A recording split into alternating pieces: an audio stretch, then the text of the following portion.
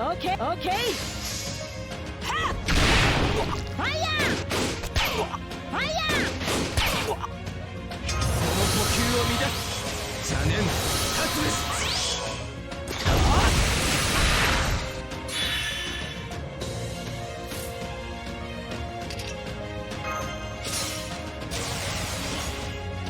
さてといざ参らん。決闘了。オッケー。さあ早打ち勝負だ。先に抜いてもいいよ。ファイヤーファイヤ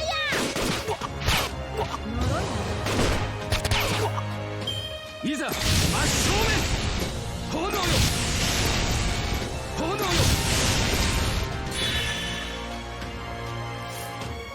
こういう時はこうかな。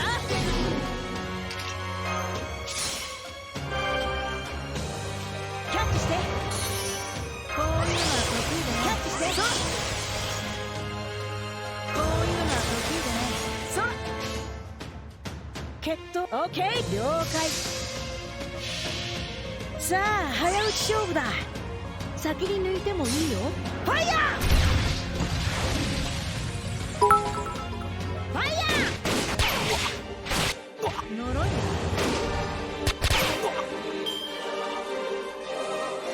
この剣は太陽の写しあらゆる苦情を清める小村の影のエクスカリバーガラティーン。さてと行くよ。はっはっ。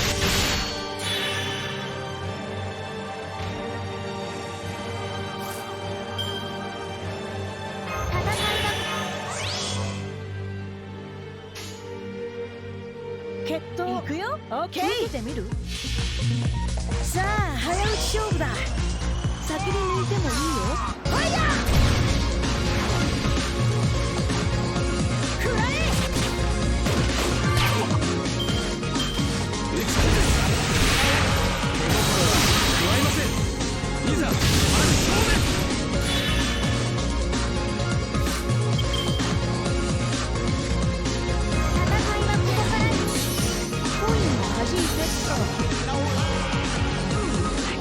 両決闘いくよ。さあ早打ち勝負だ。先に抜いてもいいよ。ファイヤーファイヤー。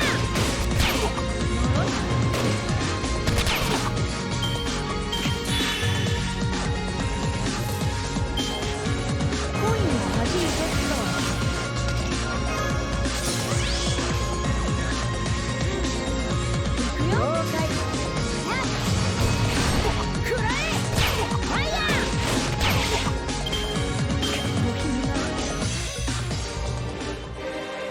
この剣は太陽の写しみあらゆる不浄を清める小村の影のエクスカリバーガラティーン。ここが勝負どころです。炎よ。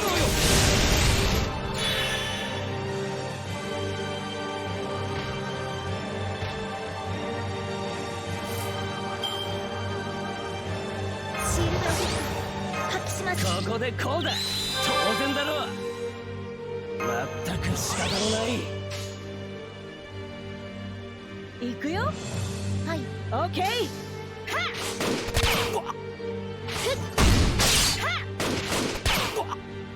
いざ真正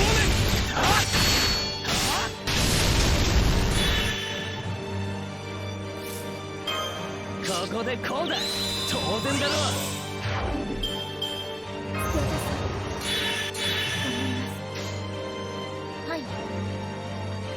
この私に命令か。畳みかけろ。それ。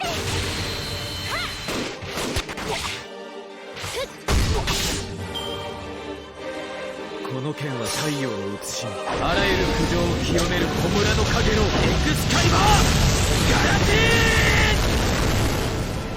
ーン。だから俺は炎よ。その呼吸を乱す。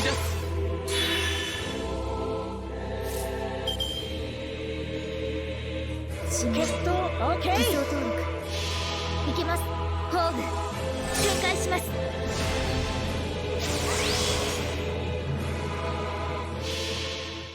さあ早打ち勝負だ。先に抜いてもいいよ。ファイヤーファイヤー炎よ邪念立つ炎よ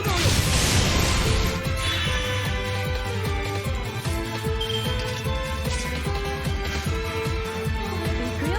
オッケー行くよ。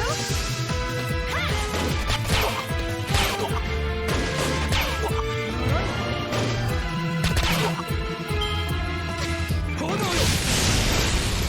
いざ真正面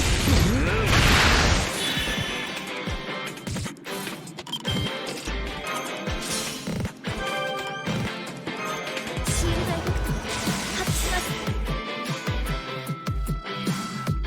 了解です。オッケーよーしくらえ。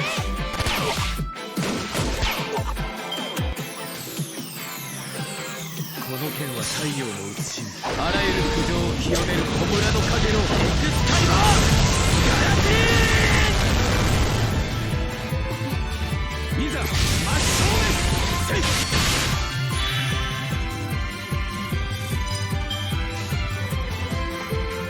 両決闘了解。さあ早打ち勝負だ。先に抜いてもいいよ。ファイヤーファイヤ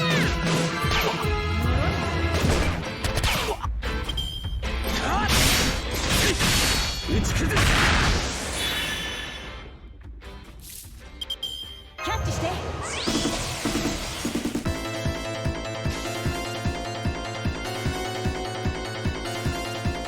オッケー了解行くよ。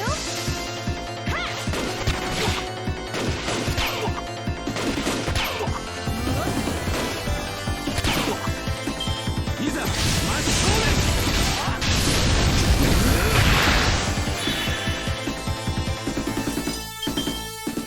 こういうのは得意だね。さあオッケー決闘オッケー。さあ早打ち勝負だ。先に抜いてもいいよ。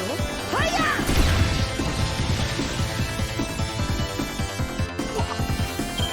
よし勝った。見ていてくれたかい。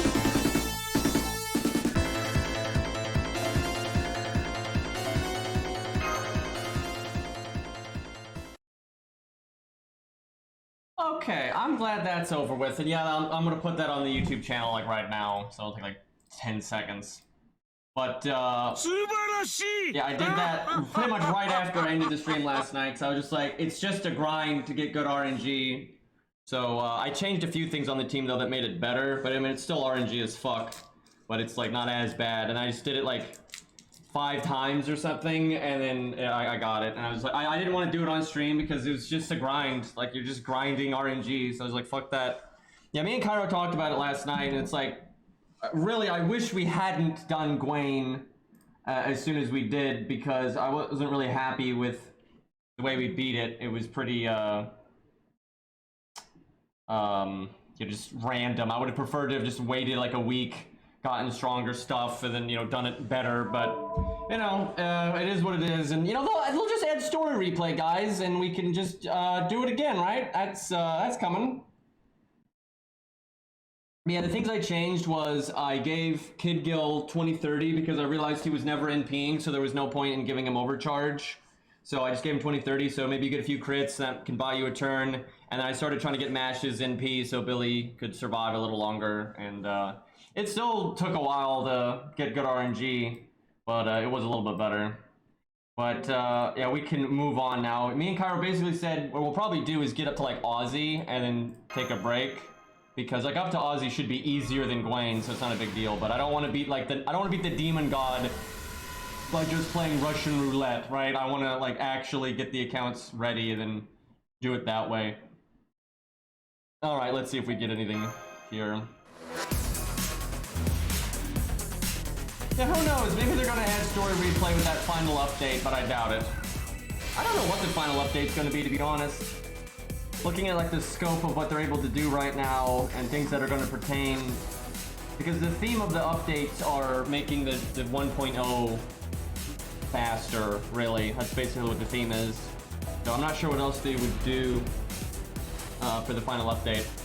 I would hope the final update's the best one, but I don't know.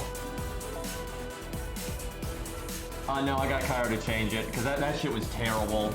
Like, that was so bad. That was the other thing we changed. Changed back to K-Scope.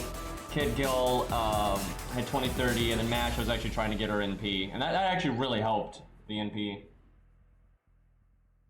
I mean, it was still RNG as fuck, because you know, Alex could still die before he did his charm. Alex's charm could fail, which it actually did there. I'm surprised. I'm legitimately surprised that run worked with Alex failing his charm. But anyway, Alex could die early, and that would ruin everything. Billy could die early in the first like 3 turns. Later on, he's a lot safer because you have Kid Gil charming and then Mash and Jason taunt and all that. But those first like 3 or 4 turns could go really bad. Kid Gil could fail his charm. Thankfully, that didn't happen. But if Kid Gil fails his charm, you're definitely losing. You could fail to get Billy's NP at the end there because Gwen might just be a dick. You know, Mash could have failed to have gotten her NP. Jason could have died in 1 turn, so he couldn't have evaded and stuff like that. So there's still, like, it's not as bad, but it's still massive RNG. Which, again, is why I wish we had just done it later, because I'd rather do it more legit. But it is what it is. I'm guessing these are Camelot Knights. Let me think. I guess I summon Billy and then bring Booty Lancer. But yeah, I don't think they've even said when the final update's coming. They just said it was in January, and there's not that much time left in January, so hopefully soon. Because I'm actually kind of excited. Maybe they're going to surprise us with something. You know, there's that slight amount of hopium that it's going to be like this, that, and the other quality of life update, but then story replay. But I feel like that's way too hopeful right now. I feel like that's very unlikely, but you never know. Alright, let's go with double Archer, then Berserker that'll die, then the Lancer comes in, then we'll have another Lancer, and then just in case we actually need another Archer, we'll do that. Alright, where's Billy on Bond here? Almost Bond 6. Alright, K-Scope. What is that? Ilioscope, that's the one. This. Buster stuff. Alright. So Mordred is actually not too far away, but Mordred shouldn't be too bad. I don't know, actually, maybe Mordred's going to be harder than we think. The first couple of fights with her, though, aren't so bad because, like, she doesn't NP spam, she extra attack spams, and then she NP spams at the end when she's low on health. So that's not too bad, but we don't have David or much survival or anything, so maybe Mordred's going to give us a bigger problem than we think. There's no way she's going to be as hard as Gwen, though. Yeah, I guess we could get the update tomorrow night. But it could be next week, too. Like, it just, you know, no telling. They could do it at the end of... Wait, doesn't Case Files go into February a little bit? How many days are left on it? Do I... Billy's second skill? No, I think I Brave Chain. Yeah, holy crap, almost all the sound effects broke when I recorded that, so I had to edit in almost everything. Like, Gwen's sound effects weren't playing at all, debuffs and buff sound effects weren't playing. And I actually messed up a little bit. I forgot to edit in Gwen's being damaged by an NP sound effect. And I didn't fix all of Billy's sound effects because it got way too tedious. Billy is like so hard to do the sound effects for. Alright, I can NP now. Other Billy can quick. You know, I'm gonna NP this one because it's got the buffs.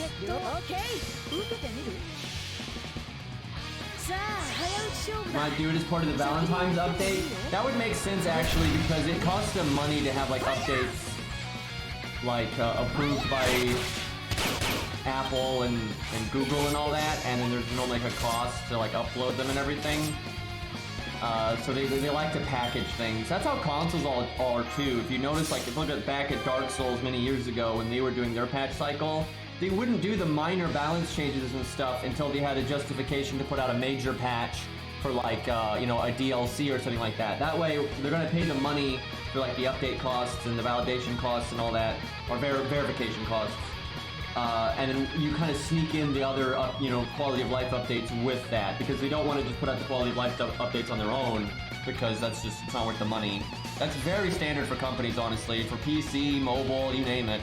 Kind of sucks, to be honest. I really wish it wasn't like that, because it prevents devs from like with Dark Souls, right? Once they finish the second DLC, yeah, that was it. Even if new glitches were discovered or whatever, it wasn't worth their time anymore to do like minor patches to fix, you know, things. So the game just gets left sometimes in a bad state, and that happens to a lot of video games, because, you know, a lot of people are like, but they could fix this so easily. It'd be like such a tiny patch, why don't they just fix it? And it's generally because of like Steam, Apple, Google, you know, those companies don't let you just throw out an update.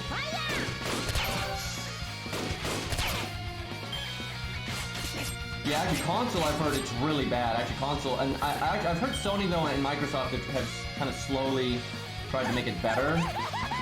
But yeah, on console I've heard it's really bad. And that actually sometimes dictates what happens on PC too, because they don't want like the console version being way behind the PC version and things like that. Yeah, maybe someday they'll get that sorted.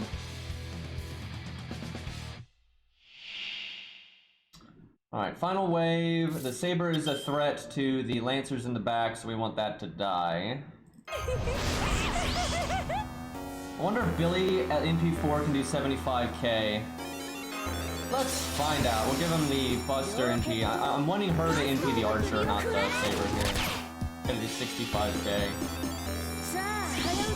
Fighting Gwen so much has really thrown my knowledge of NP damage, because Gwen's got the damage resist. Okay, it's dead. Oh yeah, 98, okay. I wasted the Buster. Can DW give us another burst of 5-star embers again? I want to level up my units, but I'm too lazy to farm embers. For me, it's not even about being too lazy to farm, it's about going to 120, taking every single XP card I ever get, so I have none left over for anyone else. I haven't even leveled the new rider because of that. Kind of sucks. So yeah, I wouldn't complain if they just give us a bunch of XP again, but I figure that them giving out like 1,000 or whatever is probably all they're going to do for a while. Okay, that guy's got sure hit, feels bad. I guess I need to kill him. Just kill him, forehead.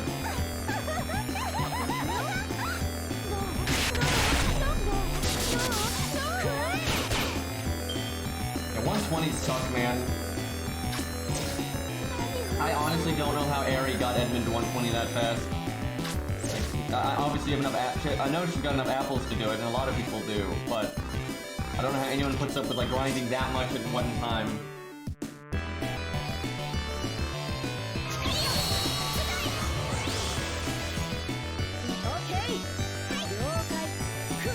Alright, the one at the Y doesn't have sure hit, so it can save me.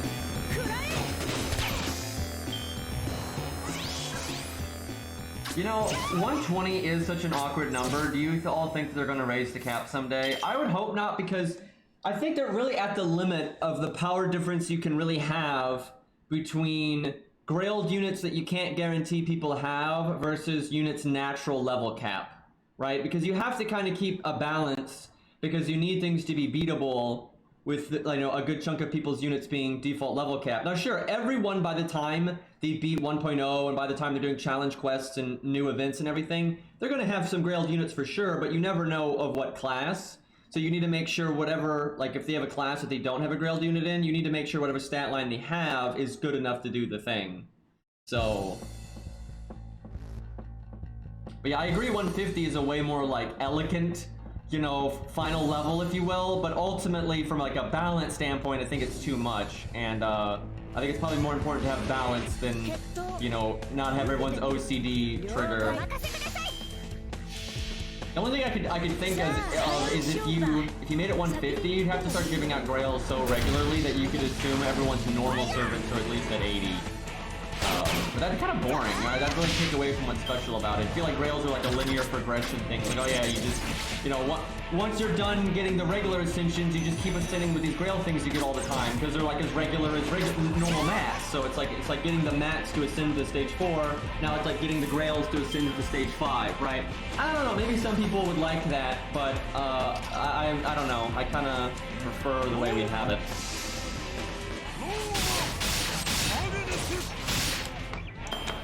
Although I guess the longer the game goes, though, the more common grails are just because there's more and more stories that give grails, and there's more and more events. So it really does become more and more common that, you know, whatever regular units you have are grails. Like, honestly, if you look at most people that have been playing this game for even 2 years, 2 or more years, and some people have been playing it for 7 years now almost, the amount of grail units they have is pretty staggering, right? Like, I mean, my main account has a fuckload of grail units. Yeah, I wasn't crazy about going past 120 either. I feel like I would have preferred 110 for maybe that one unit you really, really care about. But I wouldn't have made it use regular grails. I would have made it a super grail that you get like once a year. If that, right? Maybe like once a year. Yeah, probably once a year. Like once a year, like on anniversary or New Year's or whatever, they give out one super grail, and that lets you go from 100 to 110. And you can't go to 120, so you can't give the same unit the super grail over and over. I wouldn't mind that too much. Yeah, we beat Gwen. I actually beat it last night, almost right after I finished the stream, because I just didn't want to wait around to do it tomorrow, or today now, and I knew it was just an RNG grind, so I just did it a few times and recorded it, because I kind of wanted a video for it anyway. And I'm actually thinking about that. It'd be cool to have some videos for some of the other fights, but it's kind of awkward to accomplish that. Like, the best way to do it would be like, do it on stream, but then cancel the app and then do it again in the video, but that's super annoying. And then if you beat the boss and you want to continue on stream for like the next fights and stuff, you can't, so I don't know. Yeah, the videos should be on YouTube now, actually. I just now uploaded it to be there. Yeah, it's there now. Yeah, I showed it at the start of the stream. Cause yeah, I just didn't want to grind like the RNG who's on stream. It's like, it's just frustrating and you have to listen to the peanut gallery, and it's also just easier to, you know, think clearly, especially if it was that late at night, so I was like, fuck it. But I did make a few minor adjustments to the team that did make it better, but it's still RNG. I am pretty surprised though that it was able to win without Alex landing the charm. I almost reset as soon as he missed it, because I was like, oh man, that's probably just GG. But I figured, I was wanting to test actually, you know, Mash's NP out, like focusing on getting Mash's NP by using her third skill and stuff. So I was like, I'll at least get that far and see if that does anything. And then it won. I was like, okay, fuck it, I'll just go with that. We don't have any good assassins. Like, neither of our accounts have an assassin past 40. Actually, let me look at that, because I know we're going to need an assassin for Aussie, and I know we're going to need it for the Demon God. Yeah, I really wish they had done super grails. I don't like the 120 system sharing the regular grails. It hogs too much stuff. Oh yeah, I have Sanson up, and I think Pyro worked on that too. I just guess he doesn't have it slotted. And I literally have Sanson up as well. I forgot, because, you know, he's Sanson, and he doesn't count as a powerful assassin, let's be honest. He's the debuff clear guy. Okay, so it's Jinke versus Charlotte. Who do we think is going to be more useful? Because I can buy these mats if need be from Pure Prisms. So, right now, I think Jinke will have the superior damage, but Charlotte's going to have... He did great versus Lev, that's true, but, you know, Lev kind of a poo-poo head, but, what was I saying? Oh yeah, anyway, Jinke's gonna have better damage, but she'll die so fast against the Demon Pillar, I figure, so I don't know. Lev does have a, you know, good fashion, though. He's got dark green, you know, that's not bad. I can support that. I'm actually glad they gave him quite a bit of screen time. He's like the Demon God that has like the most... I don't know, like, connection to the character player side, right? I actually wish he had been a reoccurring villain throughout more of the story instead of just Septum, because there's not a lot of, like, overarching story that happens in FGO until London.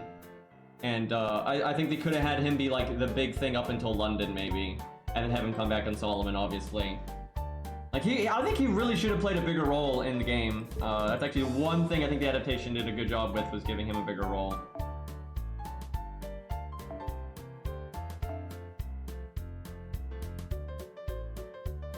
Basically, I think the whole problem with him is they wanted it to feel like you had a complete story for the content that was there day one. And that's why he gets taken out in Septum, because that was the content that was there day one. That's also why, like, what's-her-face, Oogla, just kind of dies there and everything. It wasn't really intended to be anything beyond, like, the first part of the story. But then she got popular, so they brought her back, and it's all very silly. You know, I think I'm still gonna bring... do I want to do this? We'll bring Salami here. He just does too much damage. She's pretty worthwhile. Alright, Billy for Bond. Man, I wish I had parted C or Kane FCD. It's kind of weird. Really weird I don't have parted C. It's not actually that hard to get. Very bizarre. Yeah, I could use some CEs to kind of stabilize units and make sure they don't die to an EMP the second they show up and things like that.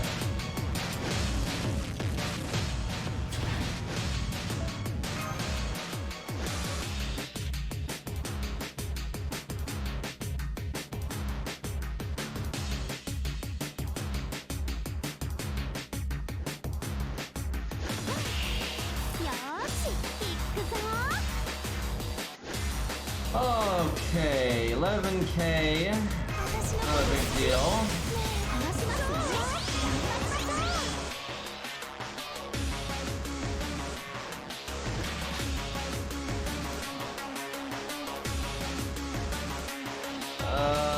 Maybe just do the arching. Yeah.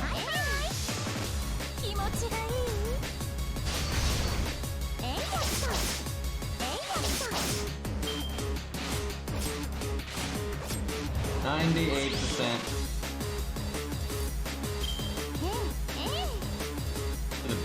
Break chain.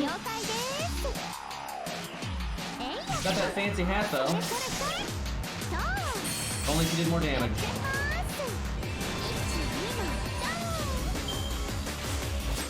She actually is another unit though that might get grailed too. Because I think a lot of units are getting grailed. We're going to spread them out a lot.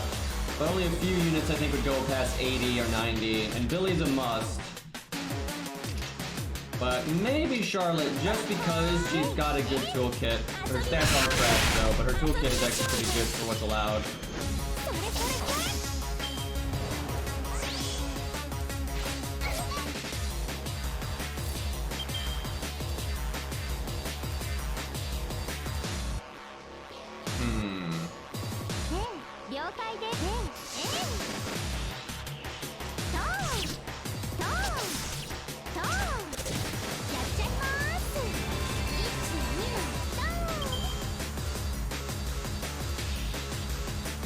Yeah, Kojiro obviously floors her. He's better than her in like every way. More damage, more survival, better star gen, crits more, way better NP damage. Kojiro is just way better and everything. Alright, time for Salami to do her thing.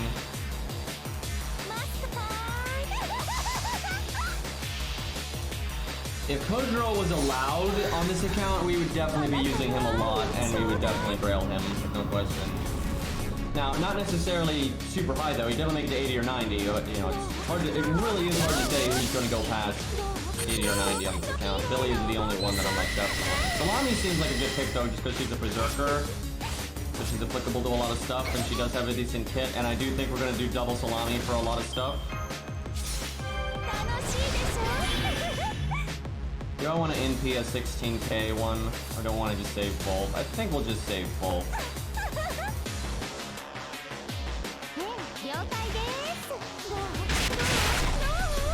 I really hope she does get buffed. I'd like to see them buff her third skill so she gets all three skills at the same time. Like no more of that RNG, and then just buff her NP to do more damage. And she'll still be, if you do that, she's still behind Kojiro, but she's definitely better at that point.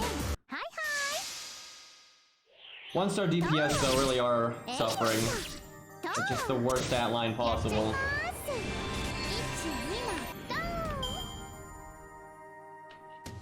I really prefer the 1-stars to be supports. That just, it makes so much more sense. And it can even be good with the way cycling can work out. You know what, I guess we'll just cast this and get the damage cut. She'll remove the invulnerability, but why not? Alright, 60k, damn.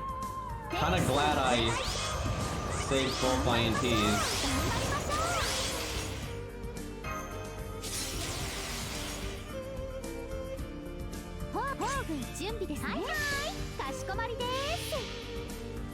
Geronimo is fixable with just 2 buffs probably, because they just need to be 2 good buffs. His second skill doesn't really need to be buffed, which is funny because that's the one they might buff. So they have a history of doing that, where like the one skill that's already good is the one that they buff. They did that with quite a few units. Like Sanson, actually. Anyway, yeah, all you gotta do is like buff Geronimo's 3rd skill to have like a secondary effect that's just universally useful, and he's already fine with just that. And then if you do the same thing for his 1st skill, then he's really fine. Because his 2nd skill's good. His NP's actually rather good for a low star. Like, it really is. It's upgraded, it's got a nice effect, works with the 2nd skill. So like, that's all fine. All he needs is like just anything normal. Anything normal. Like, just evade on his 3rd skill, or a battery on his 3rd skill, or an attack up on his 3rd skill, or a big star bomb on his 3rd skill. You know, anything like that. You know, team-wide MP gain, team-wide debuff clear, you know, fucking anything, you know, that's just gonna be universally good, and then Geronimo's fine. Like, he's right on the tipping point of actually being pretty solid. It's just, yeah, they haven't used him or done anything with him in so long that he's kind of just been in that limbo state for a long time. But he is clearly better than, like, Jekyll and Hyde and stuff like that. Where, like, Jekyll and Hyde needs a lot of changes to be good.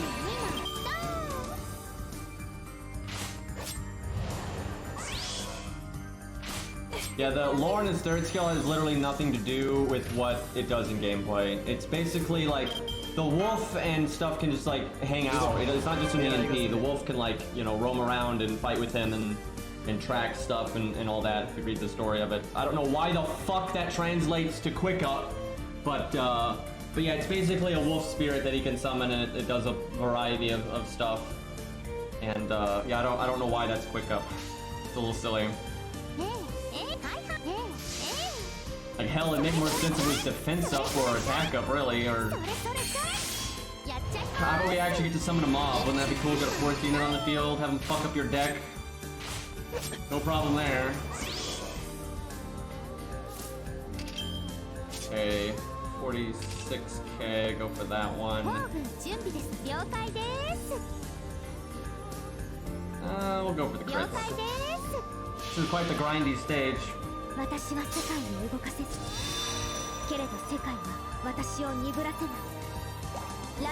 if they give him an animation update, they really should. If you read his character material, the wolf's a pretty big part of his, like, abilities, so why not? They do not like Sanson. What the hell was that? Guess I saved Sanson because he's close to getting his NP, even though he just got bodied.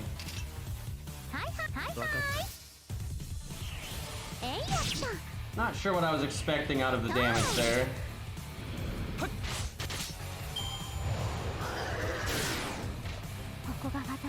Dead.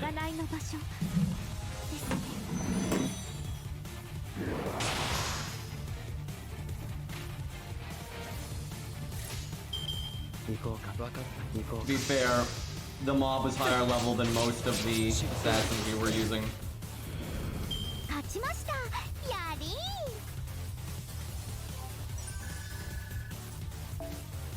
Buster Art Quick really don't mean anything. They kind of vaguely have them, like, typically represent certain things, but they break those rules all the time. Like, Quick a lot of time represents, like, skillful stuff. You know, like Kojiro's triple slash and Billy's gunshot and things like that. You know, Art is oftentimes very magical, very, you know, magecraft or magic. And Buster's very, ooga booga. But they don't stick to that, like, as a hard rule. That's just kind of a vague thing that they kind of do. But yeah, it doesn't really mean anything in particular.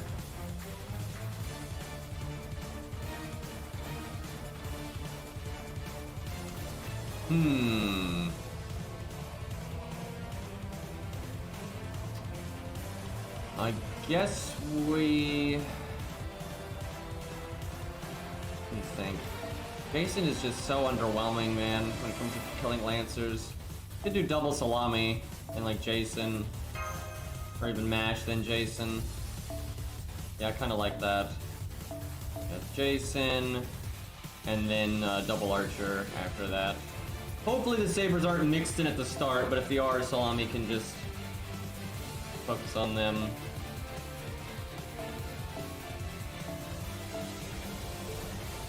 K-scope, good. I'm not sure Jason will even try to get his NP. What's the highest attack stat one we got? That's 800. This is 700 and gives you your bust. Yeah, I guess we'll do that one. Got 2 buster cards, so it'll have to be good enough.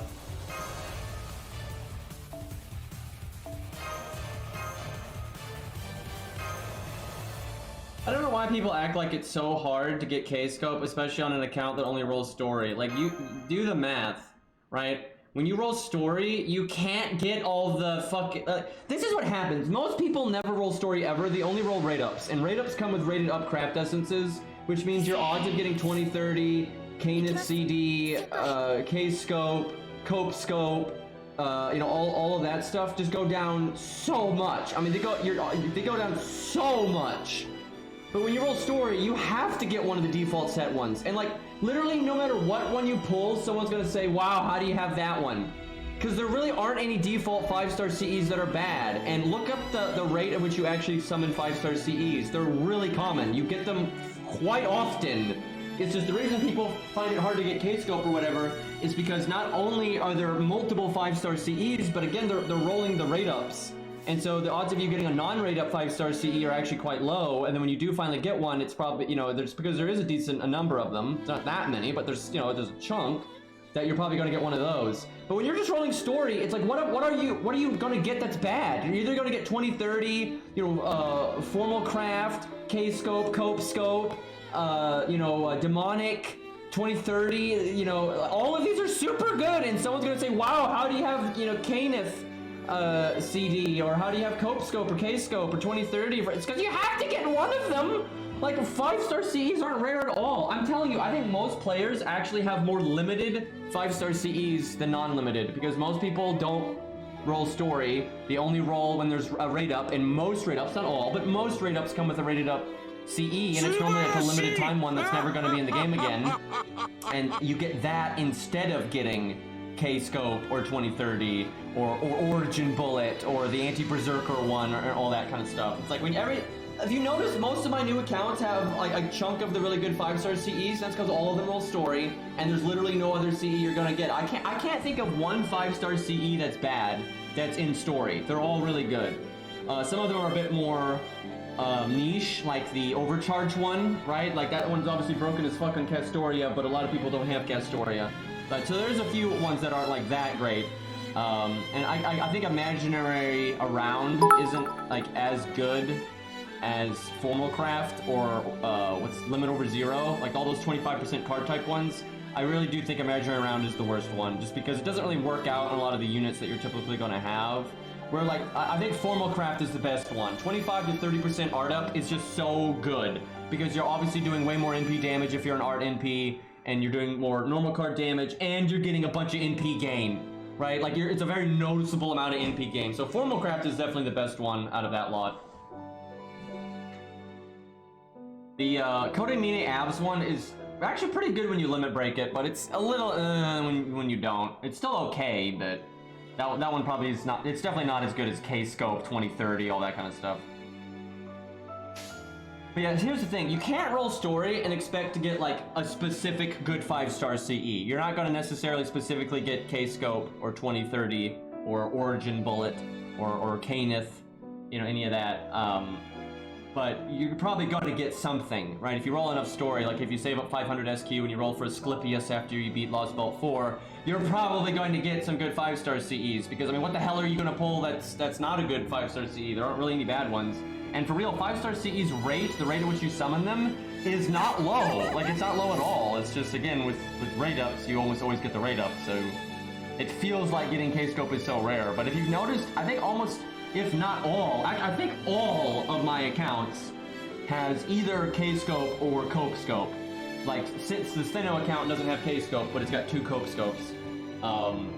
Because actually, right now, you're the most likely to get a version of K-scope, because there's 2 of them. And again, if you roll story a lot, it's fairly likely, okay? It kind of sucks to see Lance at the start here. Let's see, how do we want to do this? Let's focus on MP. I could do the art chain, though. Yeah, let's do that.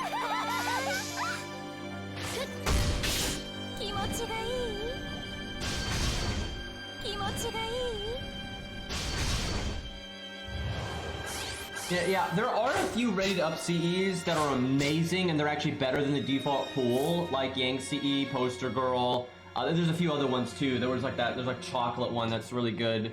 There's like an art NP Loopy one that's good. But I would say overwhelmingly, the default, you know, CEs like K-Scope and Origin Bullet, Caneth and all that, those are better than like 80% or so of the limited ones. A lot of the limited ones actually kind of suck. Like there's a lot of limited ones that are very niche and then outshined by like event welfare CEs. But yeah, a lot of them are really niche, where a lot of the default pool ones are just in general use are a lot more practical, like, you know, Black Grail, K-Scope, all that stuff. Do I want to NP these guys? I guess. Kind of sucks though. Jason's probably going to show up by the time we're fighting Saber enemies, but... Do I double NP or do I Brave Chain? I think we Brave Chain.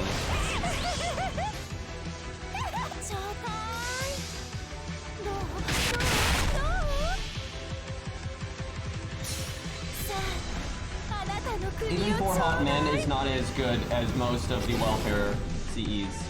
Like, it's nice for sure, it was one of the better, and at the time it came out, it was pretty good because there wasn't a lot of options for quick and starting NP.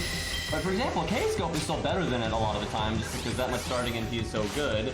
And then you've got, I mean, Golden Sumo. I would say for most units, Golden Sumo is better. And actually, Golden Sumo's came out pretty close to 4 Hot Men, so...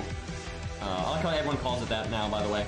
But anyway, yeah, that one's fine, but I don't think it's up there at all with, like, Poster Girl or Yang CE or any of that. It's not that good. Like, yeah, it's nice, but there's just so many alternatives to it that you get for free from events and stuff, especially the Christmas one that just came out, and that one's actually better for some units because of the gain. It's not always better, but it certainly can be. I mean, Golden Sumo comes out because it's relevant. I mean, it's like, it's a free CE, and it's the most universal thing, like, ever. Like, I mean, you can't deny that. Look at the fucking thing. It gives you 2,000 attack, and then 15% attack. That was already amazing. If that was the CE, like, wow, that's pretty good. But then it's like, oh yeah, also you get 50% starting NP. It's like, yeah, okay, well... Do we just... Let me see, I could NP the other guy. Yeah, I'm gonna actually have Mash NP here.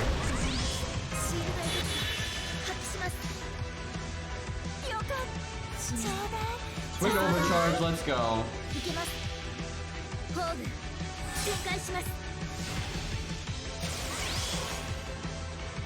Yeah, obviously, Golden Sumo's for Ben K.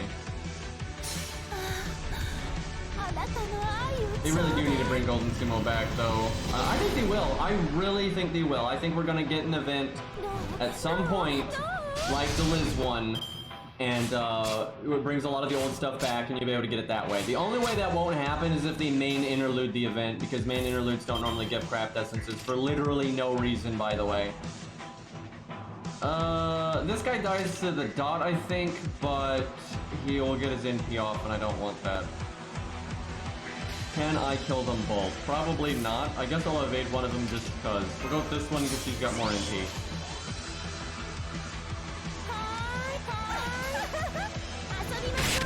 We might get it low enough that the dot kills him, but he's gonna get his NP off. Oh, that was lucky. Thanks for the NP gain. That's also a pretty cool animation for a trash mob. It didn't quite kill him. That's actually good though, because I get NP gain.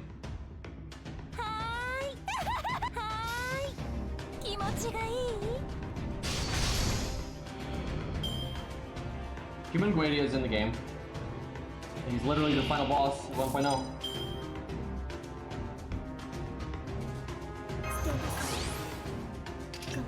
He's also going to be a bitch on this account, I have a feeling.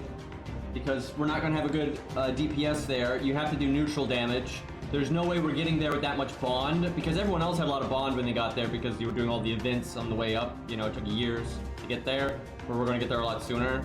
So our damage is going to suck, and there's like no anti-debuff on this account. So, yeah, he's gonna be a problem. I actually think he's probably gonna be harder than Demon Guadia, even though I think Demon Guadia will be a problem too, but, let's see. Well, Jason is gonna do absolutely nothing on this account. Or on the stage, excuse me. You guys remember the banana event? That's when we made that command, by the way. It was on NA when NA got the banana raids. And I remember that one time I was like sitting down looking at, I wanted to do a low star setup, like a 1 to 3 star setup. I don't remember what it was for. It was either for like a main story boss or the raid or something. But I was sitting there just, you know, taking my time like, you know, what do I want to do with 1 to 3 stars? And I think I was wanting to avoid using grailed ones too and stuff. So I was looking through my craft essences, I'm, you know, twinking the team, and there's this guy like, oh my god, why aren't you playing the game? And he was like freaking out. I was like, really? Like, yeah, you just, you know, casually just, you know, go in there with 1 to 3 stars, don't even think about the teams. This will go great. Okay, Jason, if you could, like, die so Billy could get on the team, that would be better. Or Mash or Salome, either Salome or whatever the fuck, Salome. But, somebody needs to die here. Yeah, actually, Gwen looked alright in the movie. I don't think that was the problem. I don't think the animation in general was the problem. It was more like they cut a lot of the like they made it so Ars Nova didn't do anything. Like what? Like that's obviously a problem. They didn't have good characterization for Romani leading up to that. They didn't really explain why he was sacrificing himself at all. It made no sense. They cut Foe, which then now Mash is just alive for no reason, which is so stupid. Like cutting Foe is such a dumb thing to do.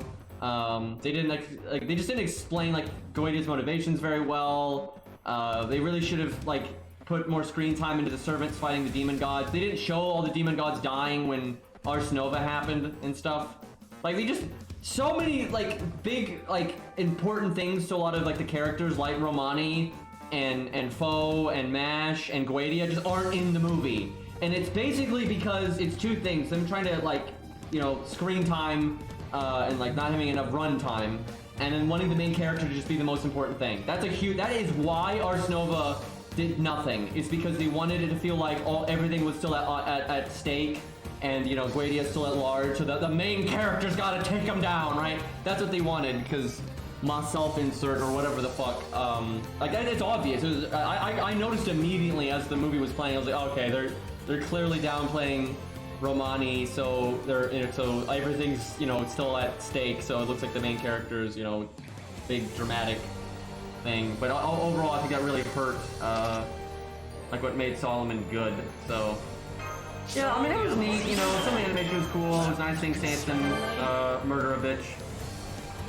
But, you know, it was pretty shallow. Like that's I think the best way of summing it up. It was just pretty shallow, and it was a little rushed. I think if it was literally like 20 minutes longer and they used the screen time better, I think it would have been a significantly better movie. Like they really should have shown more like, yeah, the Camelot Knights all fighting together against some demon gods, right?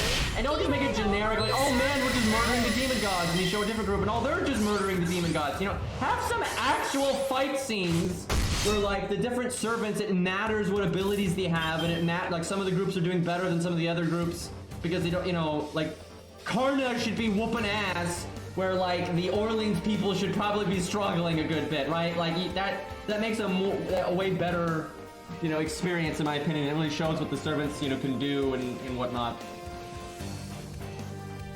Yeah, Sanson was cool. It was nice getting to see Alex and Sanson. You know, they're not 2 characters that generally get a lot of, you know, hype. So that was nice to see. I need to kill this fucking 9K guy here.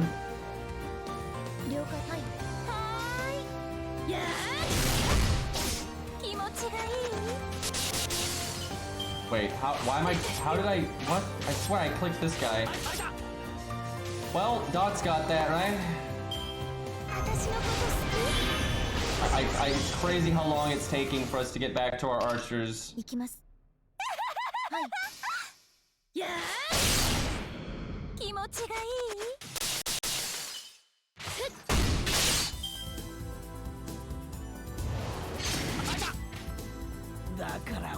Legitimately, that was one of the only fight bits that actually felt awesome. Was You know, a lot of it was pretty, like I say, generic and shallow. That's how a lot of the fights felt. They didn't even show much fighting, really. It was kind of just, you know, generic, oh, I'm killing a demon god. But, Nightingale versus Guadia was pretty awesome. And, you know, it kind of fits Nightingale pretty well. So that was cool. But yeah, I really don't like how they downplayed Ars Nova so much, where it, like, didn't do anything. That was pretty lame.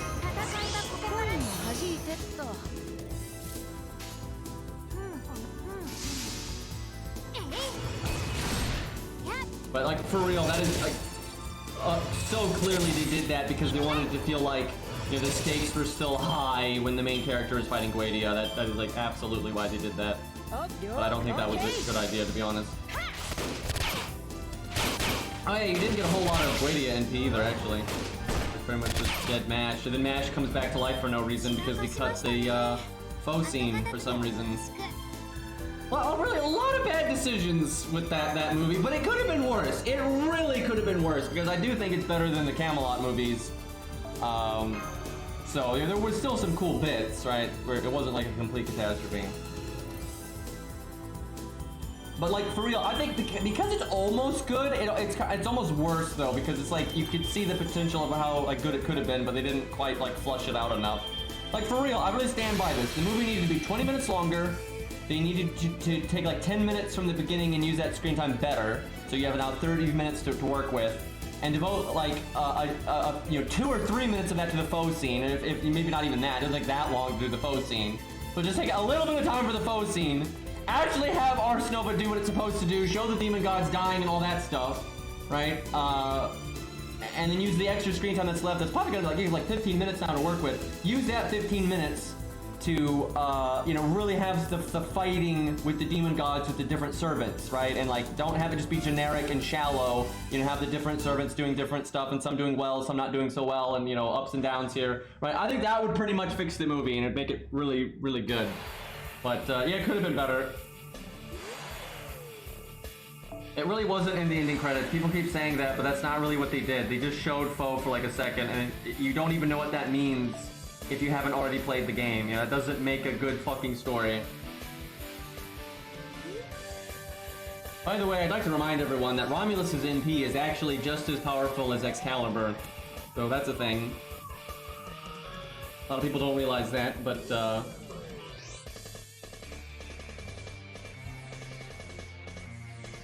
it's really not a summer blockbuster though. It's a fucking anime. And you can have spectacle and have a good story too. Like, I refuse to act like you can't have both. You absolutely can have both, and plenty of movies have done it. Lots of movies and TV shows and stuff have easily been able to accomplish actual character depth and, you know, good storytelling and having grandiose spectacle and, you know, good action and stuff. These are not mutually exclusive at all. And actually what I just described, I think would have been a better spectacle, like absolutely. Yeah, Vlad was actually super surprising to me, because Samson actually wasn't like that surprising to me, because Samson is part of the main story several times, and he's kind of the poster child of, he's like the front of servants that do get overlooked. When people talk about like bronzes and stuff, all the time Samson is one that comes up. Right, and Samson actually does have a decent amount of fans, and his voice actor's popular and all kinds of stuff. So Samson wasn't that actually surprising to me, because, you know, he really does get more screen time than a lot of the other like Lodestars and stuff. And again, part of Orleans and all that. Where like Extra Vlad, I didn't see that coming at all. That was not. I did not foresee him getting used, let alone actually getting voice acting. That's another thing. I wish they'd put more effort into actually getting the voice actors. That was kind of sad. So many of them didn't have any voice lines, or even Foley, right? They'd be like yelling at the camera and there'd be no Foley, and it's like, okay, well, this is a little weird.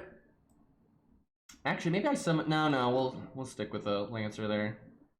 We'll go with that. Billy for Bond. Berserker in case just everything is wrong.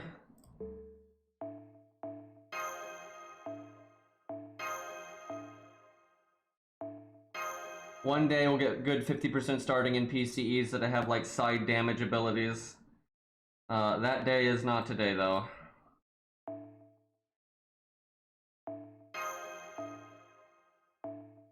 Billy is well known for his art DPS. His 2 art cards, there we go.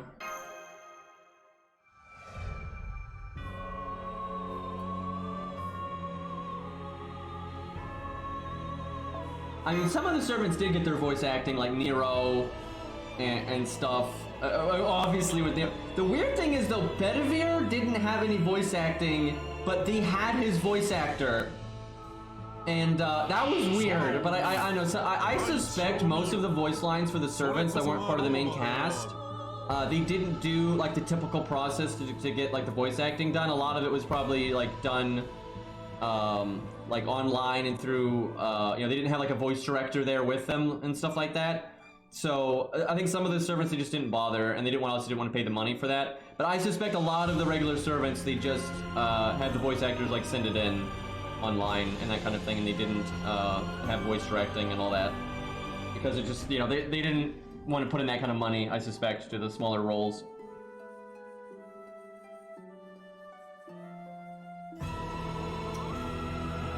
Oh yeah, let's see, so I think the main enemy is going to be Archer, the way this is. Yeah, let's get some more upbeat music. There we go. I mean, Dr. Sanson. This makes sense.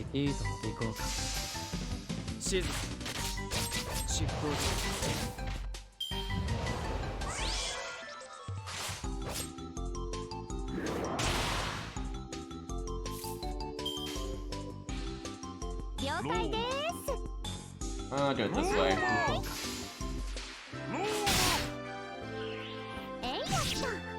At least the game gave David an interlude that got into that, and they did. David is like the only thing that indicates early on in the story that Solomon's not actually Solomon, but you know, it's Guadia.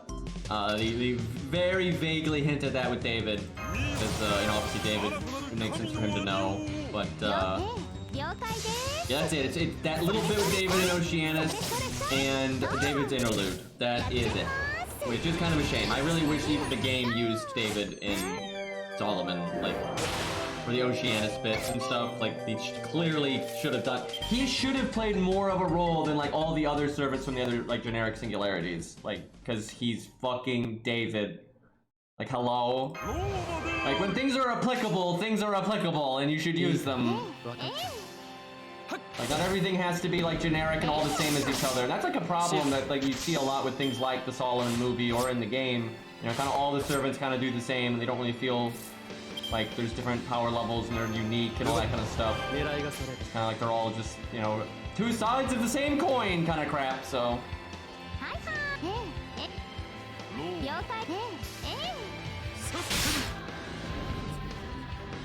But yeah, it'd be nice if they used David more in, like, any capacity, like, for... Like, here's the thing, because Guadia is still in the story in 2.0, and he's probably actually gonna be in it more at the end. So they could still use David, for fuck's sakes! And it's not like David's really had any screen time in FGO anyway, so it's not a problem if they use him in Lost Belt 7 or whatever.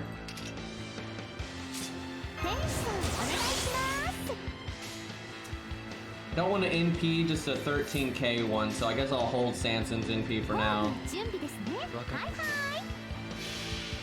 David. Yeah, David was David all along, he just dyed his hair.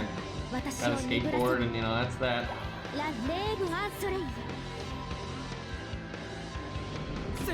I hope Lost Belt 7's good. Lost Belt 6 was like the biggest disappointment ever for me. And I don't want 7 to just drop the ball, like... Hopefully it won't be. I don't, like, the thing is, it has to pertain to the main story of the Lost Belts, right? Because it's Lost Belt 7, and let's be honest, there's probably a story after Lost Belt 7. But I think it still will be pretty meaty to, like, the main story. Kind of like how Babylonia was and whatnot. And because they've never done anything in South America, or really even Central America, I mean, they've done a little bit with Central America, but not really. And let's be honest, like, I remember I got shit for that last time, but a lot of the Central America legends overlap with South America. Like, they absolutely do. And, you know, they're literally connected geographically. Like, hello? So, anyway, my point is, all of that stuff they have ignored, so I figure in Lost Belt 7 they'll have to use it, right? They can't just add like 2 things from South America, then everything else is from fucking, you know, Ireland, for God's sakes, or Japan, right? They've gotta actually use the South American stuff for once, so like I really want that. You know, I'm not even the biggest fan of South American stuff, but it doesn't matter. Like, I don't mind it, and I certainly want something unique and different, so I'm happy for that. And it's their time, man. They like more than deserve it, and I like things to actually respect their fucking, you know, origin and source material, so I just want them to do a good job with that stuff.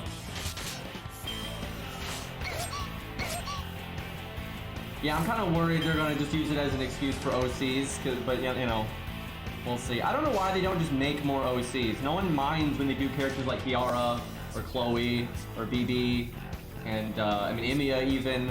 Like, a lot of the OC characters people are fine with, so you can make like normal new people that are just part of like the Fate world that get to have servant abilities or counter guarding abilities. That's fine, like do that, but then when you do something like, you know, Henry V, do Henry V. Don't use it as an excuse for, you know, ex-waifu or whatever.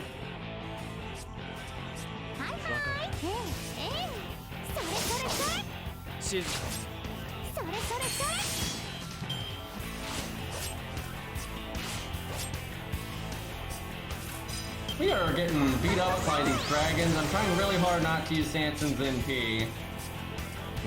Boy, I should have given him imaginary around here. Pick some more stars.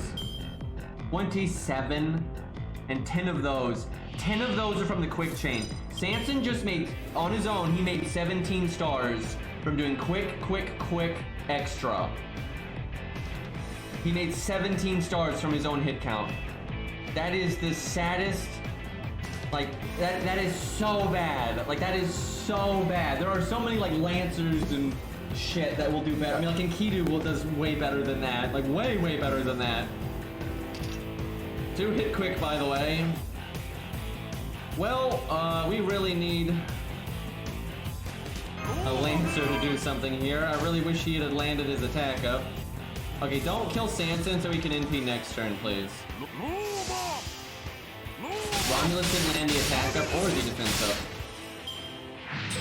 By the way, I did the first challenge quest today on the Herc account of Case Files, just because I'd actually already beaten it, but I was just doing it for fun, like earlier today. And Waver on the enemy side MP'd twice throughout the fight. And he landed the stun 6 times. He never failed it on anybody. And several of the people that he used the NP on had magic resist. And one of them had a debuff resist buff. So he's only got a 50% chance of landing it, but he has item construction, so it's actually like a 55 or 60% or something like that. But then because of magic resist, it goes down to like 45 to 50% depending. It's kind of in that area. And he landed it 6 times. Every unit got stunned every time. And I was like, are you... Thankfully I won anyway, but I was just like, are you fucking kidding me? Like, I'm over here, I can't land a fucking 80, you know, 2% debuff, there's 82% chance of landing. And he's over here just throwing out 40s and 50s like, you know, it's nothing. I'm like, okay, game. Really, really fair about this.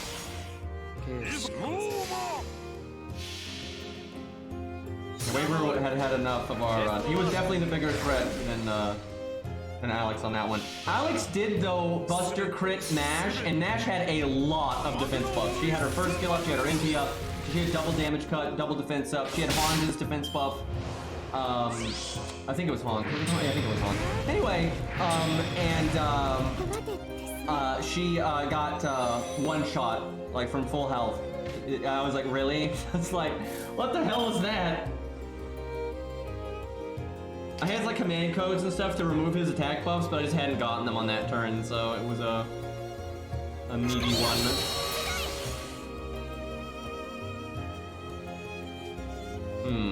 Let's just quick chain. Yeah, we beat Gwen. I put the video on YouTube too if you want to see that. I mean, it's almost exactly what we were doing yesterday, so I don't know what you're expecting, but it's pretty much what we did yesterday, but the RNG was better. The team is slightly better. I upgraded Alex's second skill, I upgraded Kid Gil's second skill. I changed some craft essences around and made it a little bit better. But it was just, you know, do it until you get good RNG. I'm truly shocked that we won, though, with Alex not landing the charm. I honestly did not think that would work, but just get lucky enough, and there you go. He's got sure hit, so I'm getting blasted here. Yeah, you can either watch the VOD, it's at the start of the VOD, or you can watch it on YouTube. It's on my main channel, though. But you can actually watch a VOD of a stream that's going right now. Like, you can do that. You can say, fuck this guy, I don't want to watch him live. And you can go to like the video tab and you can start watching the VOD of the stream that's happening right now. So you can technically watch it that way. If you like hate YouTube or something.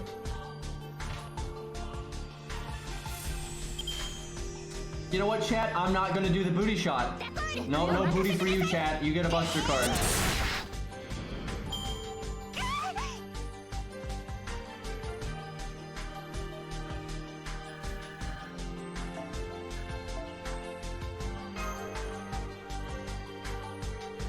Oh man, Fluffy is gonna murder us. Scammed, yeah.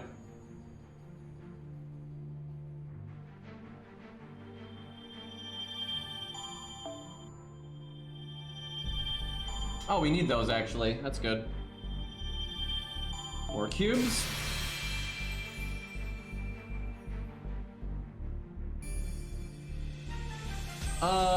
I doubt you would get demonetized from our NP as long as you don't set your videos to be for like, you know, youngins. Because you can set your videos to be like, you know, not aimed at a young audience, and if you set it that way, it's fine. There's even a tab for like saying there is like some degree of sexual content in the video, and it can still be monetized. It's just it'll change like, you know, who can monetize it, like who will put ads on it, and you know, youngins can't watch and all that. So I don't think there's no reason that would get demonetized. It's not that bad. Although I don't think I've ever put Booty Lancer's NP in a video. Wait, no, I did in the Epic NP video, but I like edited it so you really couldn't see her butt. So that doesn't really count. Yeah, I don't think I've had like just her normal NP in a video ever. Unless she's been like a challenge quest fight or something, which I don't think she has been.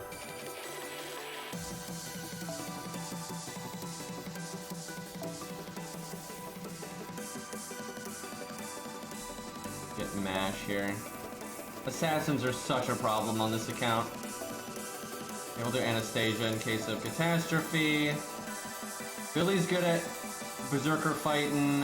He's got anti-Berserker passive, doesn't he? But I haven't unlocked it, okay. I think I'll use him anyway. I gotta remember that though, once we unlock his third passive, that's kind of a big deal.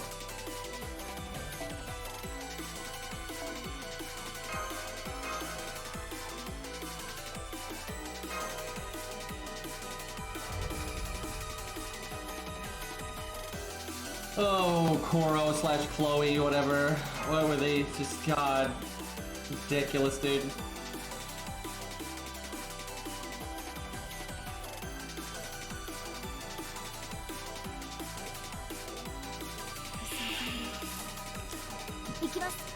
Japan sometimes, dude.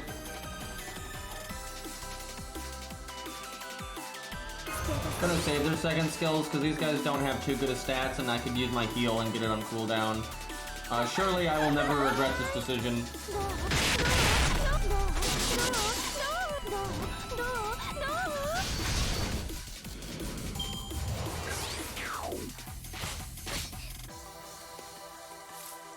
Yeah, I think I made the right call not using the skill. Should have attacked the back one, just attack up. I often make little mistakes like that when I'm like an autopilot.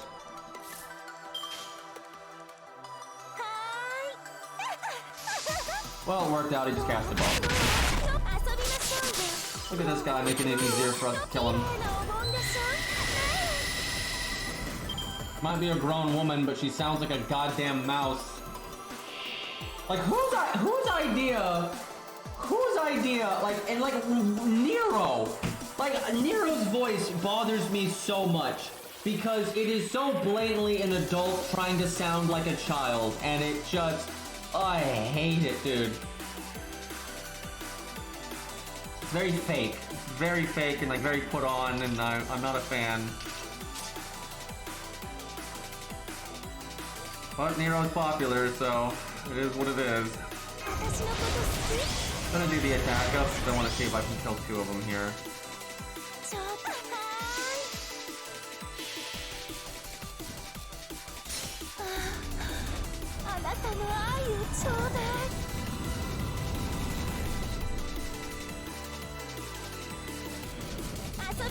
We got this, come on.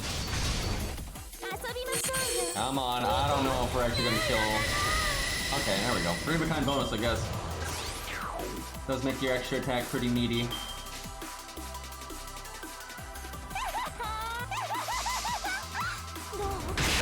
Jesus Christ, if you have like an attack up from like her first skill, or a handy craft essence that you might have heard of called Golden Sumo, and then you do a 3 of a kind bonus, which will boost your extra attack damage. And that 3 of a kind could also be a buster chain, so you also get the first card buster bonus to apply to the extra attack. And then you have the extra attack boost passive from coins. Yeah, I mean, your extra attack is going to be like an NP every fucking turn, right? Like, massive damage. Like, holy crap, you could be like Masashi, right? Masashi in a solo with an attack up CE like Golden Sumo, do buster stuff, right? Because you got BBB deck, and then her with the extra attack up on her from her passive, and you'll be just doing a huge fucking extra attack every turn.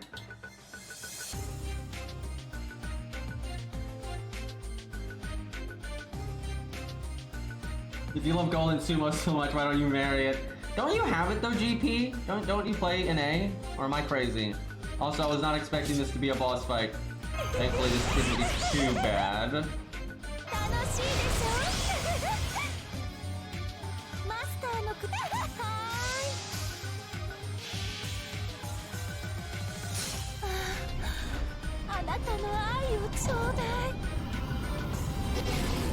Okay, he doesn't have magic resist, so we're pretty much guaranteed hit the dots. If I could double NP there, that'd have been pretty good. If I'd known this was a boss, I wouldn't have NP'd that trash mob earlier. So I'd like Mash to taunt the NP. So insta-death and all that.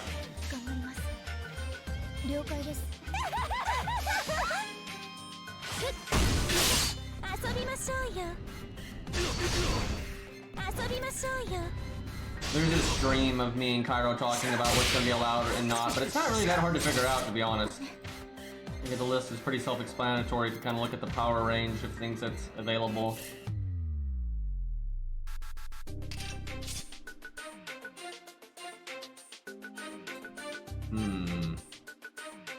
Not great that Mash died there.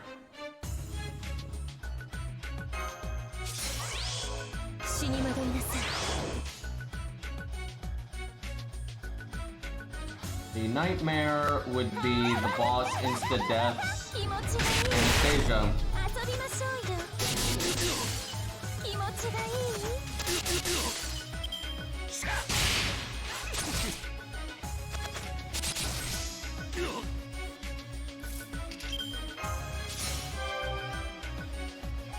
Was that even worth it?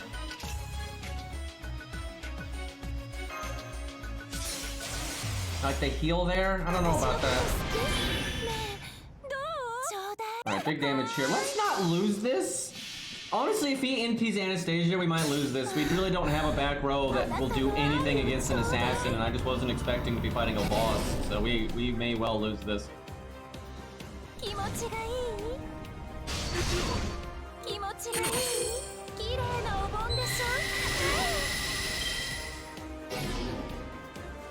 So the dream would be he NPs, I guess, the middle salami because she's out of juice compared to the others. No! She probably could have face tanked it, but she got insta-death. Well, that's probably the end for us. And then he double busters Salami. Okay. Yeah, see, all this stuff is not useful again. We have a rider against an assassin, so... Pretty sure we're gonna die. Could you just land the charm so Salami doesn't die? Okay, I'll take that.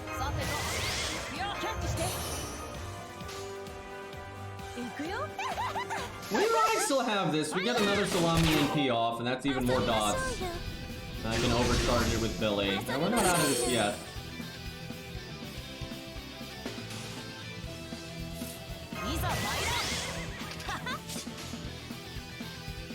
It does look pretty grim though, especially Alex. Alex is so bad here.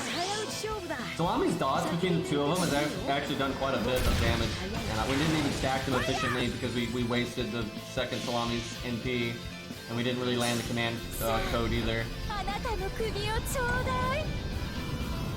This might get him low enough though. Let's see. Yeah, he's fucked.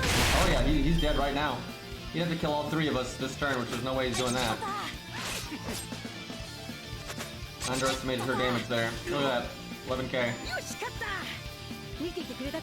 That's good because Salami and Alex would die like any second, right? They're both just gonna melt in no time, and it was just Billy who's at neutral, so I'm glad we got more value out of that dot than I was thinking.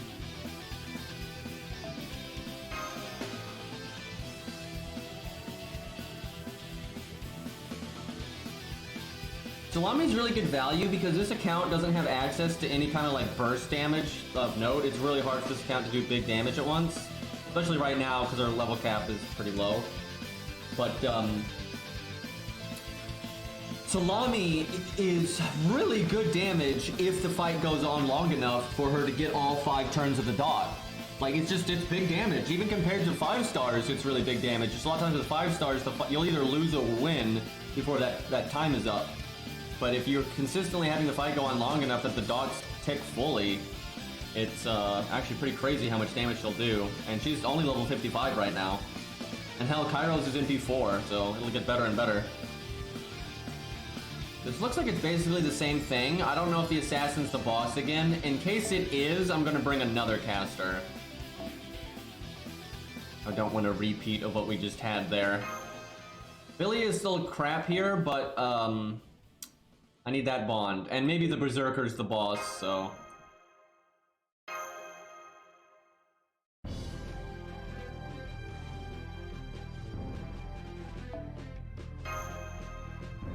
Caster Antoinette's not as good as the Rider one, but I mean, if you like her, she's usable, but she's nothing special.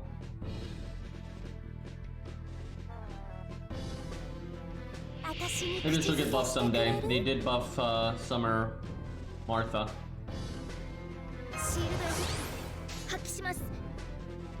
Brave chain. Yeah, that's fine.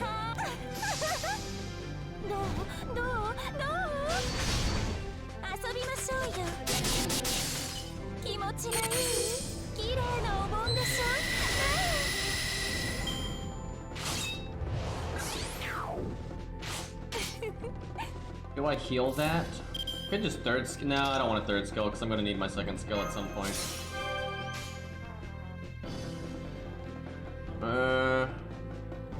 Big bonk. Oh yeah, I need to check out Duel Master's soundtrack. I haven't done that yet. A lot of Yu-Gi-Oh games have good soundtracks. That game didn't look very good to me though, because it looked like it was really focusing on the current real-life meta, and that is dog shit, so...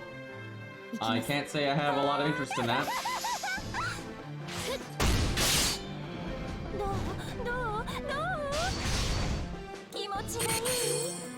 Yu-Gi-Oh is kind of an unsalvageable game because not only does it just have like the worst meta ever, but like the way that that game is designed, it fundamentally doesn't work well digitally.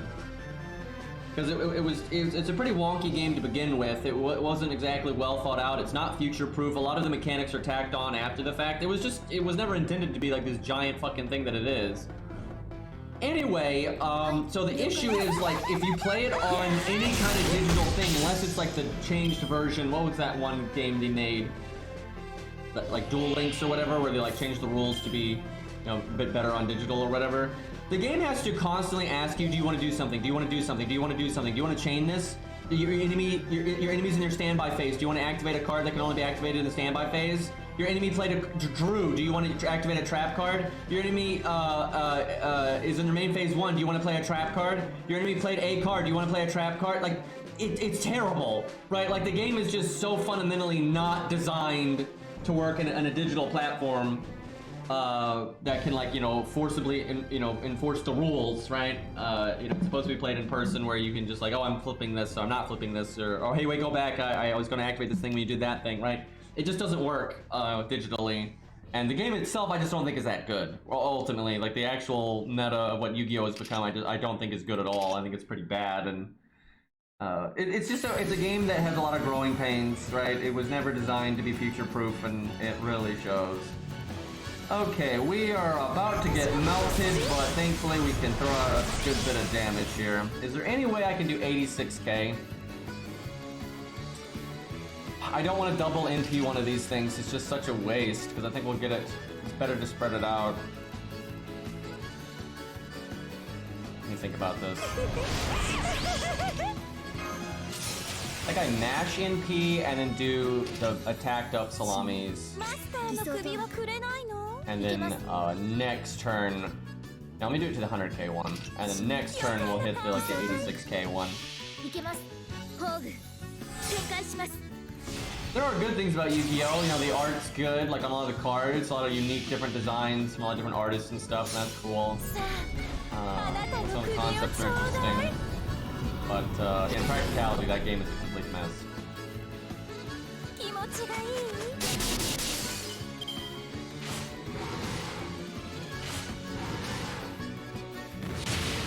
Yeah, that game is not balanced either. But even if it was balanced, it's like the way the games unfold these days, I think is pretty bad.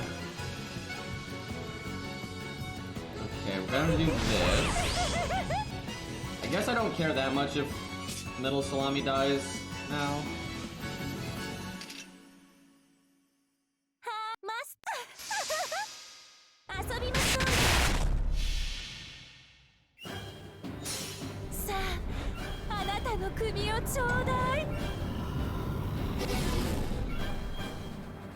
I have not even kept up with newer card games. I know there's like a lot of digital only card games out there. You know, I'll see them randomly in like, you know, ads from YouTubers or whatever, but I don't really keep up with any of them. I don't know if any of them are good. I have no idea. Just completely out of the loop at this point.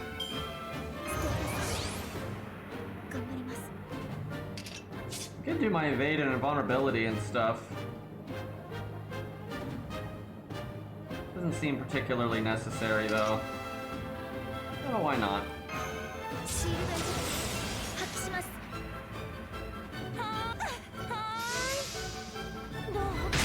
Yeah, I've heard a lot of... I see Shadowburst on like ads a lot, but I don't know anything about it.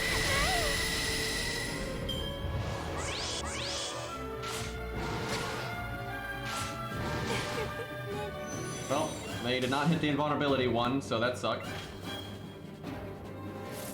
Okay, time for mash. Just get sacked.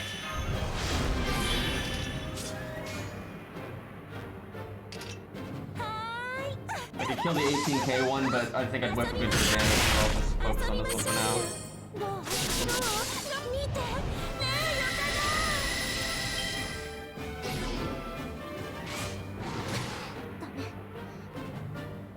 Oh, is Shadowverse the one that had the Fate Stay Night collab? Honestly, I should have played that when they did that. I should have grabbed those characters, so maybe I would have liked the game, and then just having those characters in the pocket would have been nice.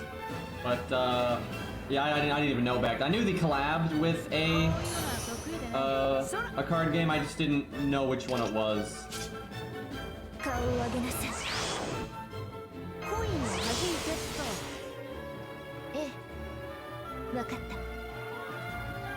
Okay. I think Gilgamesh was one of them, which is pretty wild.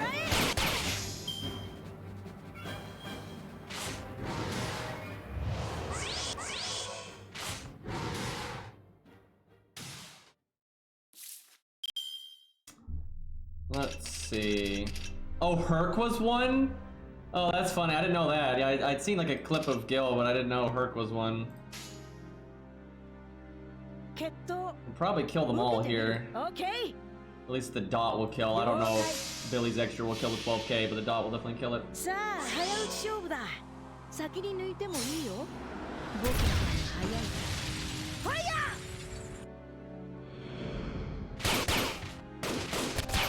ー！呪いな。You know, that's a legitimate reason though why I'm glad phone games are getting better. And eventually I think they'll actually stop being so scummy and everything, because a lot of people, especially younger people like in school and stuff, they might have a computer, but they're not gonna have a good computer, right? So you're not gonna have access to a lot of like, you know, games. Although you got emulators and stuff, you know, there's still some cool stuff you could do, like some old Game Boy games and whatnot. Some of that stuff's really legit, honestly. Anyway, but yeah, on phone, it's a lot easier for people to have phones, and those games are gonna be optimized for that power range and everything, so yeah, I'm glad phone games are slowly, and I do mean slowly, getting better. In some areas they're getting worse though. It kind of is up and down, you know, it just is what it is. Even against Berserker, I kind of want to do Salami. Because the dot, if it's a single Berserker, yeah. If it's not though, no. We'll do Billy. He's got the evade. I think we'll still bring the one Salami, actually. What else is good? I guess Booty Lancer, actually.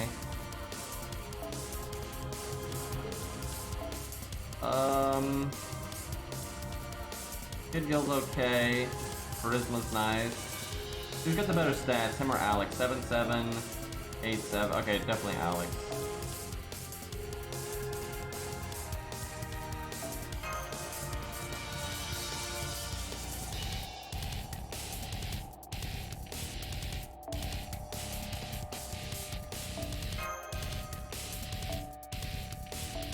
So much formal crap these days.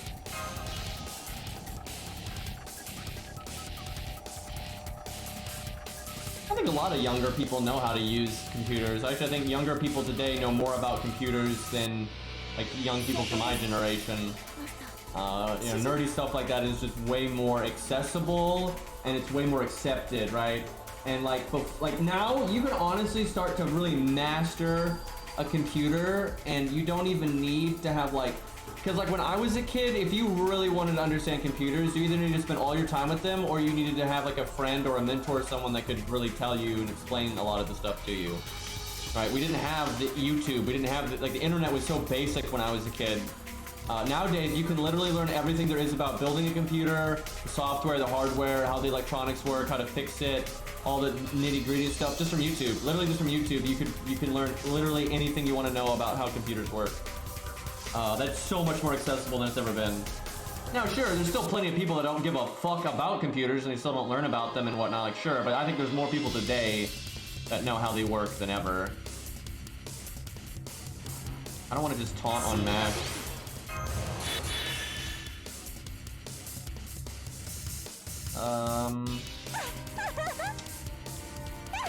That.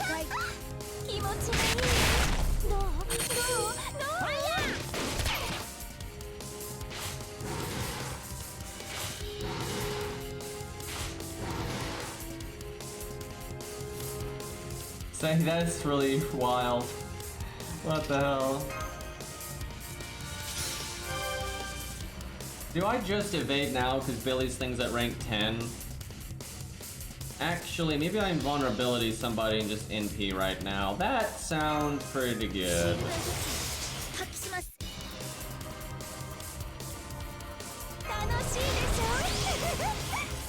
Actually, we might even kill them both here. Probably not quite. Maybe if I did the attack up, but...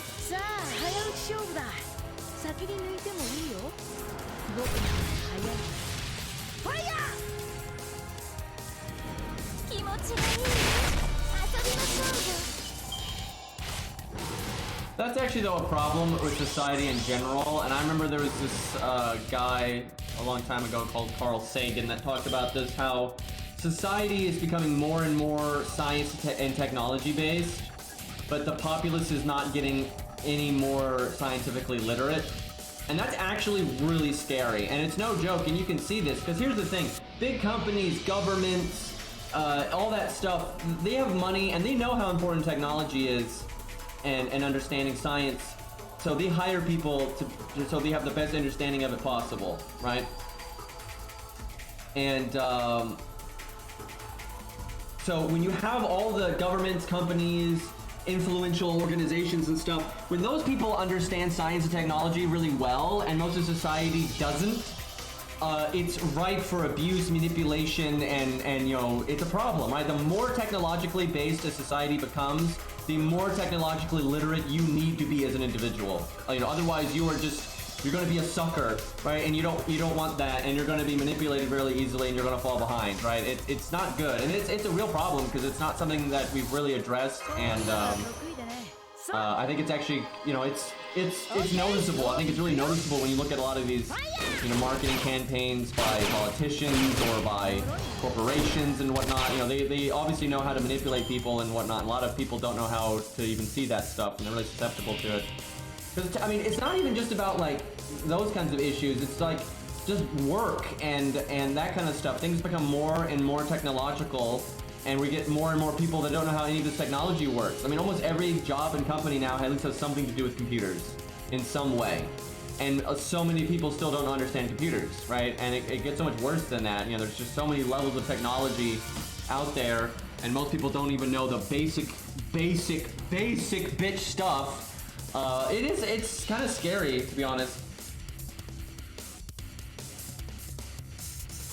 Alright, I guess I'll throw out my crit buffs and just see if we get lucky with this brave chain. 20, 30, 60.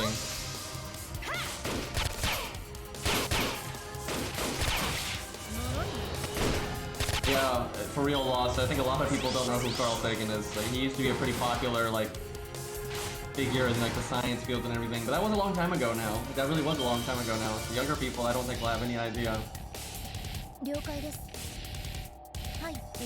I remember in his day, he was so controversial because he would just, you know, speak about things pretty matter-of-factly that were facts, you know, like gravity and, you know, stuff like that, and the religious crowd used to get so mad at that guy back in the day, but he's so, like, calm and, like, kind and uncontroversial, but in his era, people treated him as, like, this super controversial figure that everyone would, like, freak out about, even though when you go back and look at the guy talking, he's, like, the calmest, you know, not rocking the boat at all kind of guy, and people were just really unreasonable.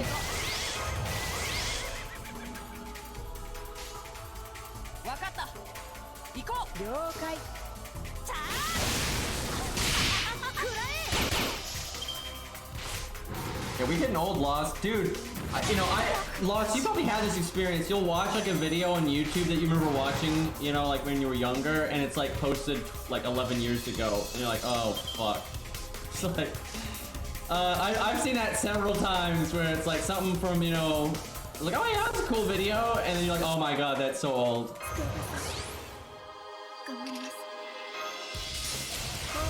Alright, Billy, see if you can just take this bastard out here. Okay. Yeah. 予言するよ。このサンダラーで眉間に3発。それで終わり。くらいな。115. Nice to see that.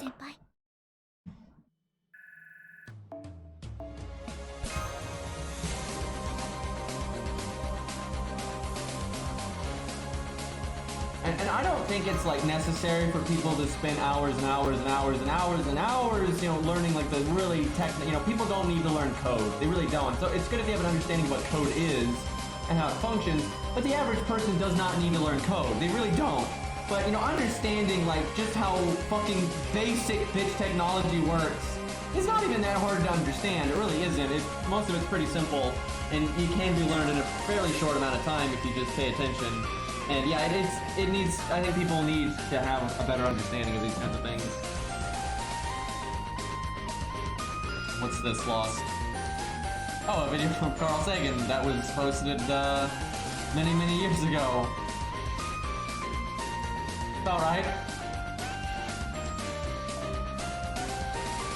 What's so weird is I remember, like, it was such a big deal when I was younger. It was, like, such a big deal when it was the year 2000. And that was 22 years ago. I was like, wait a minute. What? Like, I just remember that there was, like, a whole thing. It was freaking out about Y2K and all that. And, you know, the 2000s were so new. And now it's like, 2000 was so long ago.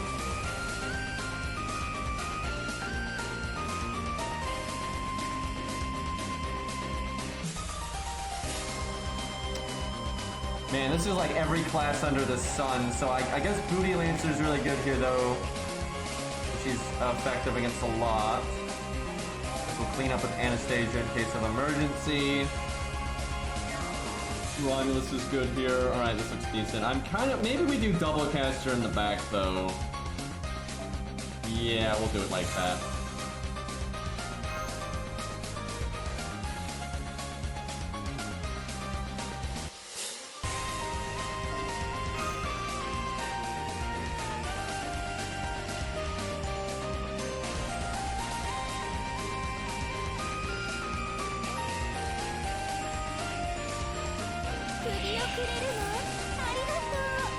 Man, they're really going hard on the chimeras right now.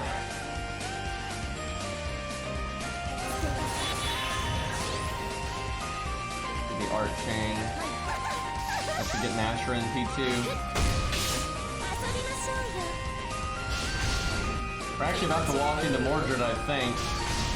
I'm not really sure. The first Mordred won't be that bad because she extra attacks, although she will absolutely one-shot everyone she touches with the extra attack, but, I don't know, we'll see. I'm kind of iffy about how Mordred's gonna be. Okay, we actually didn't get Mash's NP, a little unfortunate. I could NP these to just get through them really quick. I think I'll at least do one NP. I'll do the one that's got the Brave Chain, that's actually pretty efficient as well. Like that.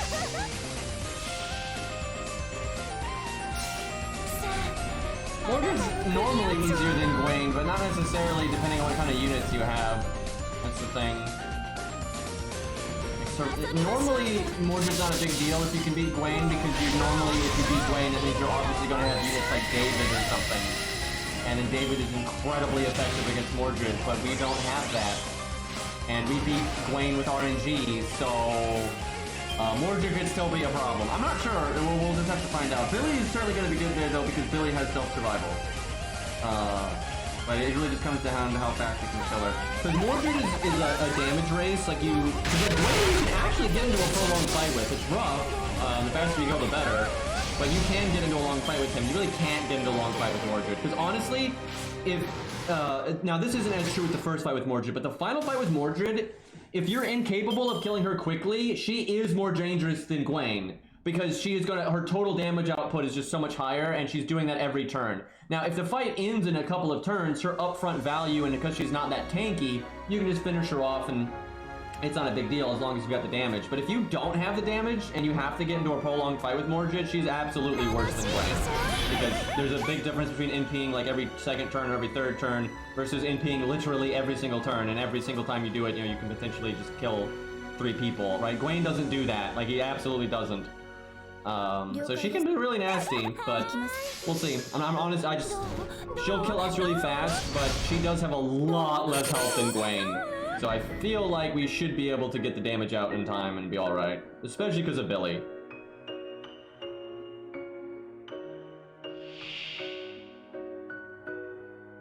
Oh shit, this is a boss fight again. I keep walking into these like mini boss fights and I don't have teams designed for them. I would like to save Salami's NP. You know what I should have done? I think I might evade so we keep the invulnerability. Do I, though? This is so tricky. No, I'll mash NP, you'll keep the invulnerability that way. I want both Salamis to NP at the same time, it's just the deck isn't really setting that up. So our back row is casters, so on the one hand you might want to kill Arash first, but Arash doesn't NP where First Arm does, so... Yeah, they don't let Arash kill himself here.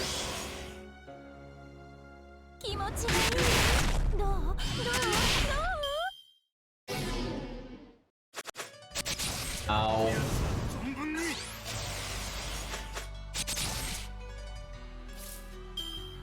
Okay, I'm gonna do the invulnerability just so I get the battery.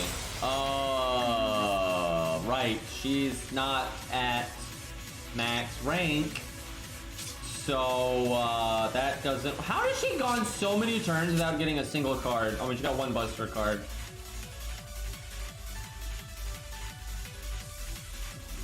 She's got the defense up and damage cut. I think I gotta just NP now, though. I don't think I can risk it. Sucks, but...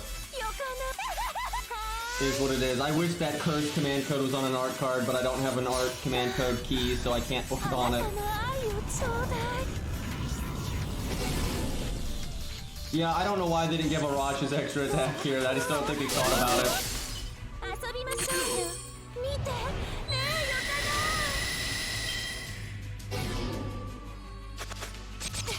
Okay. Oof. Yep, good thing I NP'd because she died there. That sucks. At least she got her dots going there. Probably go ahead and cast that. Okay, he's gonna get super fucked up here. He should die to the dots. The question is, will he die to the dots before he NPs? I don't know about that.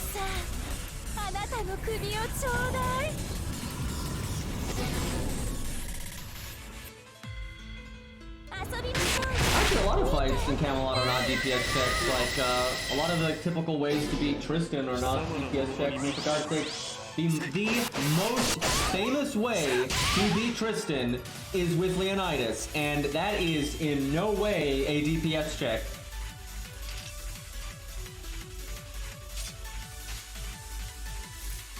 Now, here's the thing. All fights in FGO are going to be easier the more DPS you have, right?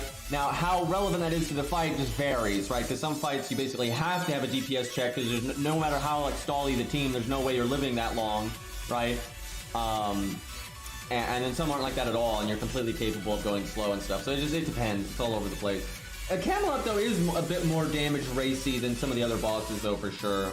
Especially Mordred. Mordred and Lion King are both very damage racy, I would say. Yeah, I'd say Lion King and Mordred, big time. But not so much with Tristan, although you can do it in a damage race way, but you don't have to. And definitely not so much with Lancelot either.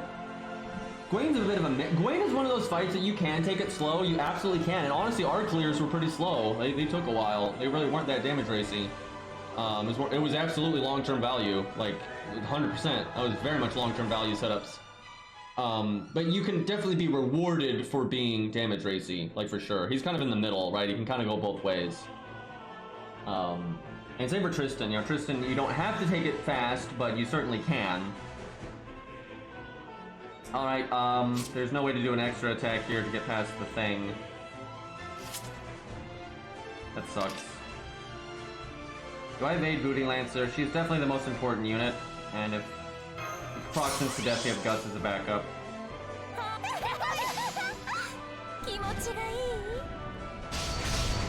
Ozzy and Nidocris are definitely not damage races because you have to go through all those waves to get there. You have to take, like, some time.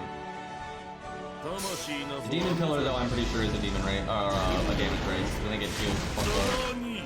That fight's gonna be such a problem because our accounts are so bad at going quickly.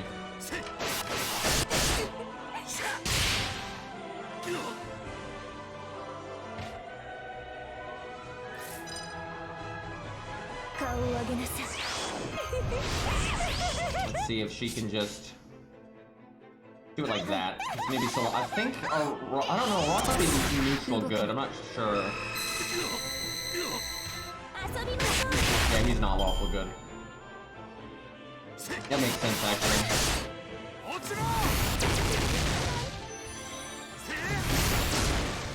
You're doing some damage, though. Oh, if only that was Romulus.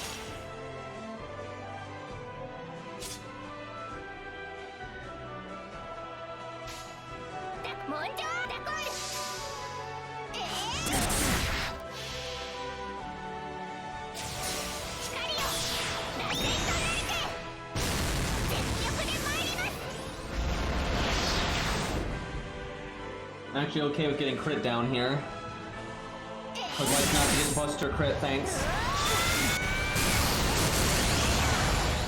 I think she can handle what's left, as long as she doesn't get lasered down, if she's getting lasered down.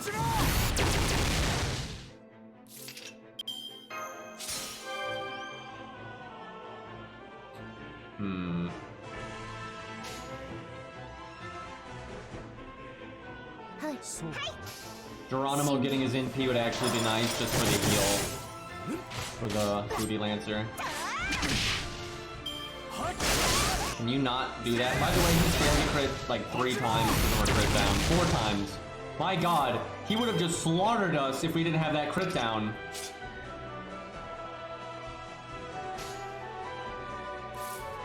You need to apply it again, I guess. It's starting to look a little bad.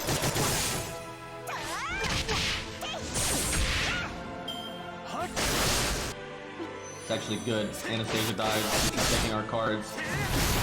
Now that's not as good. We kind of wanted Geronimo to NP. Alright, down to the wire now. Arash, be merciful.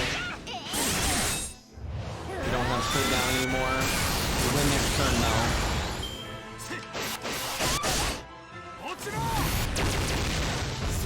Oh, thank goodness he didn't crit any. Should be fine now.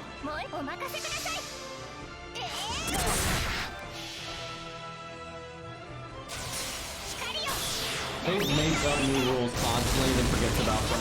And that's such a staple. Like, they make up like some arbitrary rule to make up an exception, so another thing can break a rule, and then they forget that they even did that, and they don't ever use that exception again. Very Harry Potter of them is what I'm getting at.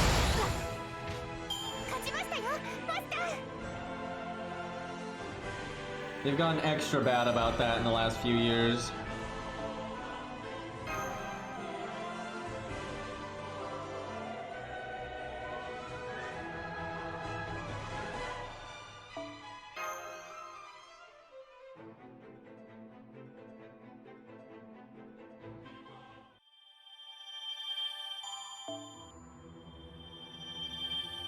I want more cubes. More. Need that loot. I think Mordred's in chapter 8. I think. So we'll probably do that today. I don't know if we'll win today, but it just depends on how the fight goes, to be honest.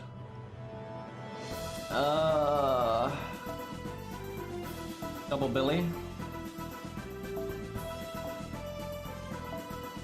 I swear, if this is more Chimera spam.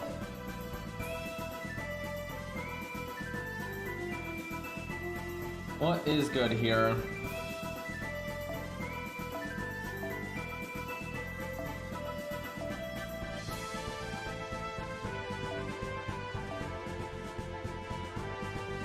Taunt CE, I think.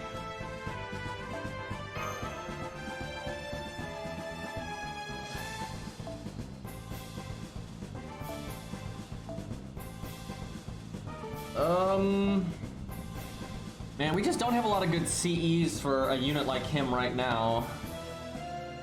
Guess when in doubt, just go starting NP.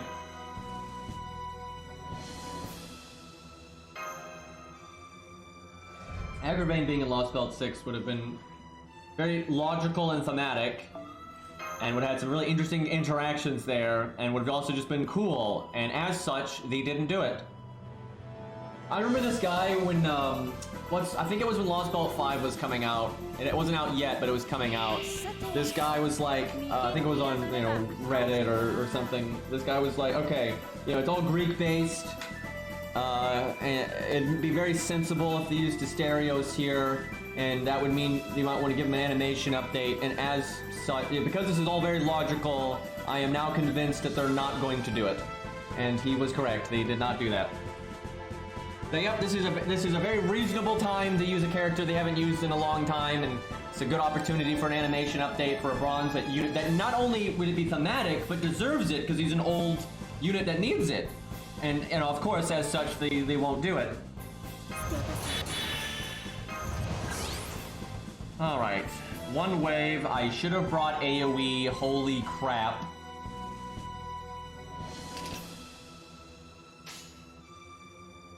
What do? I guess Brave Chain. Okay. We don't have that much AoE on this account right now. At least not that's leveled up to 60. We kind of focused on units that were good for Gwen. We didn't really have the option to level other stuff, so.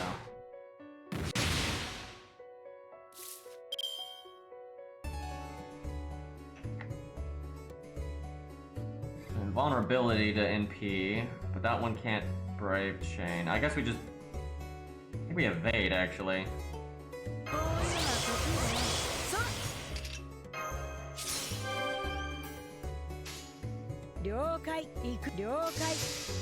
We're getting good damage with these Brave Chains, all things considered. An NP next turn.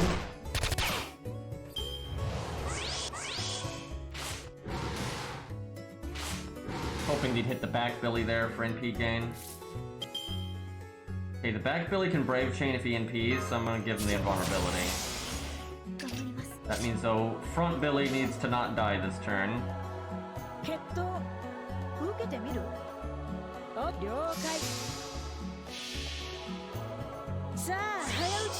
Wait, what are you talking about, random?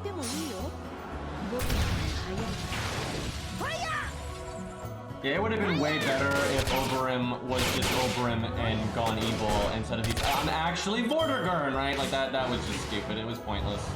And you could have used both characters, even had them on the same side, and that would have worked too. That was actually Cairo's idea, and I think that would have been a lot better. Okay. I think we kill without the attack up. However, the attack up could then hit the 54k one with potentially a crit, and that's actually probably worth it. I'd like to do Buster NP art, but then I think we'd be whiffing the Buster damage because of just the damage thresholds here, so we'll do art. Just hope for the best.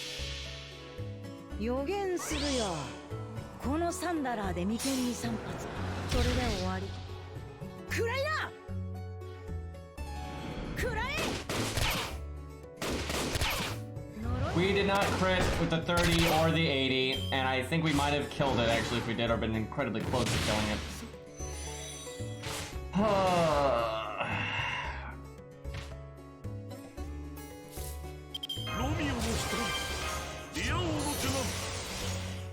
Bet Billy didn't get any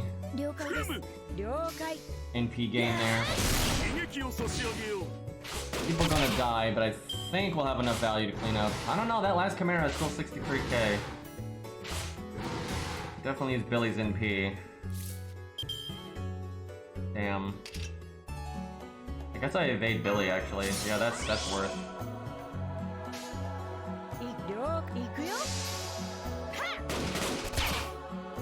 Yeah, Oberim should have just been Oberim but evil and not actually Vortigern. And it should have been a Faker, and you can just expand on the Faker class. Because they never expanded on it that much. That was so stupid that they made up the Faker class for case files, and then they didn't use it literally the next time it was applicable. Instead they made up another new one. It's ridiculous. So Billy not only didn't get his NP, but he is stunned. And so now he can't use his art card to get his NP. That is so frustrating. And he had an 80% crit too.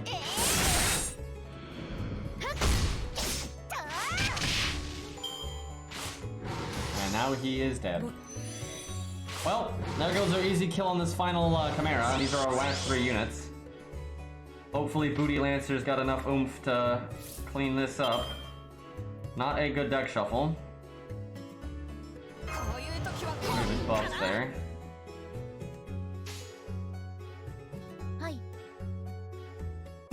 So little damage this turn, I'll just focus on the NP gain. Because if he happens to get his NP, that's another easy way to win.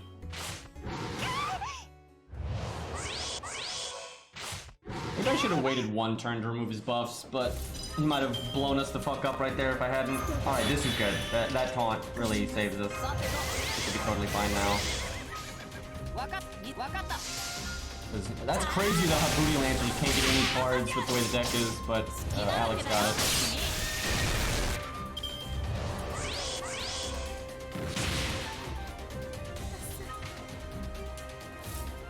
Yeah, I've actually seen more Oberon fans that are annoyed that Oberon is not actually Oberon and is actually Vortigern. I've seen more of that than Vortigern fans that are mad, although I've seen plenty of both.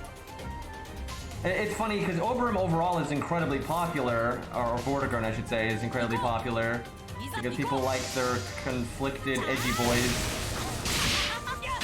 And anyway, so he's really popular, but like Shiro, he has a lot of people that don't like him either.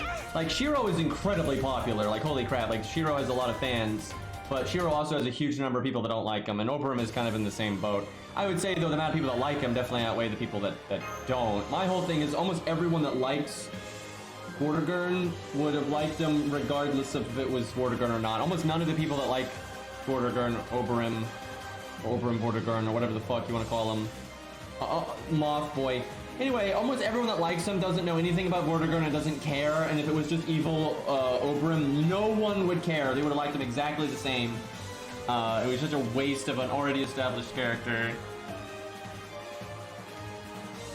I actually think Oberon would have, or Vortigern would have been more popular had it just been an evil or a conflicted, you know, twisted version of Oberon. I think that would actually have been more popular. I think, like a lot, he's obviously popular regardless, but the lack of Vortigern would not make him less popular at all.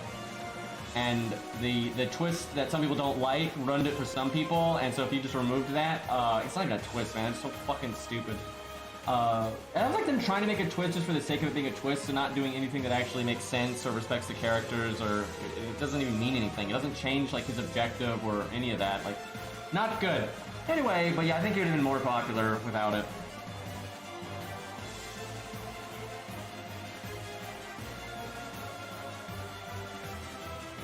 No, I completely disagree, Lord. That's bullshit. I completely disagree, because Faker is such a vague class that they didn't really go into. They could have given it all the characteristics that they gave Pretender anyway, which they literally did because they made Faker from Case Files a Pretender.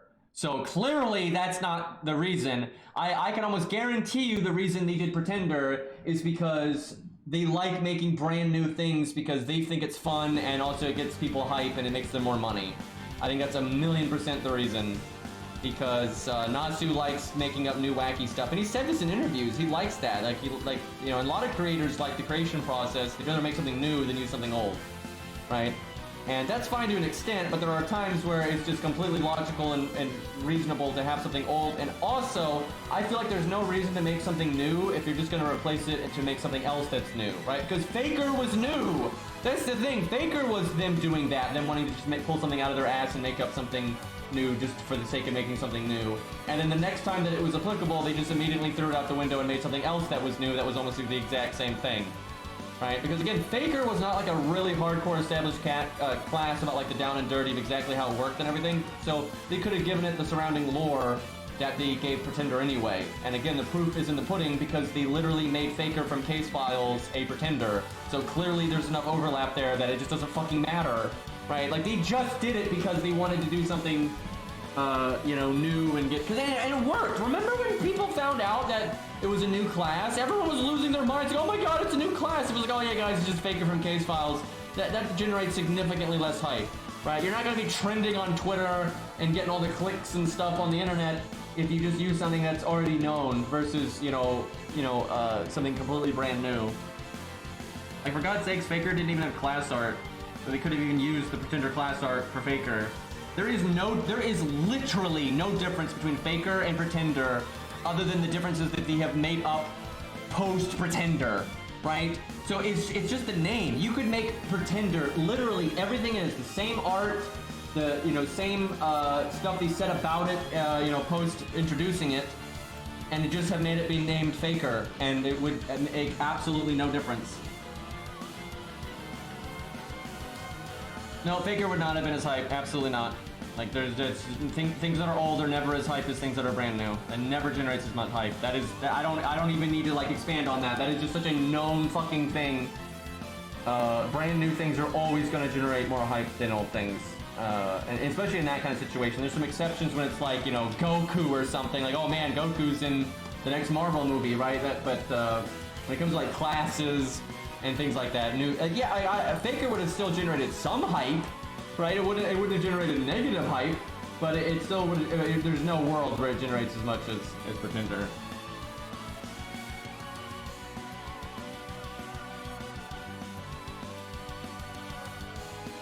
Like, you're not actually addressing any point that I'm making at all, right? Like, why? Like, there's literally nothing about Pretender that's actually different from Faker that they couldn't have just applied to Faker. There's nothing. Like, there's literally, and again, it didn't even have the class art yet.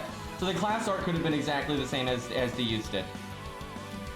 And because what you're saying, for what you're saying to be true, that would have to mean that Faker from Case Files, you know, Iskandar's Shadow, she would have to not be able to be a Pretender. That's the only way that would make sense. But she can be a Pretender. So everything that she was about, because all they explained about Faker in Case Files was just her character. Now, they didn't talk about the class and stuff at all. So like what you needed to be to be a Faker and all that stuff, they didn't talk about it. So, you know, everything that a Pretender is and that they've said about Pretender, you know, going forward since Lost Spell 6, all that stuff they've detailed, that all applies to her. All of it applies to her because she also can be a fucking Pretender. So they could have just, you know, made it so all that stuff they said about Pretender was just that's how Faker is because she already qualifies for that anyway. And, you know, all we ever knew about Faker was just that she qualified for it. That was it. And she qualifies for both now. So there's just like this complete overlap. There's absolutely nothing about, because like, you know, now post making Pretender, they're trying to make Pretender different from Faker, but like none of that information was about, you know, out at the time, and again, they could have just applied that stuff to Faker, so, you know, it's just nonsense.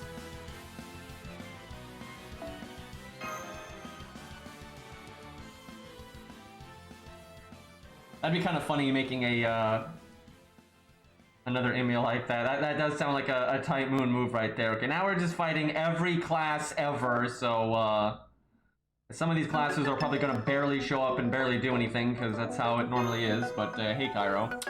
We'll do that, and I guess we'll just do double Berserker at the start. If I bring Anastasia at all, I'm gonna say no.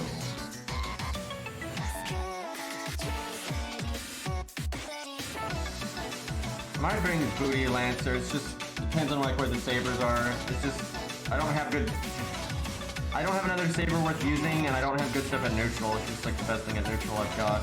Could just do Gilius. I need another good Berserker. Like, I need to get, like, maybe Blood Axe going, because he's got guts and stuff.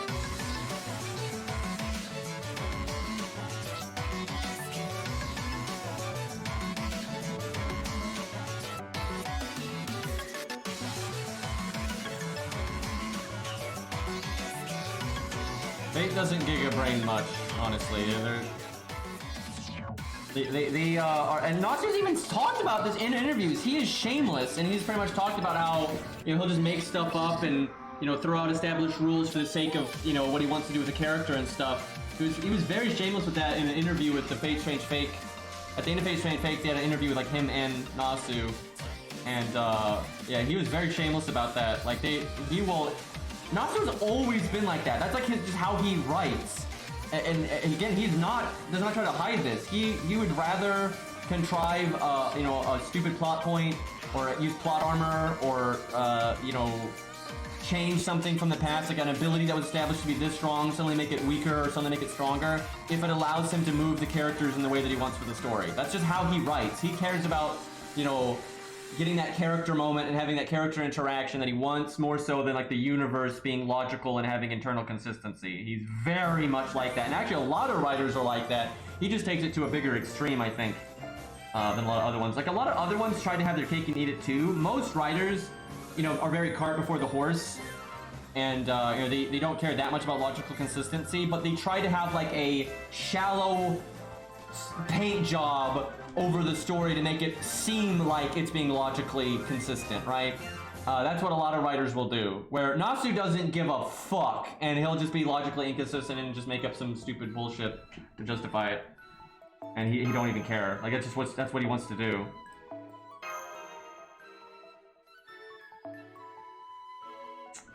Let's see. Yeah, honestly, finding writers that care a lot about like internal logic and consistency and like that kind of world building, that's very rare. And it's for a lot of reasons. A lot of writers just don't care, and it's also hard. It is really hard to write in a way that maintains an ongoing world or an ongoing story, or like even like Lord of the Rings, right? Which you had like, you know, the Lord of the Rings trilogy, and then like the Hobbit and the what was the other one, Silmarillion or whatever, right? That kind of stuff is very difficult to have like that kind of ongoing consistency. And yeah, most writers, not only do they not care, because they don't care and it's hard, they're like, oh fuck that, right? They're gonna, you know, bail out so easy because they don't really want to do it in the first place, so then it's super difficult. So, but I think stories are a lot more rewarding when they are planned out, beginning, middle, and end. And, you know, if they're going to have an extended universe beyond that, they give themselves some room to do that in the first place. That's like a sign of a good writer, and I actually saw a writer talking about this. How, like, for example, if you're going to have death throughout your story, you need to think about, like, having characters that are going to, like, restock the cast, if you will, come into the story later to make up for people dying. And then what you should do is very early in your story, you should have fun with, like, kind of planting seeds for those characters that you know are going to be added way later. And, like, you know, maybe have them show up in a very minor way here and there, or just be in the background here or there. That way, you know, you can kind of play into it. That is Giga Brain, but most people they literally don't do that. But yeah, being logically consistent can make I think a universe and a story a lot more satisfying and a lot more interesting. It feels like you're not wasting your time, right? Because I see a lot of people that will like get really into like Star Wars lore or something, and they'll make YouTube videos like trying to dig into like, oh, this happened because of this, and this is going to happen because of that. But it's bullshit. It's like the writers are going to throw any of that logic out the window in a millisecond just so they can either whatever new made-up bullshit main character they want to focus on that now has to be important, right? They'll just change everything just for that, right? And same for, you know, World of Warcraft and StarCraft and you know, any, like most ongoing stories are like that, where they don't care about, but if the past, the established rules from the past or the established characters that are supposed to be important in this area should, you know, come up again, but they actually want to focus on this new character, they're just going to throw it all out the window, right? And I don't like that. I hate that. You know, you know, because a lot of stories, they want you to get immersed, and they'll talk like, oh, my world's going to be so immersive, and this story is going to be so, you know, interesting and engaging and all that. They're inviting you to want to care. They're inviting you to want to get into it, and then all this stuff that you're obviously going to care about and think about and, you know, want to see, they're just going to throw out the window if it gets in the way of, you know, whatever arbitrary bullshit they feel like focusing on right now. So that's why I really don't like that kind of writing style, and unfortunately it is like the most prevalent writing style ever by a lot. And yeah, I'm really not a fan.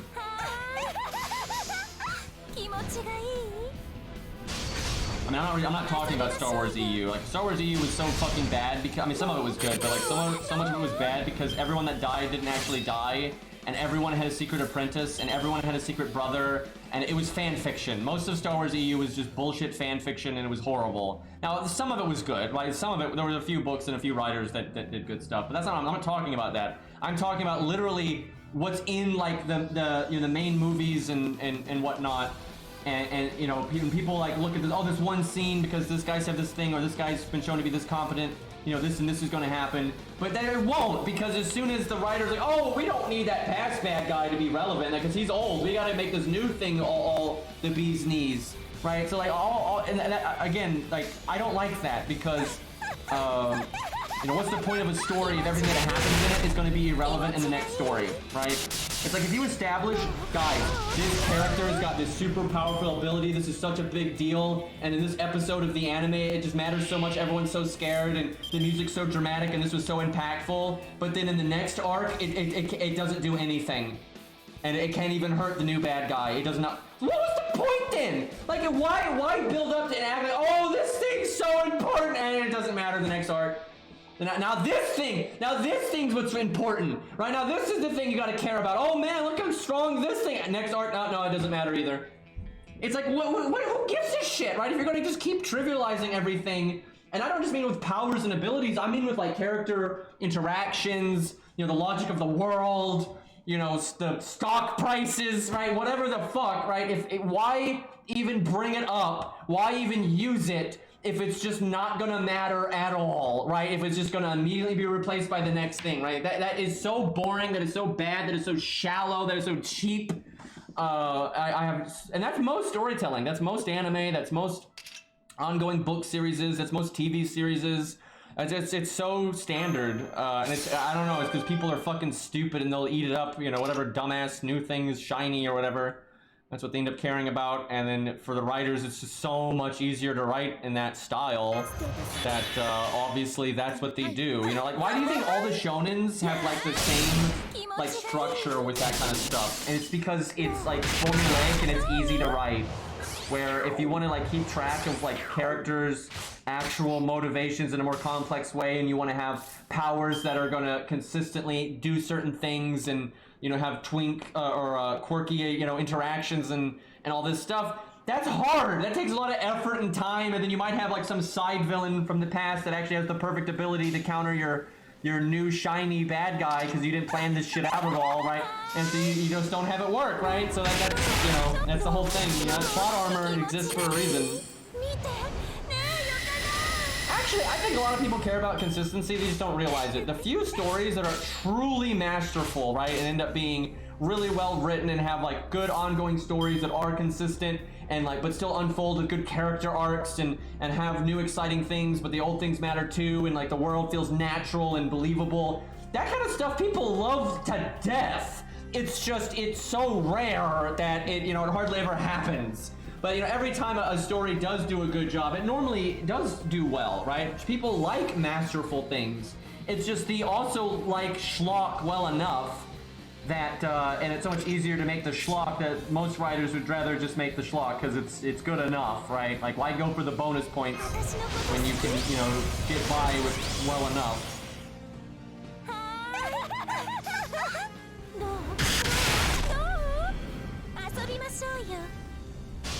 Dude, Dragon Ball is such a poorly thought out series, and the writers even talked about like how he never planned like any of this stuff.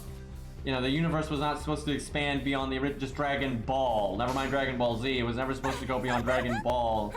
And so I don't even remember. I don't keep up with Dragon Ball stuff, but like, you know, it started off like Frieza was the strongest thing in the universe, and he was like the ruler of like the galaxy, and that was all, you know, the whole thing, right? He was like everything, right? He was just the boss of everything. But then that went out the window pretty quick, and then you had King Yama, right? You had King Yama was like the first like supernatural thing that was like ruling over stuff, and then you had King Kai, who was like God, right? He was literally like God. No wait, no, I'm wrong. No, back it up. Way before even Frieza, you had Kami.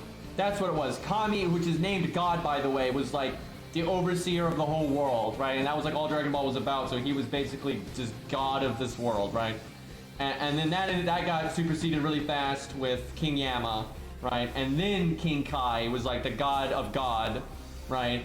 Then you had Frieza, who wasn't exactly, he was like the ruler of like the mortal stuff. He still wasn't really getting into the God stuff, but so it was kind of like King Kai was like the supernatural, and Frieza was like, you know, the natural, right? And then there were a lot of Kais. It was more than just King Kai, there was a lot of Kais. And then they had the Grand Kai that was like the god of the gods, right? That was the guy, right? He was the god of the gods. But then there's Supreme Kai, who is the god of the god of the gods of the god.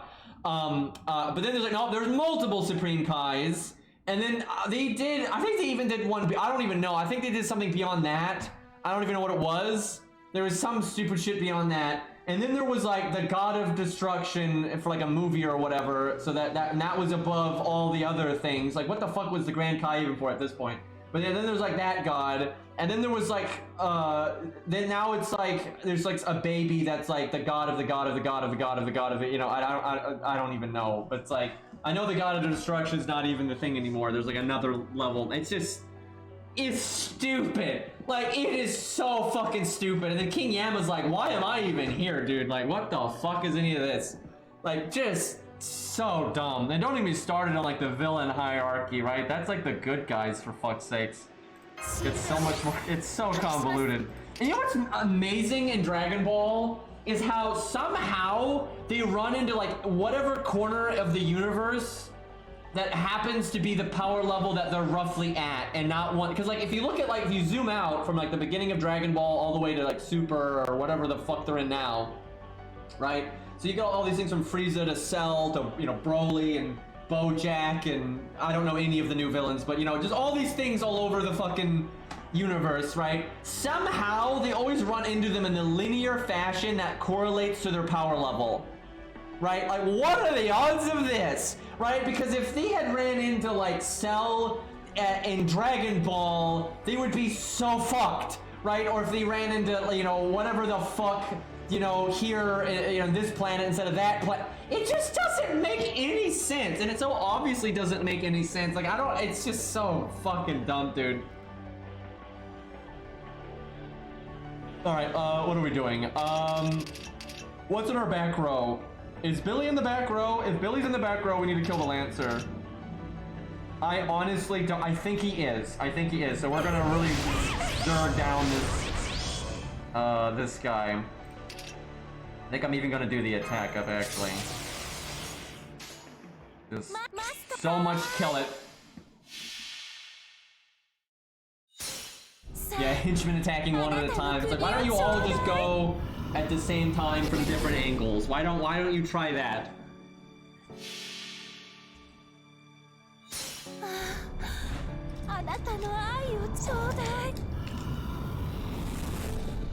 I tell you, when I play Elden Ring, one of the first things I'm gonna look at is, actually, first I'm gonna see if R2s are actually, if you do anything, because R2s are so bad in most of the games. I want to see if they actually fix that. So yeah, I'm gonna do some R2s. But anyway, I'm gonna look at, like, when you get a group of AI together, do they just all beat the shit out of you? Because a lot of the other FromSoft games they have. It just depends though. So I want to see if, like, they do the whole, oh, gotta wait my turn and let them all go in one at a time, like in Batman games. Or if they'll just all, shit stomp the little kid. What's an R2? I know, right? Yeah, I'm hopeful that they're gonna give you reasons to do jumping attacks, R2s, R1s, running attacks. They kind of did in Dark Souls 1 to an extent. That probably did the best, especially in PvP with that. But in PvE, they've kind of always been terrible about that stuff.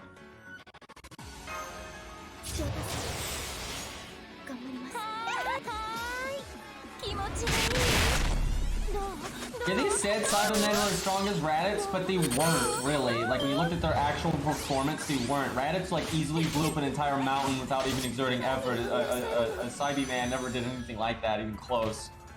They never really made sense with that. That was just their typical, you know, escalate, because they just constantly did stuff like that throughout the whole series. Is it still a thing? I don't even know. Is it over? Is Dragon Ball dead, or is it still? Is, like, do they still make it? I don't even know. Like, did the manga finally wrap up or whatever? It's still going. Oh god. What's enlighten me, chat? What's the big bad guy now? What's the biggest, baddest thing on the horizon these days?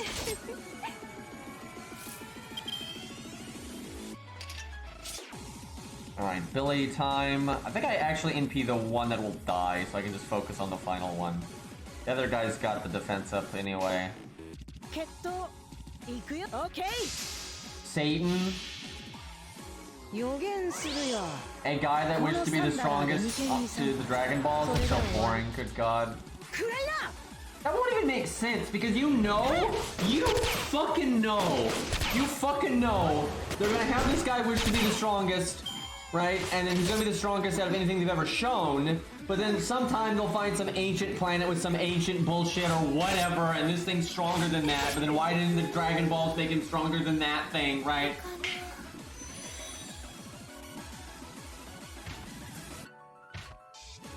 Just a guy that wishes to be the strongest in the universe. God, what's gonna be next after that?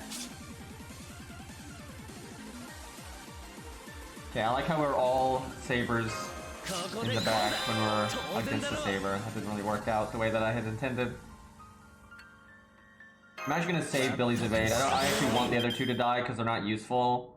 So we'll save Billy's evade here and let him use it later.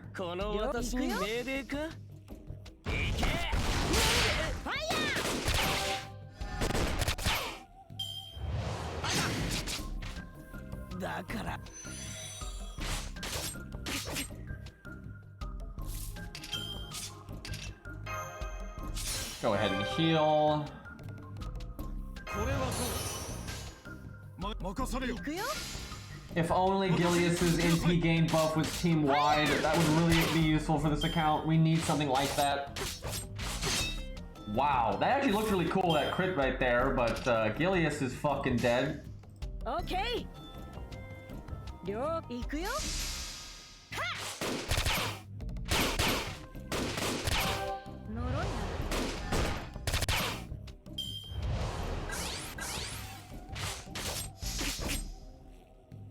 The fuck is an ultra ego?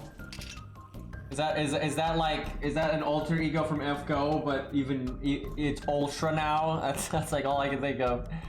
What the fuck? Why am I evading right now? What am I doing? Well, we're just gonna kill it, so it doesn't matter. 行くけど行くよくらえさあ早打ち勝負だ先に抜いてもいいよ僕の方が早いファイヤー Vegeta's new form? Oh my god. I get it, because wasn't Goku's thing Ultra Instinct? The Vegeta's Ultra Ego, because he's egotistical, guys, you get it?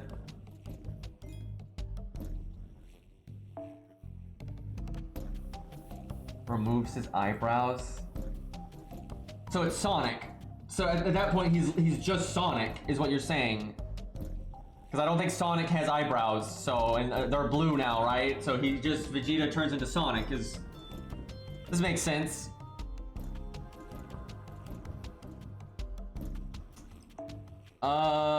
Is this Mordred? Oh shit, this might be Mordred. This is probably like the preview fight. Okay, you know, let's treat it like it's Mordred. I think this is the preview fight with her though, then you fight her again. And then you fight her for real, like way later. Okay, Mash, good. Taunts in general are going to be good.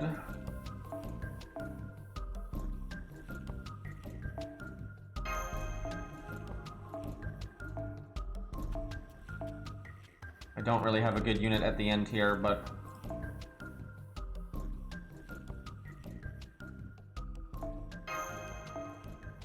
I think on the first part here, she doesn't even have her gimmick off memory.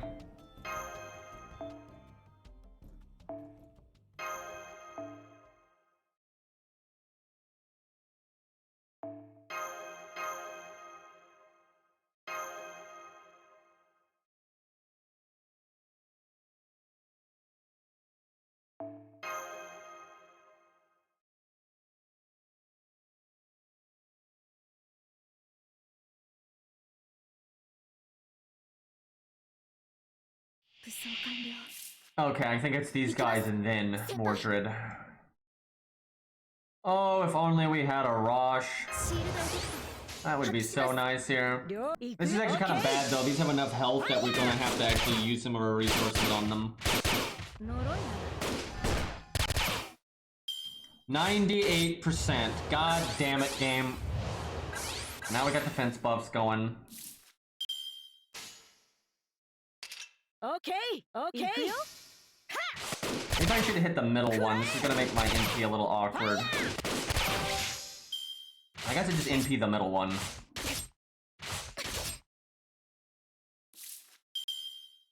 Neither of them can Brave Chain. Okay.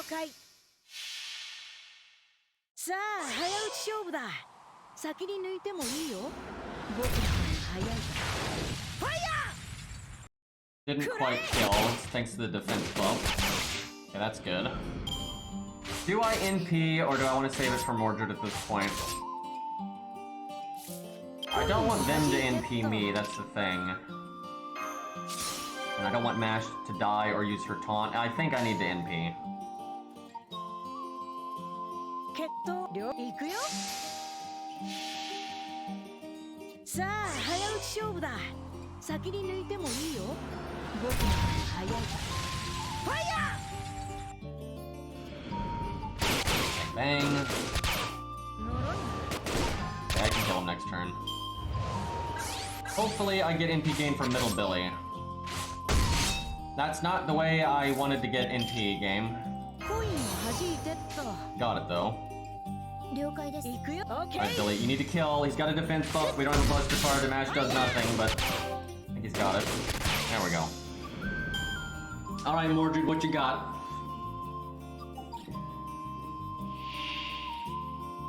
So I think we fight her here, and she might do her extra attack. I think that's what it is. She does her extra attack, and then we fight her again immediately after, and she's kind of like she kind of has a break bar, except you get a free turn, because it's 2 waves, and each wave is Mordred. And the first wave of Mordred does the extra attack, and the second wave of Mordred will do the NP. So, do I want to invulnerability mash? I don't think so. I think I'll just use it for the battery, honestly.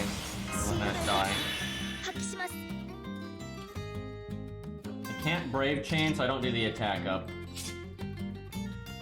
But I think I still NP.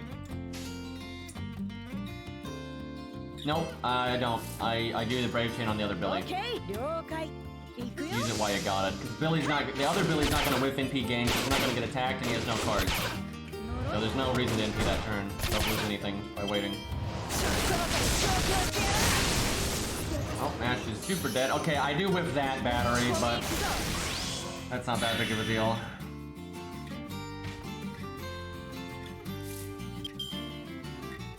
Alright, I want middle Billy to NP, I guess, because we'll give him that. I guess we'll give him the attack up, even though he's NP4 instead of NP5, but I think that's still worth it. This. I'll have Shakespeare save himself, that way he can be like a target dummy. Potentially.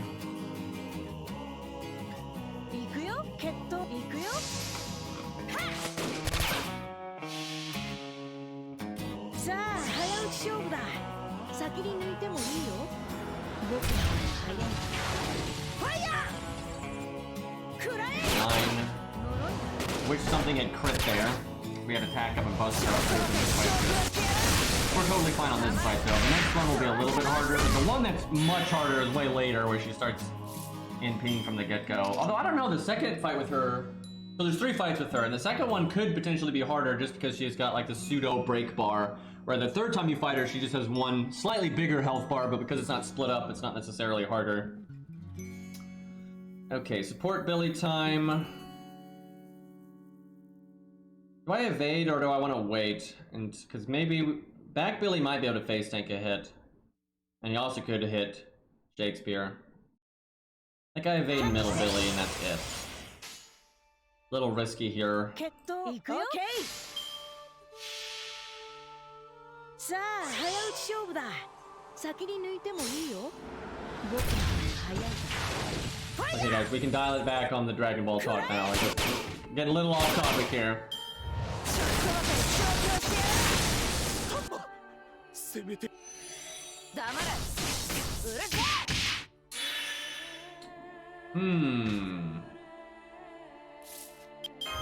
Actually was very lucky for me. Thankfully, I think we would have won anyway, but... Brave Chain... Okay. There we go.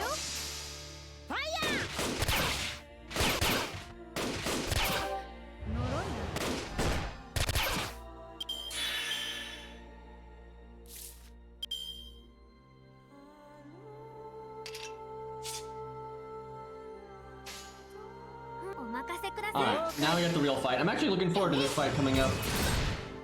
I'm interested to see how it goes. So after this, though, it's Tristan, right? Or is it... Yeah, I think Tristan's next, and then Lancelot. Tristan's gonna be a bitch. Tristan is definitely gonna be a bitch. Not only is he annoying, but he's got those really tanky knights before him that are like the class does not sync up well and everything. It's definitely gonna be tough. I think we actually use the exact same team. I think this is fine. Alright, here we go, boys. Will this keep up with Gwen at all? And hell, will it keep up with the demon pillars that we fought prior? This obviously is not not necessarily the hardest fight with her, but we're not sure. Yeah, we might need to level Leonidas for Tristan. We'll see. Kind of, we need to level him eventually, but it is a big stat investment. Alright, wave 1, she does not NP, she extra attacks. I need to kill her pretty damn quick. I almost want to defense up and hope Mash doesn't get hit and then taunt with Mash. Because health doesn't mean anything in the second part of the fight. So if I'm ever going to face tank, now's the time.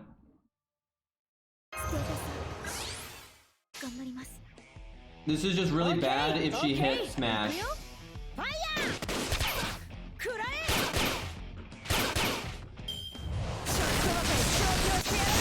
Woo, that still did a lot of damage though.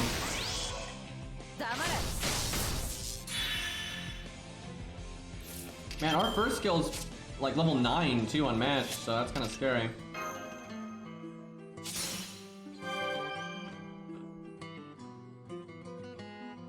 Let me think.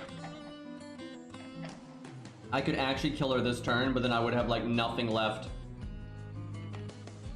for the second part. Uh-oh. This could be a problem. The way this fight is, it could be a problem. We'll see.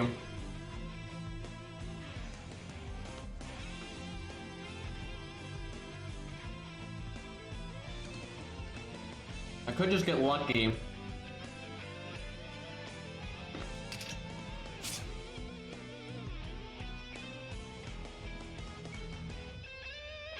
Yeah, this kind of works for Mordred.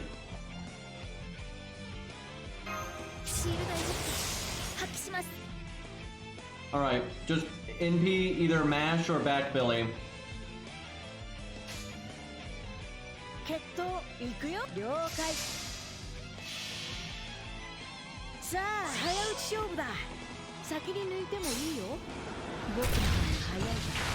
I should use this song for Mordred in a video someday.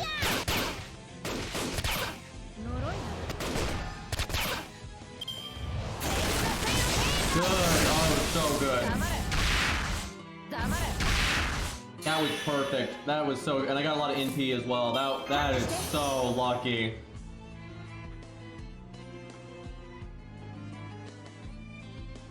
Now I could NP Art and probably kill her, but I kind of want to try to kill her without using another NP now. We're going to be cutting this pretty close. YOLO some crits.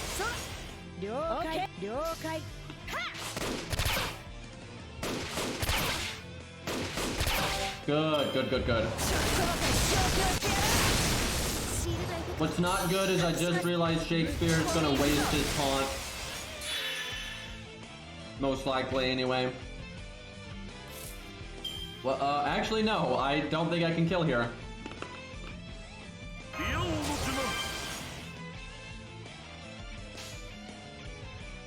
Okay, The only way we kill here is if we crit or something. Yeah, okay, not happening.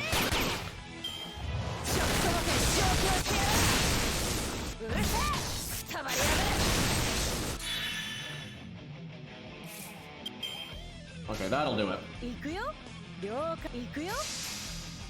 Alright, we've got as much burst damage as we could possibly have ready for the harder wave.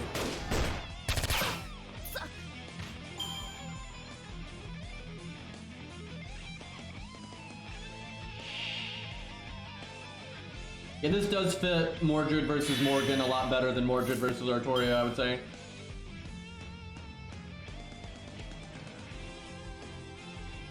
I can do the Brave Chain. Although I'll whiff NP gain on the middle Billy, and Billy's got his second skill. And hell, if I saved Shakespeare, he could do the battery. It's not gonna happen though. I guess I give it to Billy for overcharge.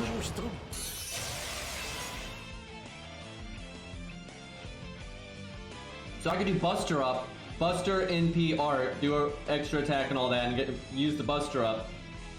But then I whiff a lot of NP gain on Billy. Is that... Well,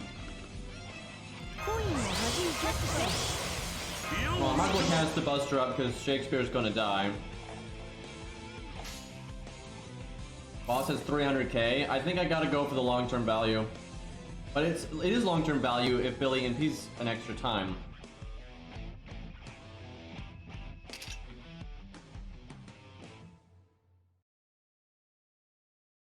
I think we double NP.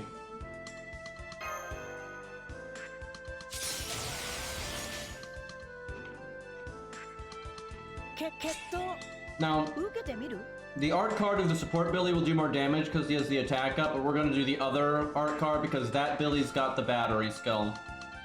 行くよ。さあ早打ち勝負だ。先に抜いてもいいよ。僕の方が早い。ファイヤ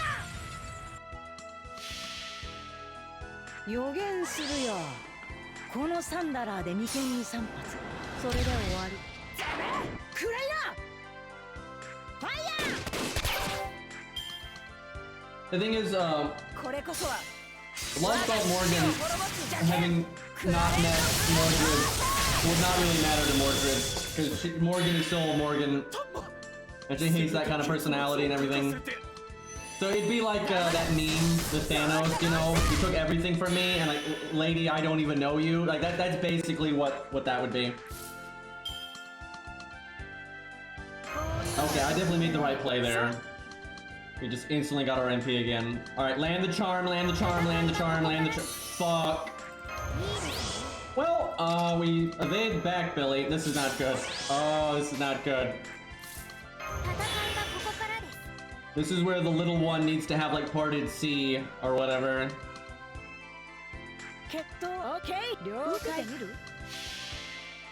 Yeah, I probably would make that the thumbnail if I ever make that a video.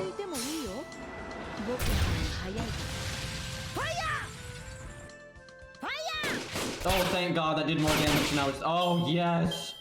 The crit. Okay, we're just barely gonna beat this, I think.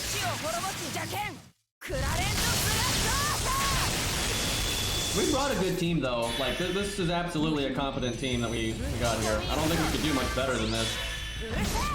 Oh, fuck, she did the defense up, though. Jason will save us.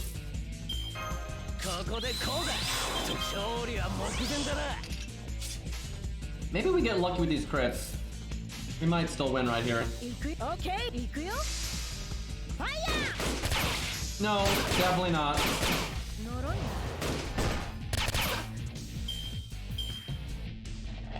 Dude, we would have lost without Jason. We would have fucking lost.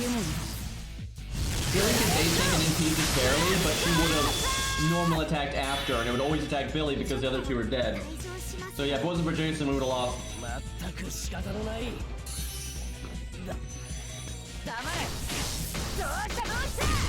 Good job, though. We had the right team for the job.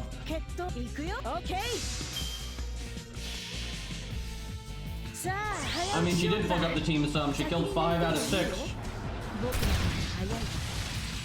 And we were dead literally next turn, so we won that by 1 turn. We could have had more value though if we had fucking parted C on Kid Guild.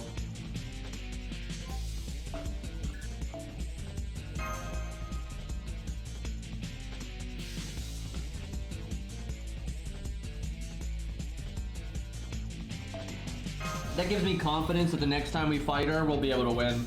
She's got like 300k for that one, but you don't have that first wave to deal with, so I think it's alright. The only issue is she does more damage per NP, so you can't face tank as easily.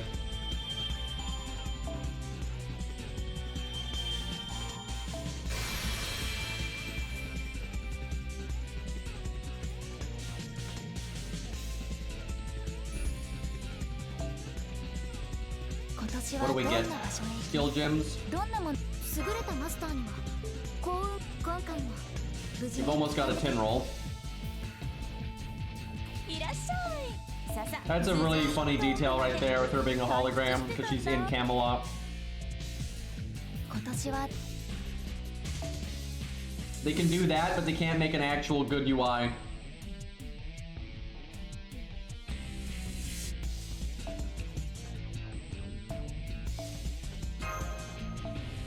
Alright, we first tried it though, so that's not too bad. Gwen is definitely the gatekeeper for a reason.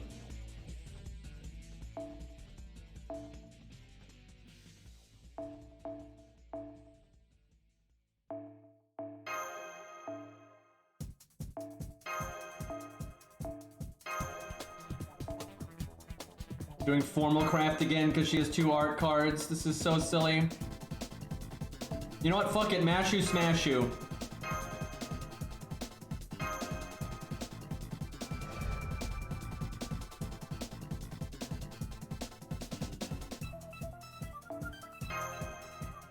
Yeah, we're all past Gwen. Well, there's more fights with Gwen later, but the later fights are basically the exact same thing, but slightly easier. It'll still be RNG though.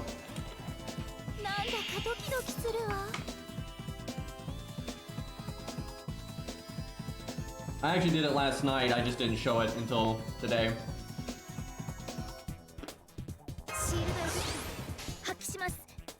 Because it was just a grind, to get good RNG, so I was like, fuck it, get it over with.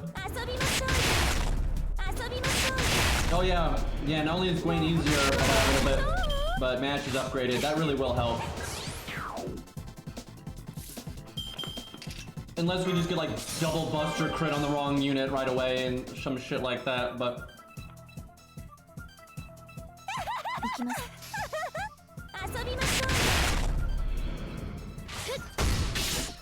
Mash getting upgraded is going to be such a help to this account.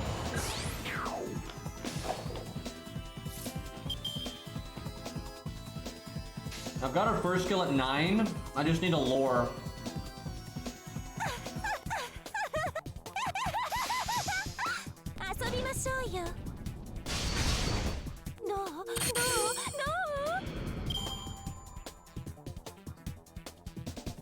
I think we fight, don't you fight Aussie after all the knights? Like, I know you fight the knights the final time after Aussie, but isn't it like all the knights, then Aussie, then the final fights with the knights, then Lion King? I think it's something like that. Can I get Salami to do 53k? Sure. Clearly, she's gonna do this. And then we can NP the other one. Now the question is, am I a coward and do I throw in a buster card to guarantee? Nah, we'll just have faith. This couldn't possibly come back to bite me.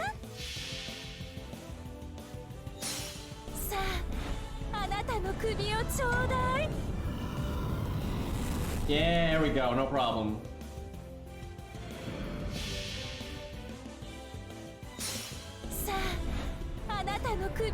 Very good value on this turn.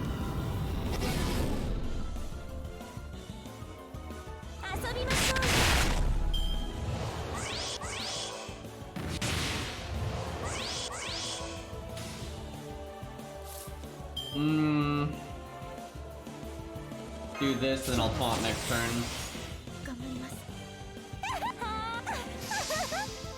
Maybe I should have started attacking the back one because it has all those buffs, even though the middle one has higher stats.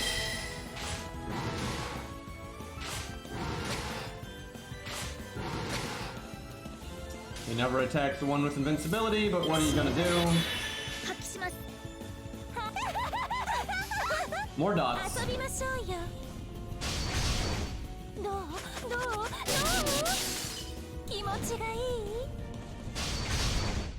Well, if you did Case Files has a bunch of lores in it, so that's something.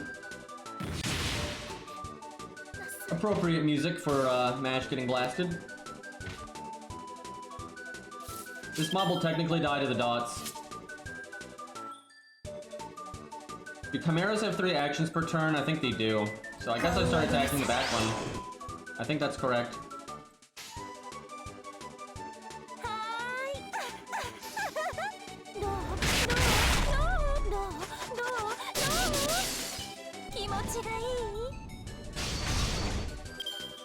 See, how's that name? Ella Zine? Ella C Zine? Alex Zine? I think it's Alex Zine. Am I even in the ballpark here? But how are you doing? Fucking bastards in your names. I've seen worse. We've had worse names than that.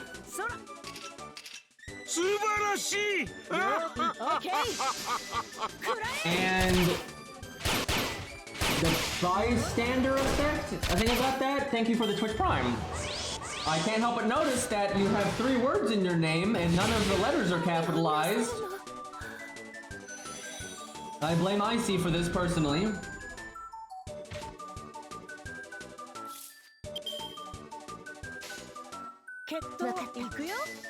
I'm lazy. Yeah, I think that's a lot of people when it comes to that. 勝負だ。先に抜いてもいいよ。僕の方が早い。ファイヤー。そのまま I mean, Grand Mountain Goat is no problem. It's just again, no capitals, but you got the underscores, so it's still easy to see the different words.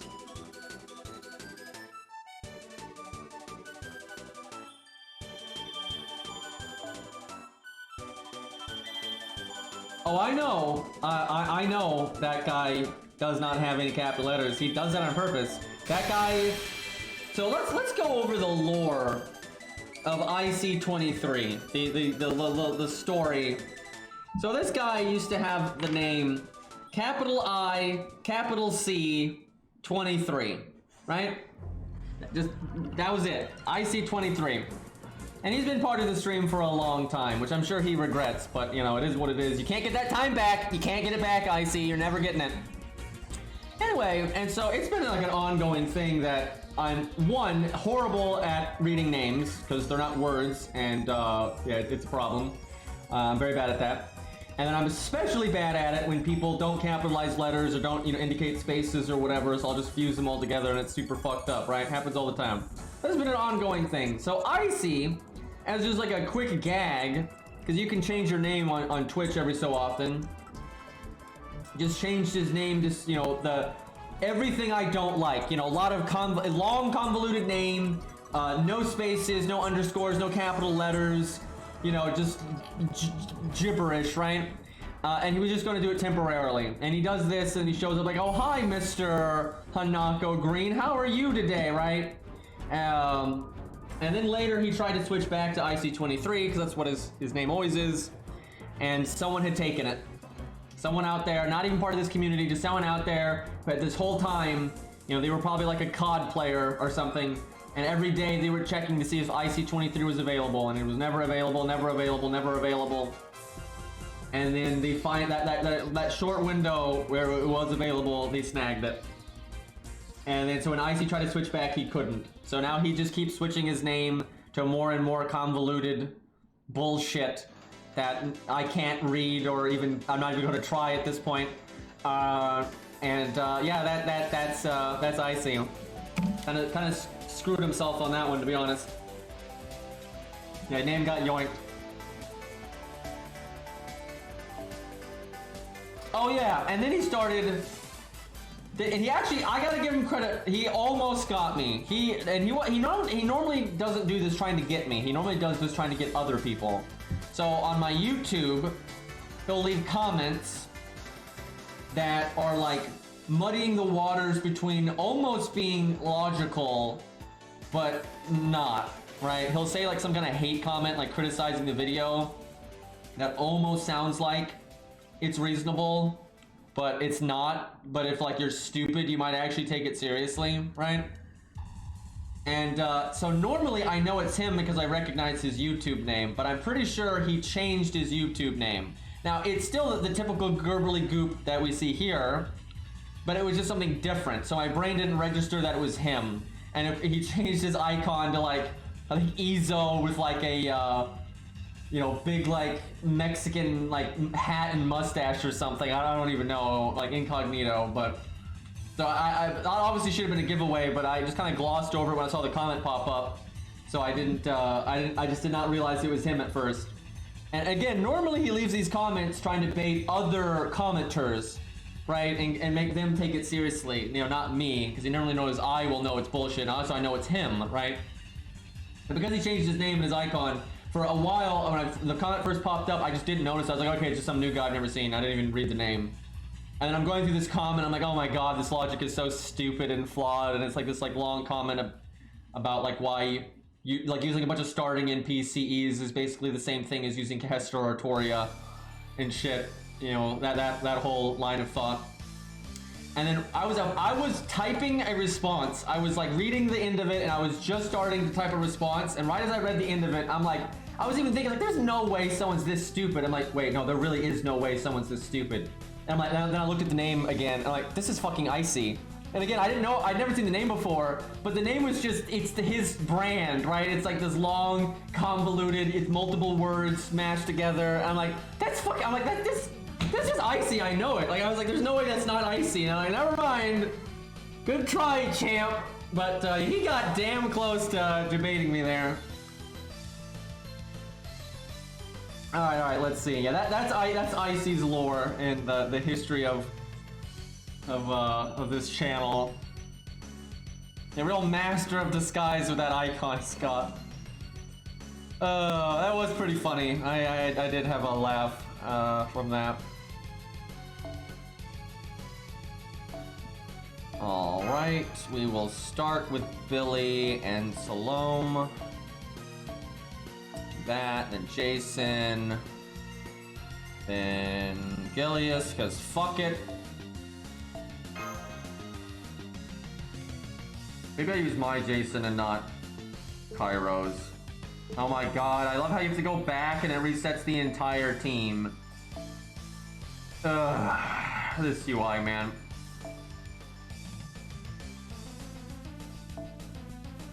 Okay, our Jason.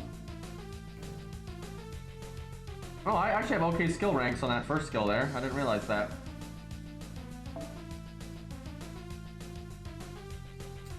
Crazy Pants.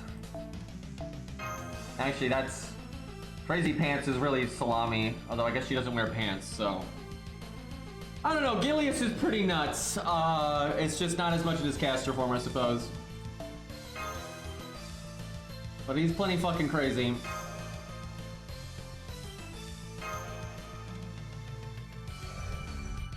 We just know the other updates are in January. We don't know when. So it could be tomorrow, it could be the day after, it could be next week. You know, it could be 5 minutes before February.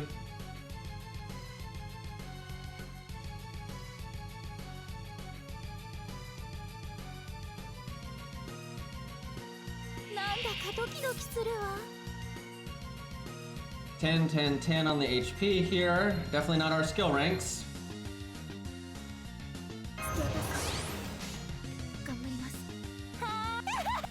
She should be able to do 10k and focus on MP gain here.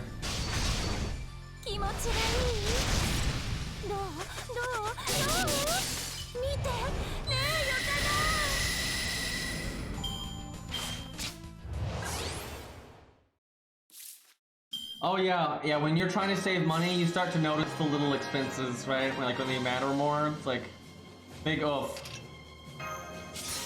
I know that feeling. Life does not go easy on you, unfortunately.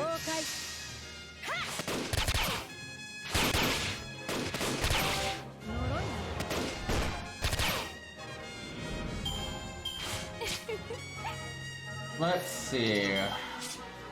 Wish they'd stop attacking Salami. What the fuck? They have so few actions per turn and she's still fucked up. Bunch of nonsense. Okay. Can we kill here? I assume I didn't work in that Billy card. Alright, we got it.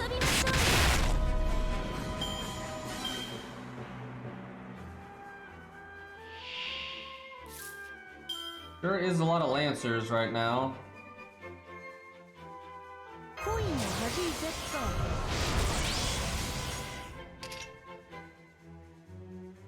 How do I want to do this? Okay, Billy can just one-shot that, and then we'll try to have her kill with what's left here. Or, Billy could fail the 90% crit chance and just... fuck! Oh my god. Just...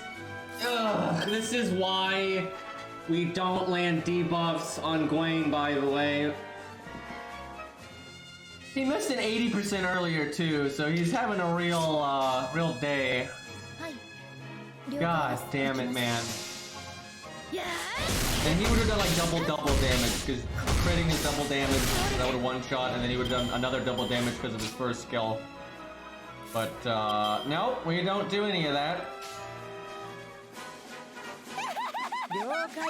Billy, work with me. I love Billy when you're working with the Berserker, though, because he gets all the Star Absorb, it's great. If you give him a Star Absorb CE, then it's really, really good. It's actually pretty nice when you work with Asterios, because if Asterios wants to crit, 'cause maybe Billy doesn't have cards, Asterios can then use his Star Absorb skill and do his attack up, Buster up, and whatnot. Like, actually, Asterios instead of Salami right now would be better. It's just Asterios is banned, because he OP.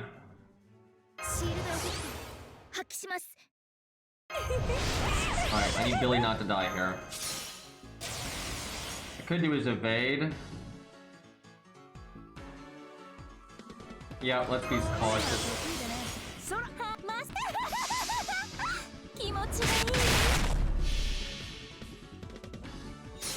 Yep, January is coming to an end, which in a way I'm happy about because I want Elden Ring to come out, and then I want EDF 6 to come out, although that's not for a while. But, on the other hand, you know, you don't want your life to go by too quickly now, so try to enjoy what's available at the time. Like, you know, hanging out with friends, oh god. Going outside! So now I'm just, you know, describing, you know, really horrific situations here. That's what that is.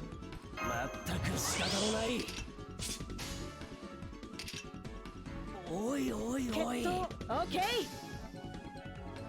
I'm a pretty indoorsy person for the most part. You know, like, also I have horrible, and I mean horrible allergies, so going outside is always a problem anyway. I'm not one of those people though, like, I don't look back at my life and like, oh my god, I could have gone outside more and I don't feel that way. I'm like, you know, I'm pretty happy with, you know, how things have been going with my decisions here. I'm alright with this. Touching grass is a good way to get allergies. I appreciate the sentiment of that saying, but the practical implication of it, not so much. Come on, Billy, get your NP again.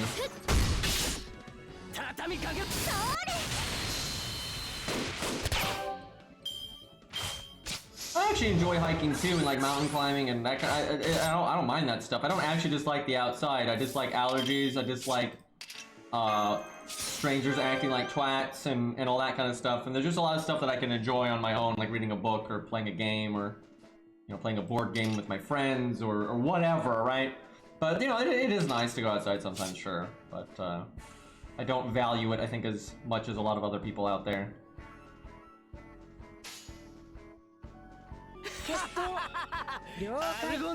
Well, Jason's actually not getting that much value out of this NP because the one in the back was going to die to the dots this turn, and the front one was obviously one-shottable. So we're really just doing damage to that middle guy, and very little at that.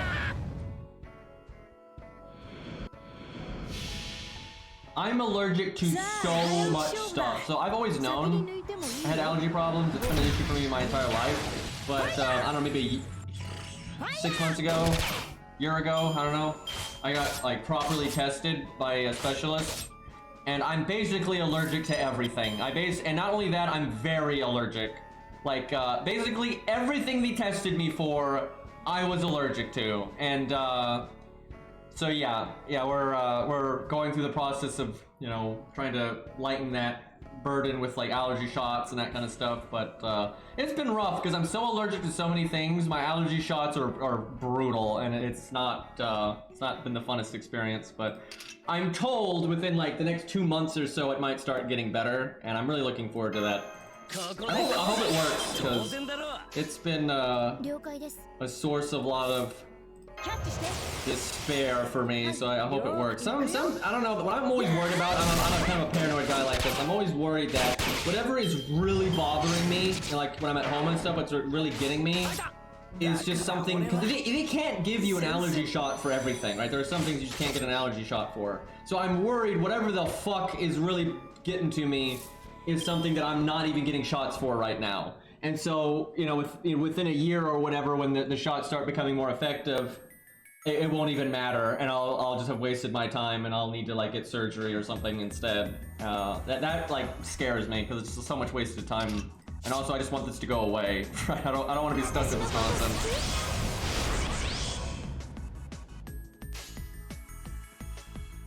I do have a really good doctor though. He knows his stuff. He's one of the better doctors actually, like not just my state, but like my whole region when it comes to these kind of problems. So.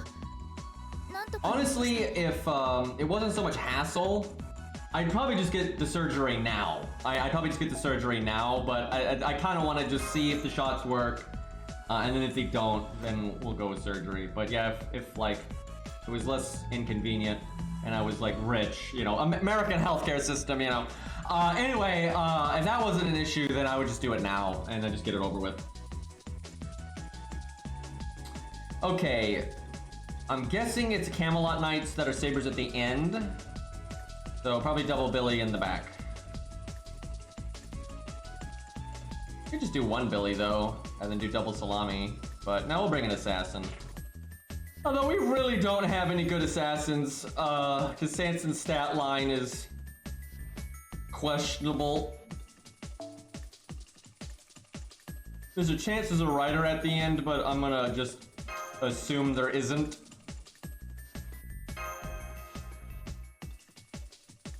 I really do need to bring back Asclepius.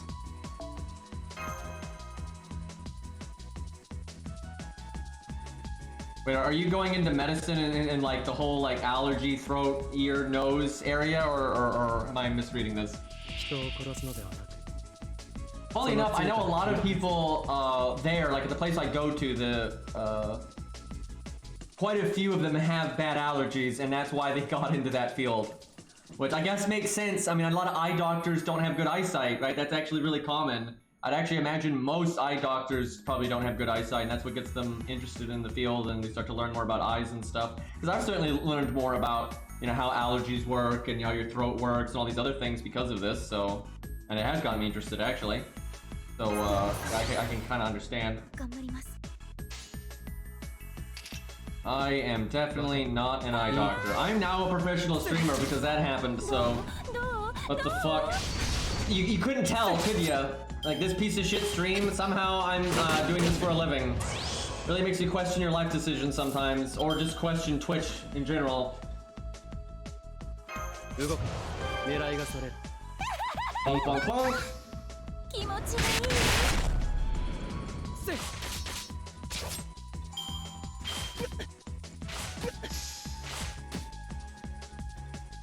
Well, that's cool, Zert. Hopefully it works out. Hey, Rabbit.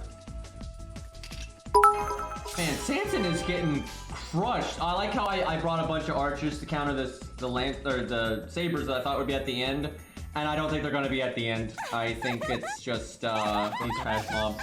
This is not good. We might have a really bad setup for the back row or the third row. Are you? What? I like how Salami hasn't even been touched. Sanson's just over here getting deleted. We've healed this man twice. He has way more health than most of the units here, and he's not getting counterclassed or anything. Holy shit, game. Over here talking about, like, good health, and Sanson's a doctor, and they're just like, nope, fucking murder him.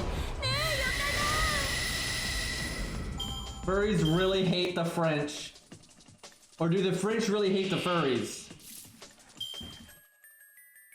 Alright, what do we even do here? Because I guess I NP one of these stupid dragons. Because I'm about to fucking die, and then we have her NP the Chimera.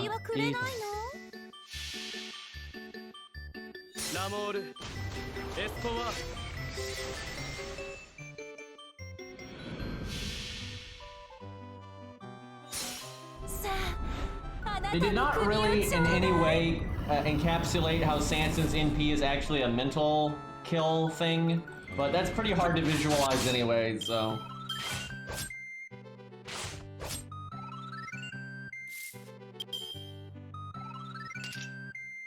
What do?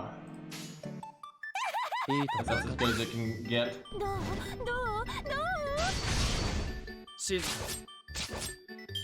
The first thing I hear when I come back is, do the French hate the furries? I mean, I don't think this needs any explanation. I feel like that sentence stands on its own, you know, pretty well.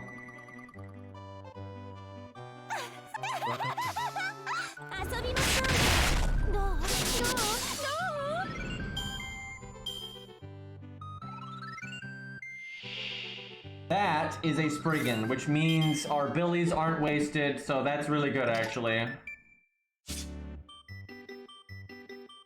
I would like Mash to live to give, like, literally anything to Billy, but, I don't want to use either of her skills right now, so...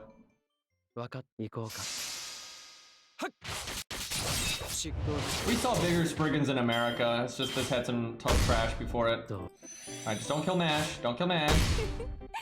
Alright, that's good. Well, invulnerability, and if Mash lives, we'll taunt next turn.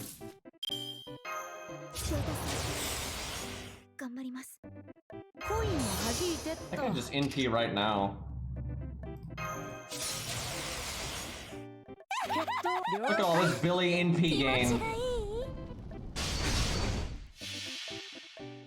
I wish they would just buff Sanson's third skill to be like Buster up or Attack up or Star Bomb or Anti-Humanoid. Actually, the dream would be Anti-Humanoid and then he gets like Buster up. That'd be awesome. Because lore-wise, there's no reason he shouldn't have Humanoid. The reason he's got that ability is the same reason that Nightingale has hers and stuff, so it's just stupid. It's only because he was made in the olden days, but I don't think they're going to give him Humanoid because I think they think it'd be too powerful if you're fighting an evil servant. And it would be, and here's the thing, I don't think it'd be too powerful, but it would make Sanson like one of the better low stars. Like for sure, anytime you fought an evil servant, Sanson would do really big damage. Like sure, his stat line is still garbage and it's maybe not quite as big of damage as you might think.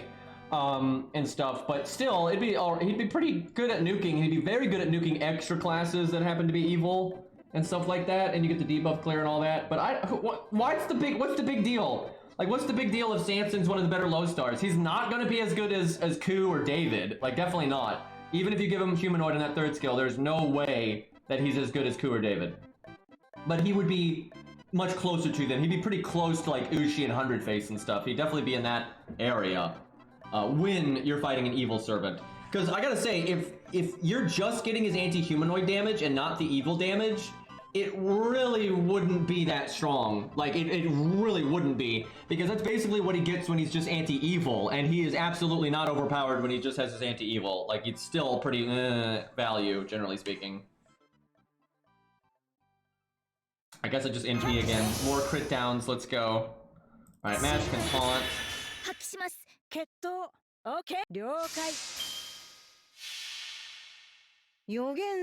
Actually, if he gets buffed, he gets to stay on Garbo, because we already said that it's on the rules that like if units get buffed, we won't change anything. It just kind of is what it is. We're not gonna deal with that because we're not gonna level a unit, get them to 10, 10, 10, have them get buffed, and then they're banned. Like, and it's too complicated. Like, oh, this is in, but only if it's not buffed, and that's not. Like, no, it's just it is. If it's in, is in, and that's that. Keep it simple, stupid. But yeah, if Sanson got buffed, that'd actually be very practical for these accounts because we're using Sanson anyway, because what the fuck else are we going to use? And he does have anti-debuff. So if he got something good on his third skill, that would be awesome. Dude, I really want a Billy animation update, and I really want a Sanson animation update and buff. A lot of units, I'm happy if they just get an animation update, but I really want Sanson to get a buff because it sucks. He's one of my absolute favorites. He's a level 100 2K photo on my main account. And he was one of the first FGO unique characters that I really liked, and it's like, he's not only is he not that good, he's not fun, because he only has one skill. And even when you get to use the other two skills, they're just like generic, you know, stat boosts, you know, something, he's got very boring gameplay, like very boring gameplay. And it sucks when one of your favorites is that bad, and also that bad of animations, and dull in terms of gameplay, right? It's not a fun thing. One skill is pretty unique gameplay, yeah. Alright, time to just throw assassins all over the screen.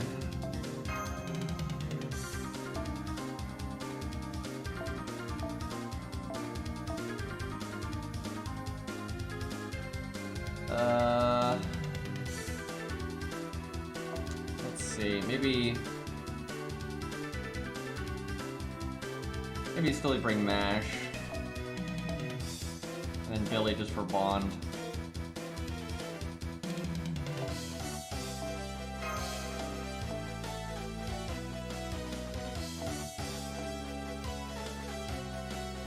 Could do this just so Sanson's NP will hit really hard if need be. Just he's only got one Buster card, so there's a lot of missed value with that thing.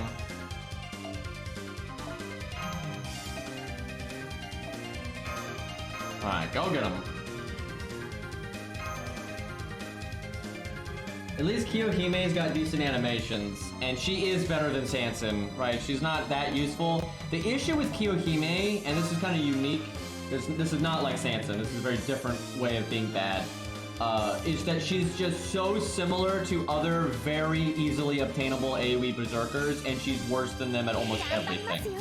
Right? Now her baseline value is still good enough that if you want to use her, she can still be perfectly useful. It's just she's completely outclassed, right? So that's a pretty different problem to Sanson, but that also feels bad. Nobody likes when your favorite unit doesn't even have something unique that like gives them an edge in any respect, right? Like why would you actually use Kiyohime over Darius from a practical standpoint, right? It doesn't make any sense.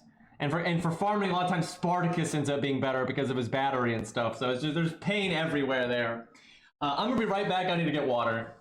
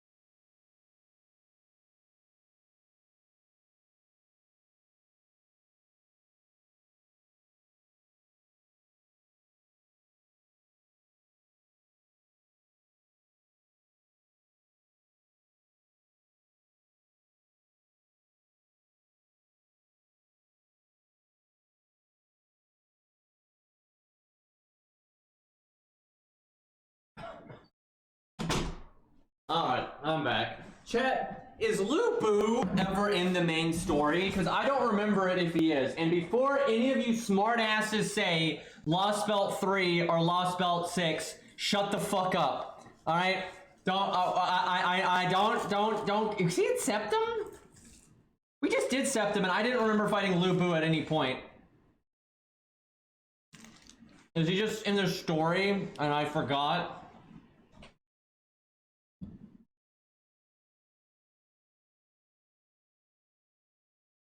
Oh, he's on our side. No wonder I don't fucking remember that. Makes sense. So that's it though? Like, just Lupu is an ally and he doesn't even betray us. And that's it. Okay, that sounds pretty boring.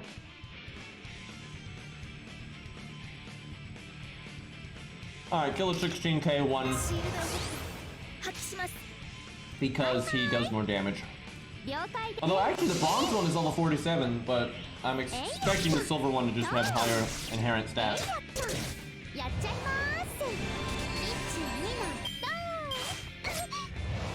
Hey, the allies are a lot more memorable in the later stories where everything is not so fucking bland and boring and shit.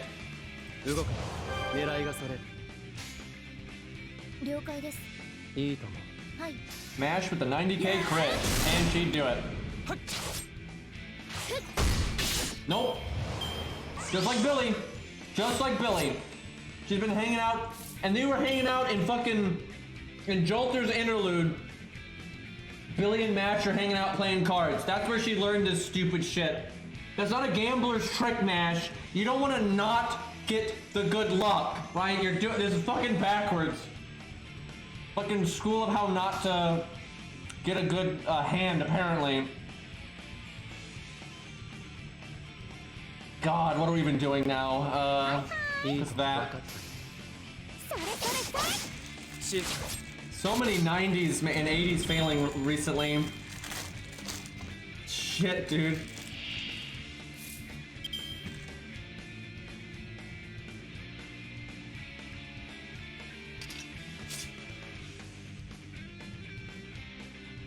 If I remember correctly, in Jolter's interlude, Billy, Mash, and Castraku are hanging out, and while they're playing cards, like something happens and they get like teleported away. And then Jolter's like the focus of it though, and so they get like caught up with her. But Castraku doesn't get teleported for some fucking reason. It's just Mash Billy. I have no idea why. I don't remember at all why that's the case, but I'm pretty sure that's the deal. And Billy actually gets a decent bit of screen time because of that. It's kind of nice.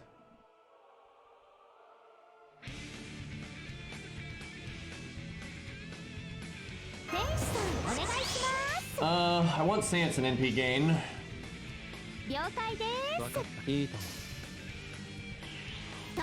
Protection from teleports, yeah.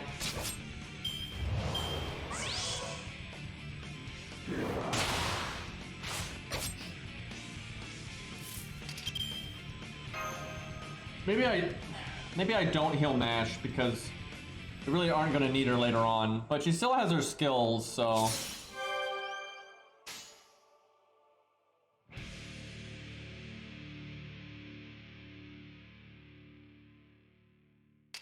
I have not had chocolate milk in so long.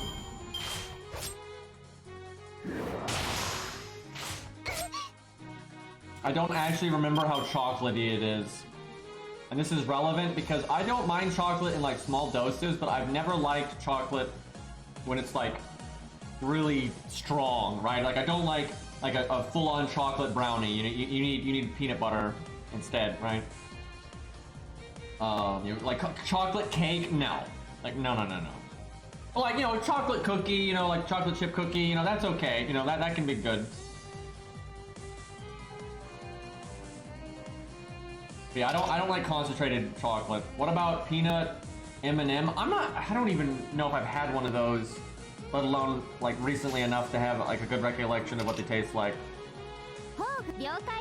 I do remember M&Ms, and they're okay, I guess, but I don't care about them too much. I'm big on sour. I like sour and tart and spicy. I'm big on spicy food.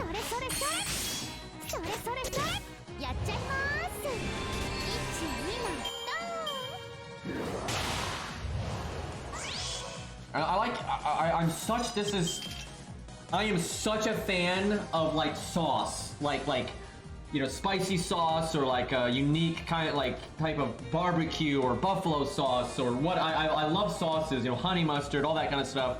So I like things that are like dip, right? Things you can dip in sauce, right? So they're almost just a platform for the sauce, but you know, that can be really good. You know, hummus can be really good. I've started getting like, was it pita bread or whatever? It's like kind of a thicker bread that's designed for dipping, and it doesn't really taste anything like normal bread, but that's really good. That's some good shit. I've been liking that. Like salsa's amazing, right? There's so many types of salsa, right? It's that's I love that stuff. Yeah, hummus, I gotta say, I was introduced to that pretty late in my life. Honestly, I think like 3 years ago was the first time I had hummus. And it's fucking good. And there's a lot of types. Some hummus I don't actually like. Some hummus is kind of whatever. But like regular hummus is good. Spicy hummus is really good. Stuff like that. I really like it. It's great on turkey. It's great on like that pita bread that I was just talking about, which I did not even know that type of bread existed until my brother told me about it like last week. And it's delicious because it's like designed for dipping in sauce and hummus and things like that. And it's great. And then rice, fucking love rice. Kimchi's the best food on the planet. That's just, I love a lot of foods, but kimchi, if it's made properly, is my favorite food on the planet. And especially if you can combine it with like rice and like bulgogi or even just chicken, for God's sakes, any of that. It's so good. Jesus Christ, it's so good. But chicken is just amazing because it's good in soup, it's good plain, it's good with sauces. You got, you know, the typical soy sauce, but there's all kinds of sauces, you know, spicy sauces and stuff you can use it with. Like rice is OP, man. I think a lot of people have only had like plain rice and they're kind of like, eh. But there's so much you can do with rice. It's incredible. And it's cheap. Oh my God, rice is so cheap and easy, right? It's so easy to fix and store and all that. It's amazing. Like if you're ever like on a budget, but you don't want to just eat like bologna sandwiches, go with rice, man. Get rice dishes. There's a variety of stuff you can make with rice that's pretty cheap. You know, it's not a big deal. It's easy to store, easy to fix, right? It's very, very good. OP, man, OP. 370k. That is actually a lot. I kind of want to take that art chain before I have Sanson NP because I'd like Charlotte to NP again before dying. I'm gonna do this right now, and then Madge might die, so happy to get that defense up off first.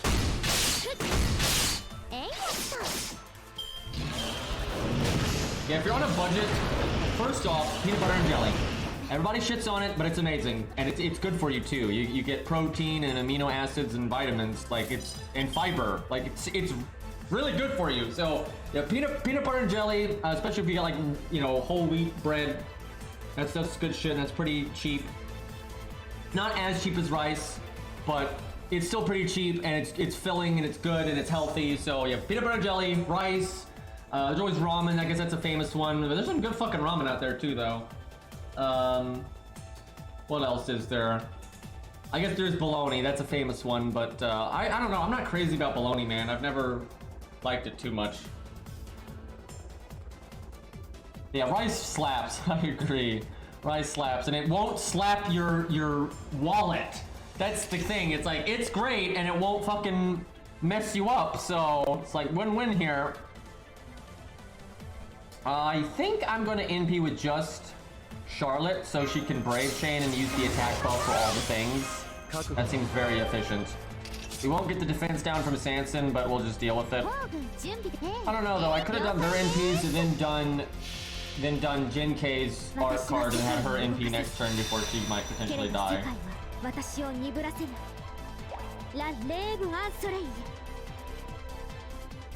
I'm actually incredibly picky about desserts. I don't like a lot of sweet stuff. It just doesn't taste right to me a lot of the time. But there are good desserts out there. I'm not even sure what my favorite is. Pie's good. Like, well, not all pie, but there's a lot of good pies out there. I don't know. There's some good ice creams out there. I haven't had ice cream in a long ass time, but there is some good ice cream out there.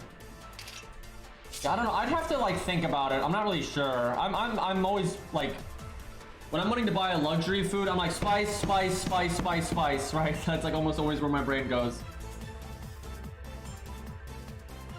Crap. Jin K might die. Do I evade her? Is that worth it at all? Oh shit, we might lose this stage, dude. Yeah, I think we're gonna fucking lose this stage. This is the problem. Not only do I think we're gonna lose this stage, I think we're gonna massively lose this stage. We might have to upgrade one of our assassins.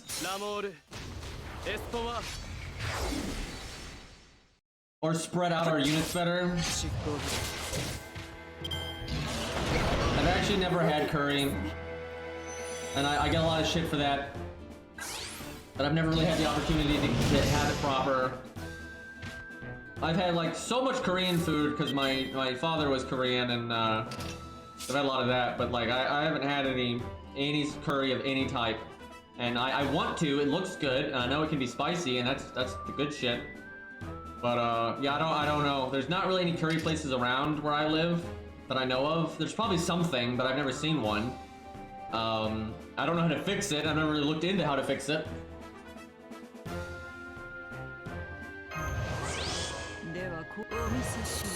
Alright, well, we're gonna have to try to get Charlotte to use her evade for the NP, but she might actually die before that. It's that grim.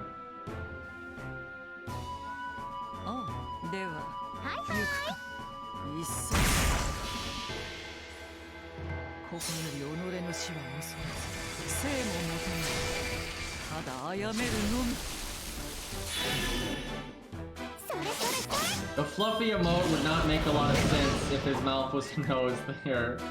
What the hell? Well, we're screwed. Oh, we're so screwed. What? What is this dragon, dude?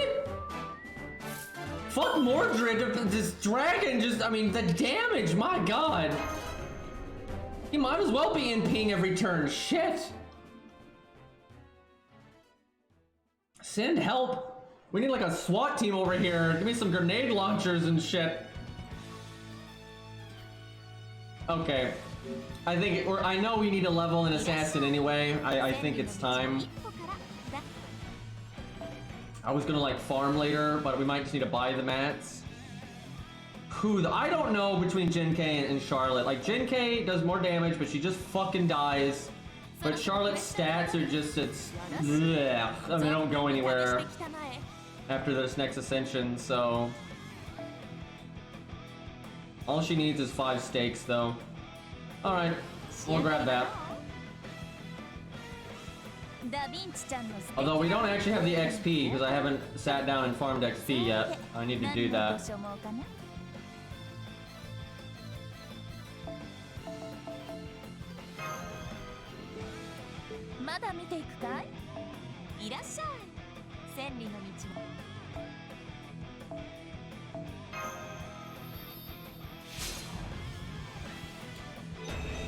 Let's see what her next mats are.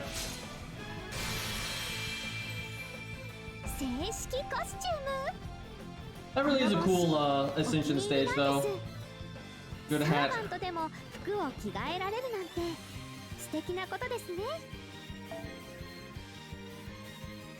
That would cost a decent. The mirrors is what would really get us right there. They cost I think like 2 or 3 each. It's pretty nasty. It might be worth it because there's really no way to get mirrors otherwise though. You have to get pretty far into the game to grab those.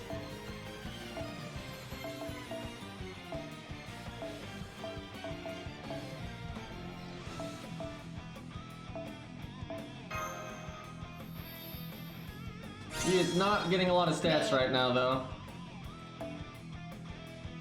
Alright, let's look at what this would cost. It's a little scary, but I know we're gonna need an assassin. Like, it's not a bad investment even if it takes up all of our stuff.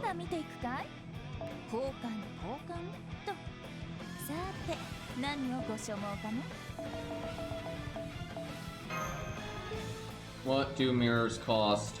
I have a feeling it's 3, which is so bad. Yeah, it's 3. Not a fan of that. Especially because in the long run, gold mats are generally pretty easy to get.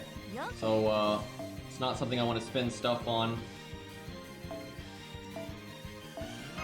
But I also like living.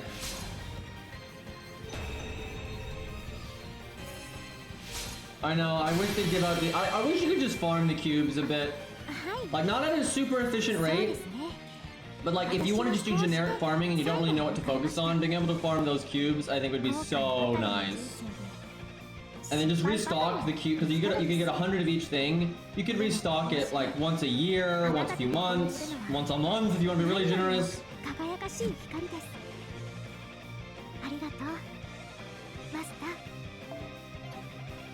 Okay, that is her final ascension.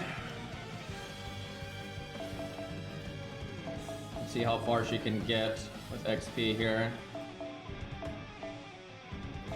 Pretty far, actually.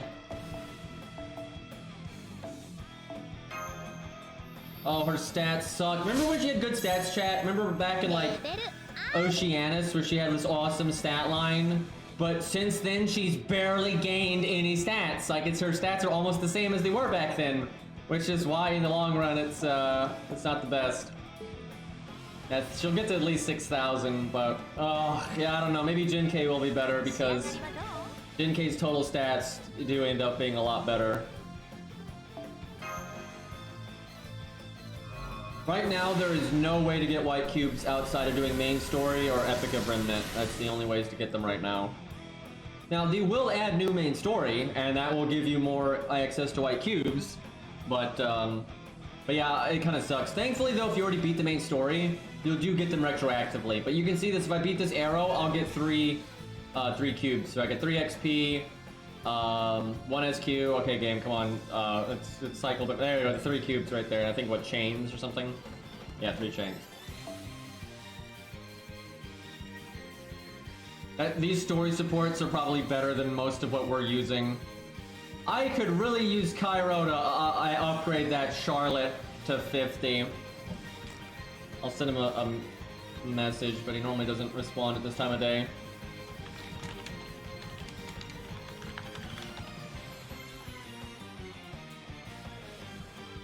Oh, hi, Cairo. Yeah, if you could level your Charlotte from 40 to 50 here, that would be swell.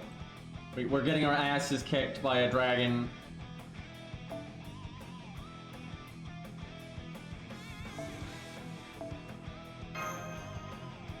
Oh, I need to switch this Ascension stage. Not that it's bad, it's just it doesn't match the hat, so... Gotta have the hat here. What is the play?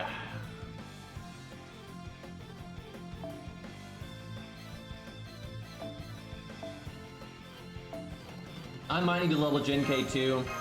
Like, we lost pretty hard there.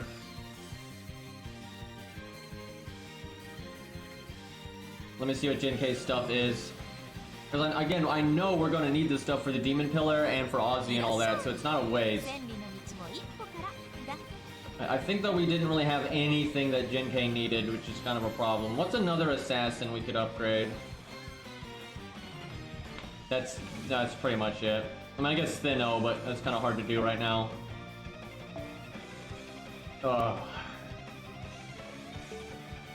Those technically aren't that hard to farm, but... Oh god. Alright, let's see if we can beat it without doing it, because if we get past this, you know, we're gonna take like a break and not play the main story for a little bit, and I'll have time to farm bones or something if I want to. The thing is, no, I'm gonna buy them, because what I'm gonna farm is Void Dust and Hero Proofs, because you can farm those at the same time in America, and that just makes more sense. So, I think bones are at a higher priority than we're buying it with cubes.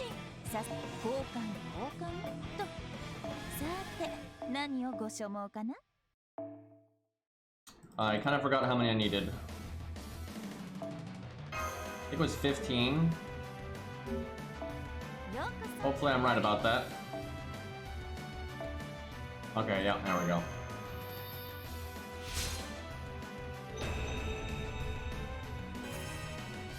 Yeah, Tristan with the hat. That's totally Charlotte, guys.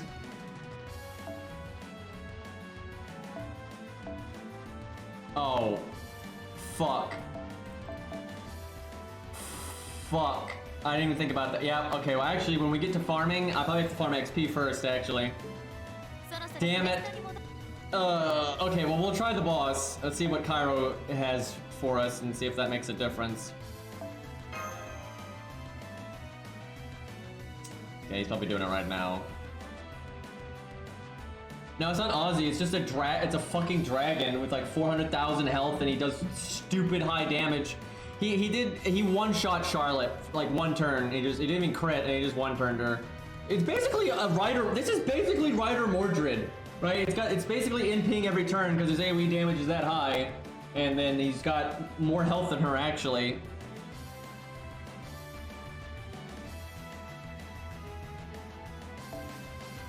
Of all things to get our asses beat by. Yeah, we can just summon this, right? This is in the rules, right? Yeah, 13th. Like this is such a scuffed Jack, by the way. Fucking 866 NP1 level 92. Like what the hell? Super scuffed. But look how much stronger this is, right? Compared to our units, right? It's so much stronger.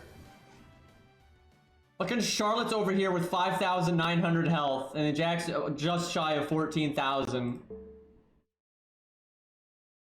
Yeah, not first Ascension, that's the real crime. Cairo is just like not updating, is that where we're at here?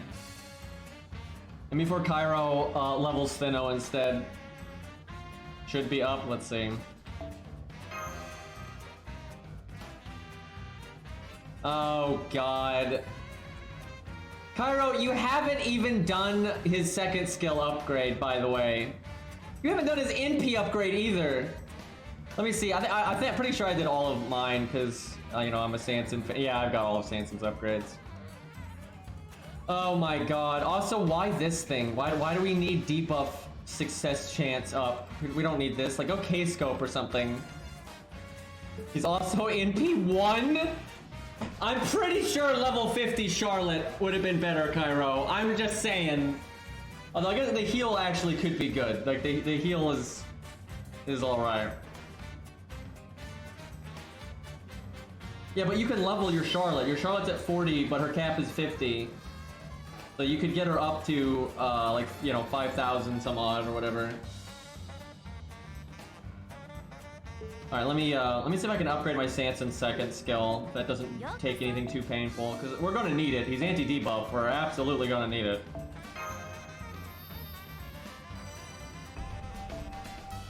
Okay.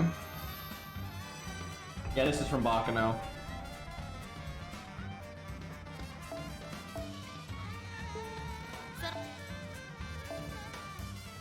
What else can we do?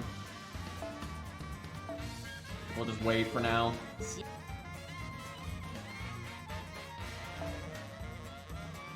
So Cairo, if they let you, do his NP upgrade first, but I don't think they let you. I think you have to do the heal and then the thing. Well, we'll try it with Scuffed Sanson, but can we get a different CE though? Like this is not particularly good. I mean, it's great on Salome, but don't matter too much for Sanson here. I might do this because we need peak damage on the dragon, and we got the trash mobs to get through.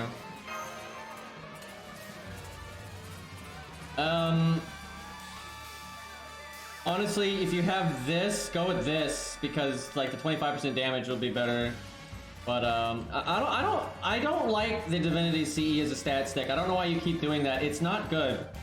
Like the stat difference between it and just like K-Scope is so minor, and the NP gain difference is so big. Like, I really don't like this CE unless they have a Divinity. It's not that ideal. Victor to the Moon? Isn't that only 15%? But it's only 10%. No. I just think those K-Scope. I just think K-Scope. Like, you die so fast here, so if he can just show up at NP. Like, he might not even get his NP with K-Scope, because this fight is that stupid. Yeah, K-Scope is pretty good. Alright, I think we start with Charlotte. Do we immediately have Sanson come in, or Jin K? Hey, Jin K gets K-Scope, because again, she will die so fast to the boss. But she needs to get the MP as soon as possible. I really need to get some XP to just level her a little bit, so she's less likely to get one shot. We don't really have a good cleanup unit. I guess Jason, because that's really all we ever have in these kind of situations. Oh god. Maybe I do it like that.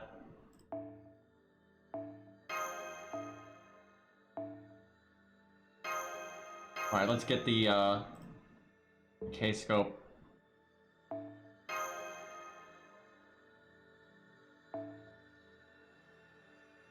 This seems reasonable. It's definitely better than what we did last time, but we lost by so much. I'm worried it's not enough. Well, we gotta try. Imagine if we get stuck on this dragon and we have to go farm.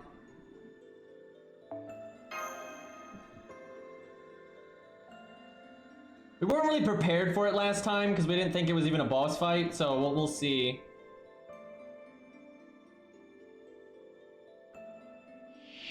I think we will see a prototype anime. It'll just be blue fragments. I don't know if we're gonna ever get a proper, like regular prototype though. Which sucks because it really deserves it.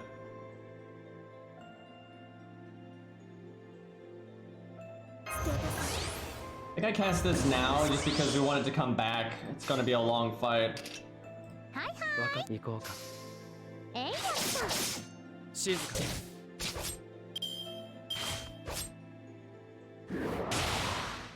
Chat, do you think at some point during Lost Belt, so not 3.0, and during the Lost Belts, do you think we're gonna fight Nash? Like she gets brain controlled or whatever? Or do you think at some point Nash is gonna be an enemy boss?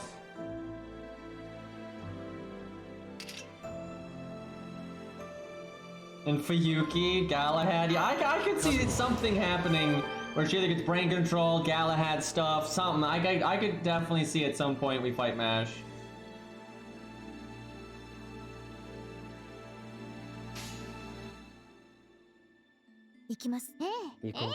Probably so many people don't think so, but like that's like a trope, dude. Like, you know, Tales of Vesperia, right? You got Estelle as like the main female, and near the end, you know, she gets all fucked up and you have to fight her as a boss, right? Like that happens, man. Like that's a trope that a lot of anime and whatnot likes to do, so I could definitely see it happening. It's not guaranteed, obviously, but it would not surprise me in the least, especially just kind of with the tone they've been going for.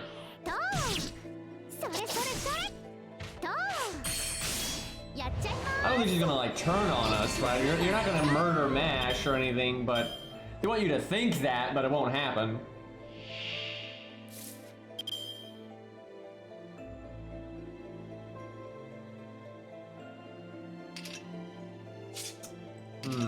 Those early Fuyuki trailers definitely did not have anything to do with the Lost Belts. Like, not at all. None of that stuff has anything to do with anything. They had no idea what they were doing back then, and they've even said that before. Alright. I almost want to taunt. I just don't want to take too much damage on my assassins, but these damn dragons!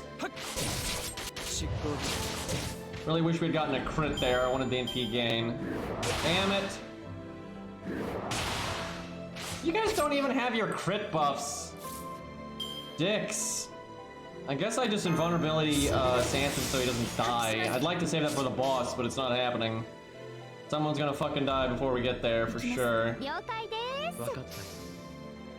it's Mash. Which is funny, we were just talking about Mash. Yeah, they definitely forgot about Ushi's horse. That one is lost to the void. I think I just taunt on Mash. This is sad, but we're in a bad spot here.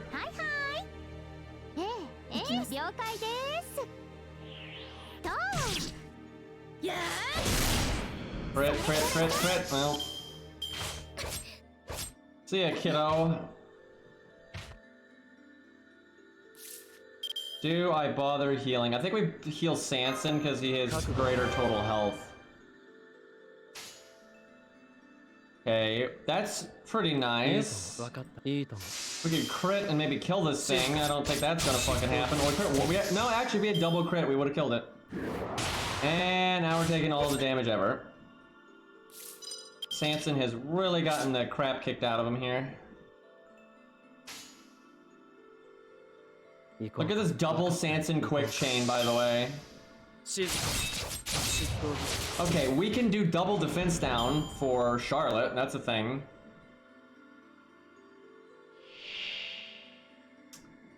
Oh my god. Look at this guy. See, you know he's dangerous because he's red. Sanson has been healed so many times and he's still having a problem. Art up. Yeah! Okay, because she got the art up, we definitely give her the attack up.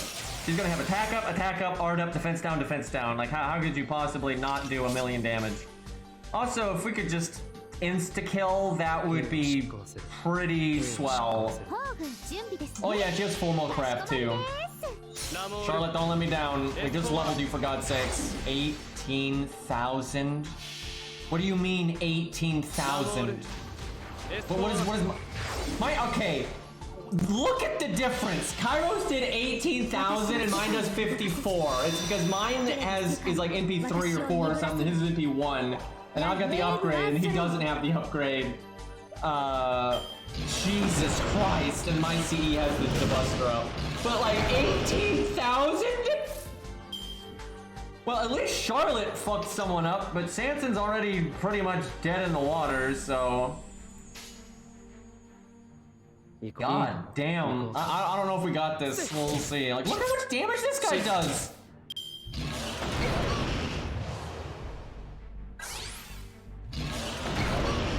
Do I evade? Is there any war? Let me think. Okay, well, if we can evade anyone at this point, it'd be Charlotte, because she's got the most health. Do I think she can get an NP before dying? Not really, but we might as well try.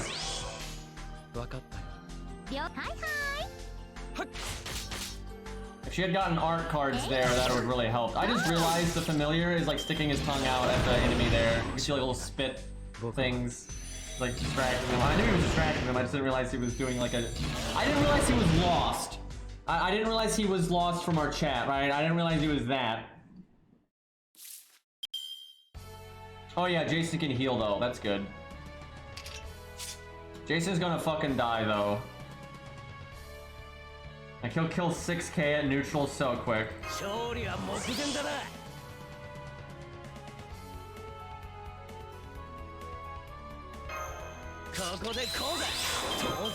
I don't like having to use the evade there because the NP is just gonna murder everyone, but I don't really have a choice here. These hand shuffles have been so bad. Oh god.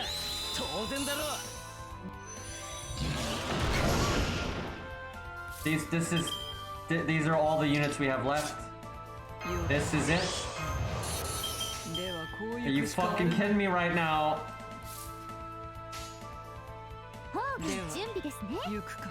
I don't think we're gonna win. This is not the boss that I thought we were gonna get stuck on, but maybe once Cairo gets the upgrades done. Because if his Sanson did a bit more, I mean he did 18,000, like that was so bad. If he did a bit more, that might be enough. I don't know though. We still got a healthy chunk left over there.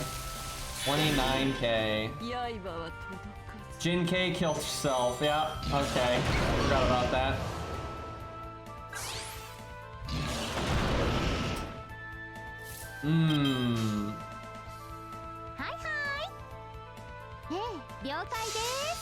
This is not great.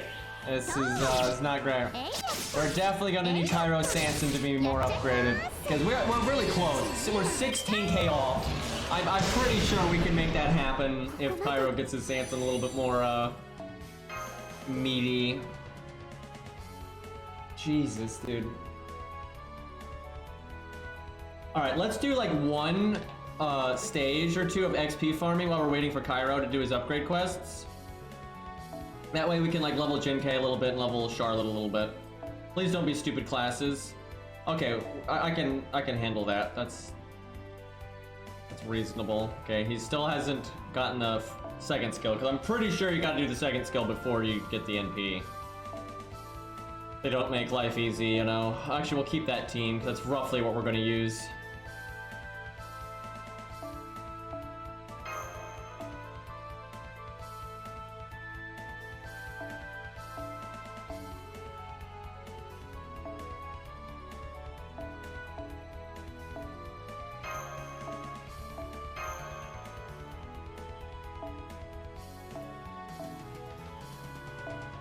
Alright, this should be able to win. I don't know if it's gonna win quickly, but...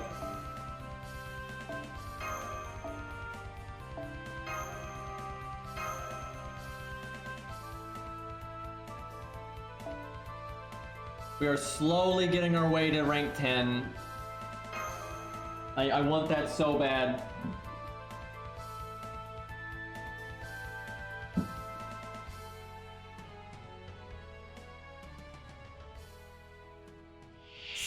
So the dragon is legitimately harder than Mordred. Like no doubt.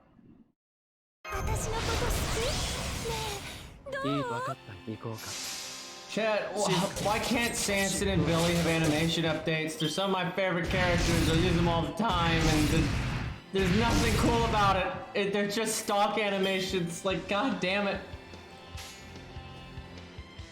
The pain. All right, art chain or damage? Probably damage. Okay.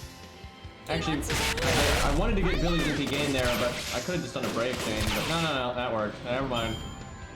Retake that.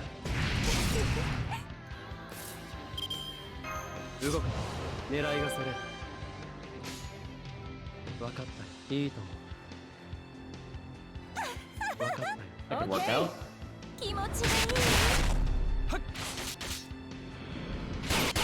Wow, alright.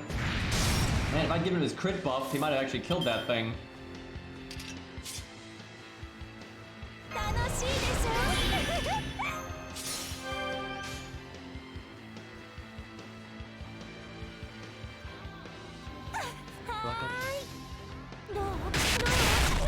I don't know why I picked Sanson's card there. Please don't hit Salome. Why are you like this? When you specifically ask them not to do something and then they just like, nope. They do not, it's almost like they're our enemy or something. Crazy. Should have just done Sanson's quick card so we got a little bit of NP gain there.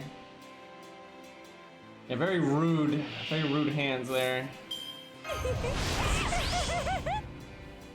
Which one is the biggest problem? I guess the Berserker, just because of the damage. Do I Billy NP? No. No, we don't do that. In case the last enemy's a saber, it's probably worth waiting.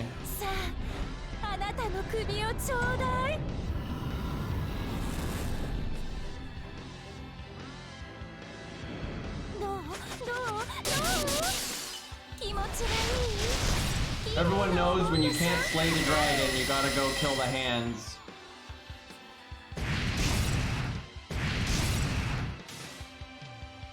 Typical adventurer etiquette.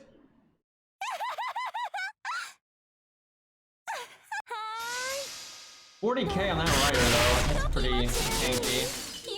Could NP it with Sanson, but final enemy's a rider, then I would regret that.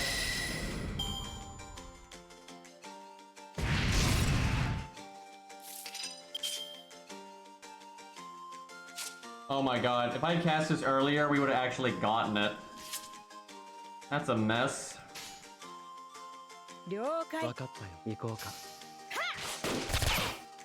If Mash was on the field, we could actually protect her enough to get it. Can you not kill Billy though? Maybe I do Sanson NP this just so we can get to the next wave in time. I might be able to kill it next turn depending on what we get, hand-wise.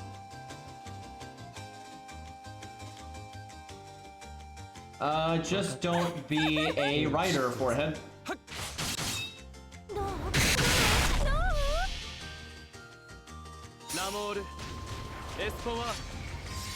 50k. That's a lot of wasted damage.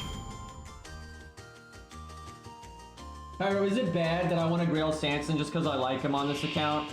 Even though, you know, he's not that good? I'll probably grail him to at least 80. I feel like that's pretty unharmful. Oh look, it's a rider. Well, time to keep Salome alive until her third skill goes off. Unfortunately, it's not at max rank, so it actually won't give full NP. So we'll do evade, and then we'll do this so she removes the invulnerability and not the evade. And then we might as well have Billy go pew pew bang bang. Yeah, we can kill this thing. We got it.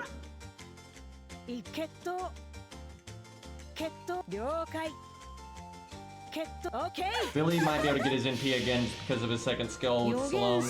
Yeah, she gives 100% if you max out her skill. But it's rank 1, so I think it gives like 50% or something.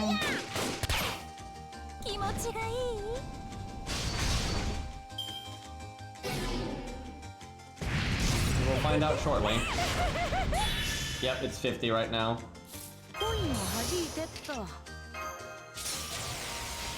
Look at that double Billy NP.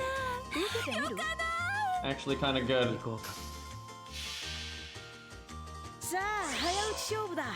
Yeah, this is a daily, it's a new one that they added. You get a crap load of XP.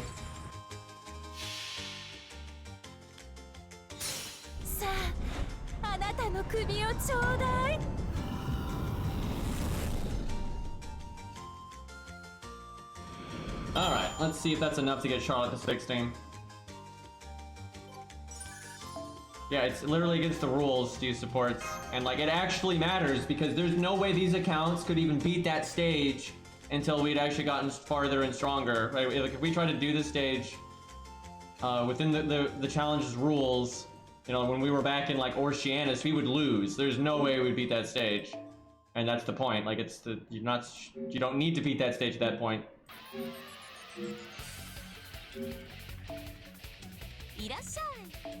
Alright, I mean, hell, actually, we got pretty beat up there anyway. Might be better to level Gen-K though, just because she'll get more stats per level. Yeah, I think we do that. If she can live just a little bit longer, that's really good.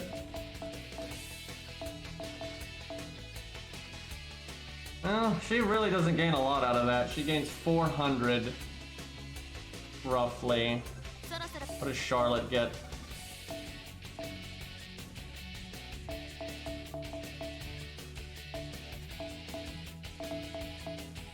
I'm whipping a lot of XP if I use that last Ember there.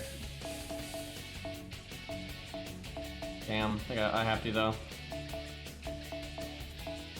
Okay, let's look. She gets about the same. She is in the front though, so she's like, her stats are being applied to the stage more, so I guess we'll go with Charlotte, and then we'll give what's left over to Gen-K. Man, her final stats suck, dude. My god. I mean, yeah, she's not fully FO'd, but still. Like, her early stats are so good because of her stat spread, or growth curve, but my god, is that not good. Okay, this is barely doing anything for us, but we'll take what we get. Alright, let's see if Cairo's anywhere. If Cairo's not done yet, though, we'll just do one more XP stage. I'm not sure Cairo's even doing it. I think he may have lied to us. Well, we'll do one more farming stage, and if he hasn't done it, we'll just...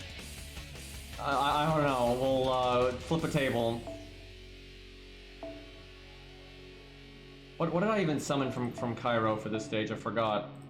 Were they just in the back? Oh, I was using his Billy and not my Billy. That's what it was.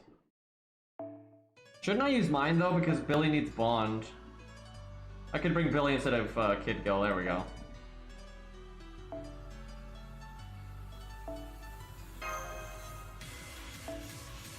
$29K.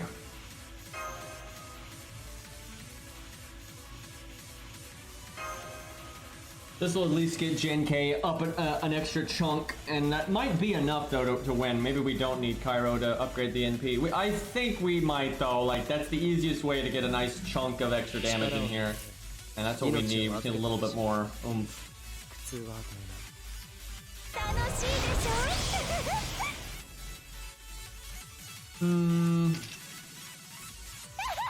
Okay. Get Sanson NP, I guess. I might use her third skill early in case she happens to live. I don't think she'll live that long most of the time, though.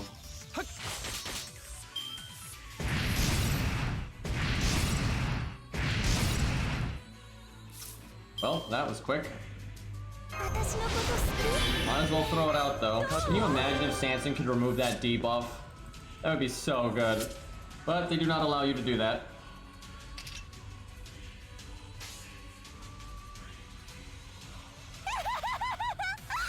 Okay.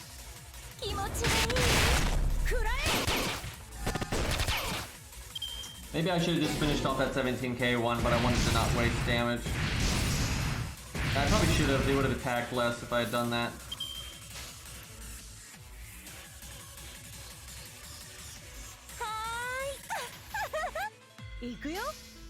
Oh damn, she crit. Wasted the art card. I really should level up her third skill though, because it's more NP battery, but it's also more heal, which the power range of a lot of the enemies, it's actually enough to matter, or can be enough to matter. Okay. I am totally okay with that random crit.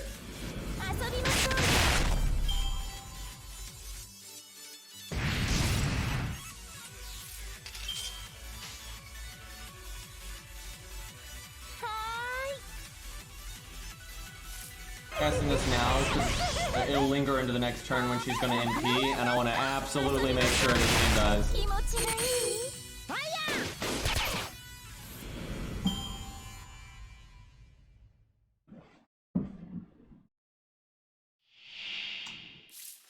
Alright, I guess Sanson NP, then... Actually, we'll do her NP, then Sanson's. Nah, we'll do it so we get the first card buster bonus, that's better. They should both kill. We'll do her R card, because if she does live, she needs some NP to get her NP from her third skill.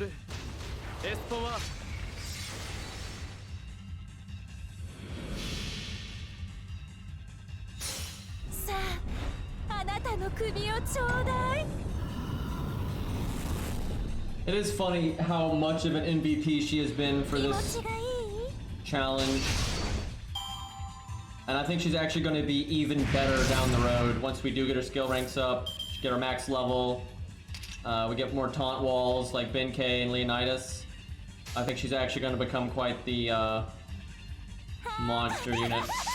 And because this account going slow, especially for boss fights, the third skill can actually be really, really good.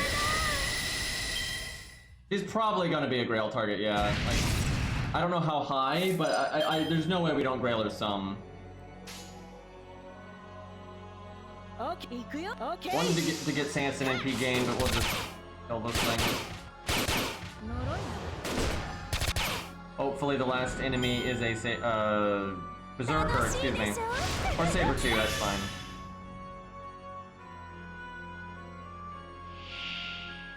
It is a freaking rider. Okay, game. Billy at 200%, by the way. Actually, I think we wait to Billy NP because we got this Brave Chain. Just take it. Go for NP gain. Normal card damage doesn't really matter. If I can get my NPs off, we'll just win with that.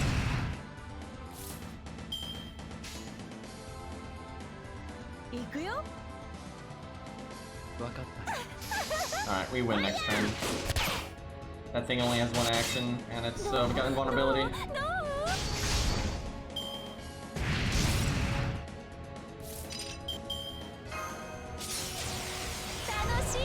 So when her skill's max, she can cast it again as soon as it procs, but when it's rank 1, you can't do that. It's kind of a strange feeling. Alright, he dead. Such a pain, man. All this for some XP. It'll get easier with time though, because eventually we'll start leveling units like Phantom of the Opera. And let's see, what else? Who is good for farming? Let me look up the units here.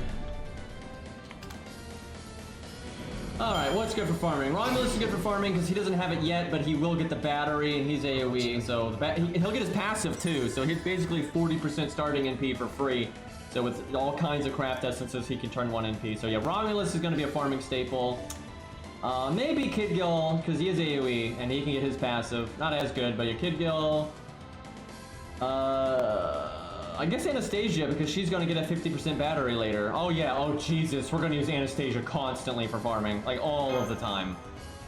What else here? Phantom, probably. If we ever got Lancelot, and then we got his passive, you could use him with K-Scope, and that'd be really good.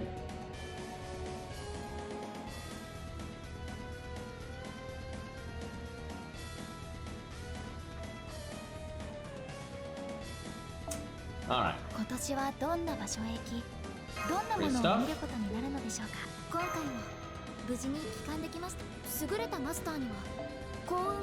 So close to a 10 roll. Oh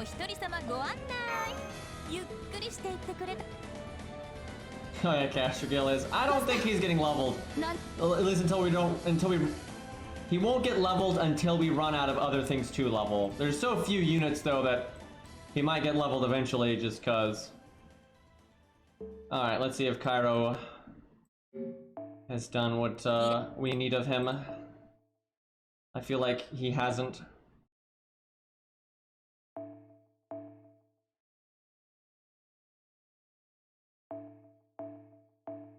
Alright, that's enough of a stat boost right there, though, that'll definitely help out. I don't know if it'll do enough, but it'll definitely be enough if Cairo ever does his upgrade, though. Oh my god. So dumb, because when Cairo gets to this, he's just gonna summon mine, and mine is upgraded and done and proper and everything. And I'm having to use his piece of shit. I don't even know if he's worth bringing because he only does fucking 12k damage. I mean, that's nothing. Like, I could bring his Salome, and if she gets her NP, she'll do a lot more. Like, he's nice because of the heal, but for real, his Sanson sucks so much, I think I might be better off with this thing. She might get one turn. She has the one hit invulnerability and the damage cut, but then she'll take double damage. She basically has like 2,500 health or whatever. It'll come down to RNG. If he attacks 3 times, she's pretty likely to die. If he attacks twice, she's fine. Sanson is safer, but she has a lot more peak value. Like, this setup can win 100%. It's just not 100% of the time. It's just, I know for sure it's possible of winning. I guess we'll go with this one just because it's safe, but it'd be a lot better if we had the upgraded NP.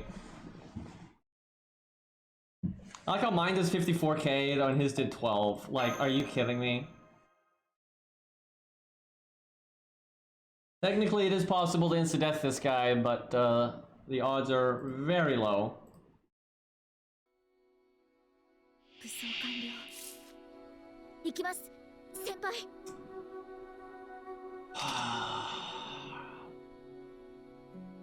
Gotta think long term. It's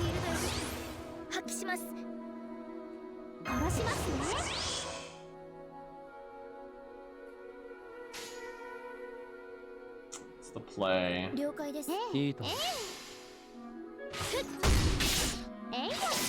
Chat, do you think Sanson getting hype from Solomon will in any way increase his odds of getting an animation update? This is sounding an awful lot like Copium, but like, he's been in the main story so many times. He's been in events so I mean, he was in White Day, like, in a decently major way, and it's just they don't do anything. The Nopers emote. I do love those emotes. That and, was it Yeppers or whatever the hell the other one is? Pretty funny. Oh my god, Leonidas doesn't have an animation update. That is so ridiculous. Like, I like Sanson more than Leonidas, although I really like Leonidas. He's awesome, but Leonidas definitely deserves it. Like, holy crap, like, what is going on there? How is MASH getting this destroyed?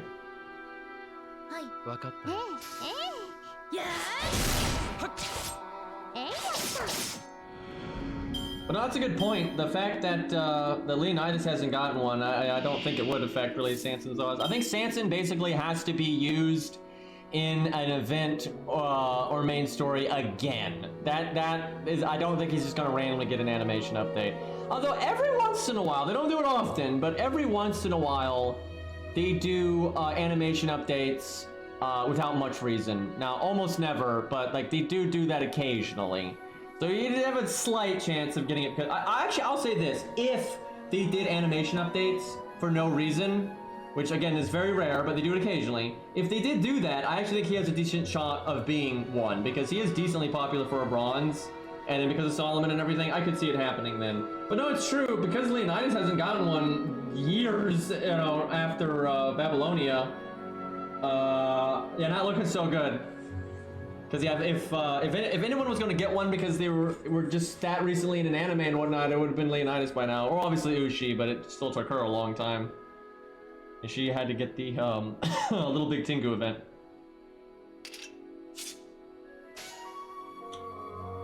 Let's see, they have been sadly slow with animation updates. I'm hoping though, once the deal goes through, things get settled, some of their new hires, I know they've been hiring new people, which I'm so glad. That's like the best news for FGO, that they've been hiring new people. But anyway, once all that gets settled, I hope we do get back to getting some animation updates at a more reasonable speed. And hopefully that will result in Sanson, Leonidas, you know, all that stuff, getting animation updates. Billy.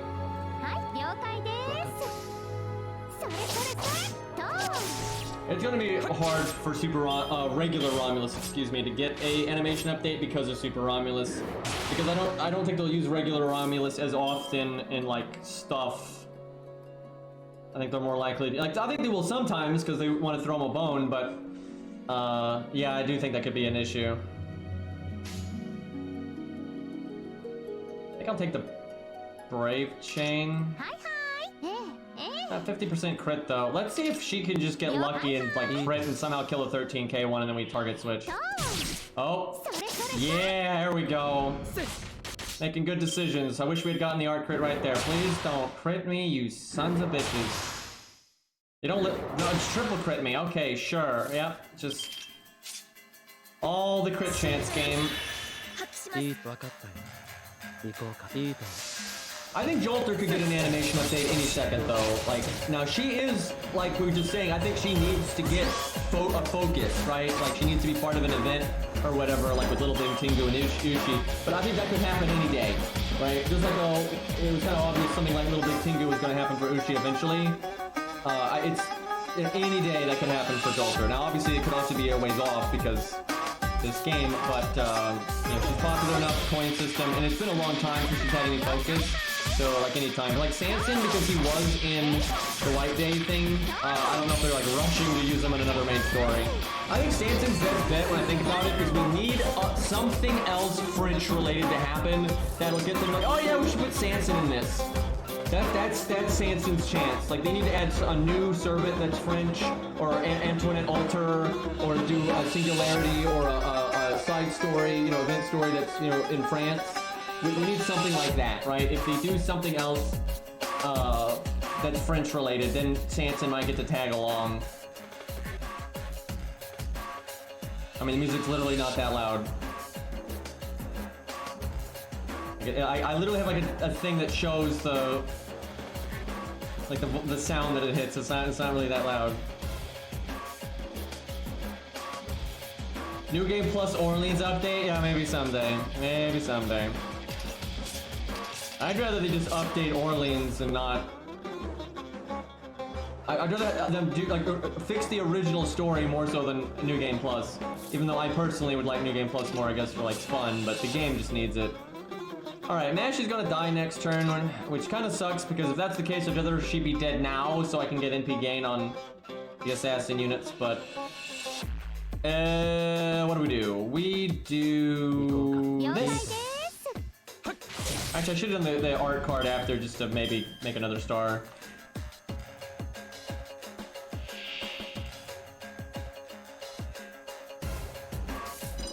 Alright.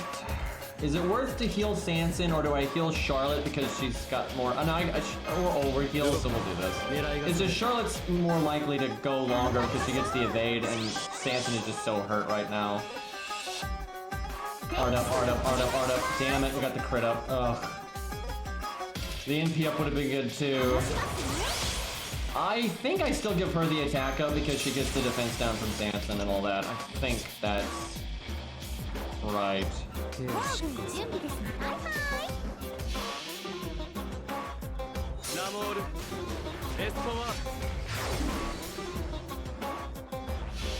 see what she can do. She needs to do like 75k plus to be better than if I was on Sanson. Because Sanson would have done more than... Okay, we're good. That was the right call. Would have been a hell of a lot better though if we had landed the art up or NP up. Because we're really pushing it on the numbers here.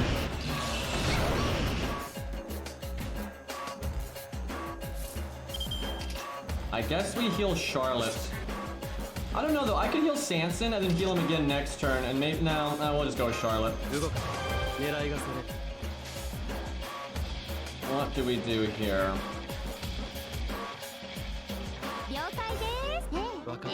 So Cairo Sanson might be dog shit, but he still needs to get his NP.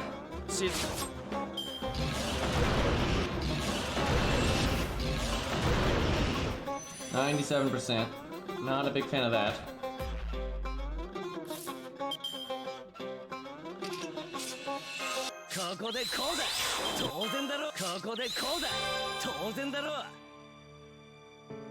I guess the Brave chain just for the damage. Be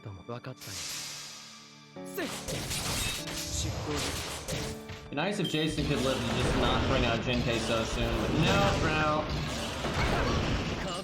He very dead. We're gonna lose again. Kairo's gotta upgrade his Sanson. Like, we need more value. Like, we could've gone a little bit better earlier, but like, Jesus Christ.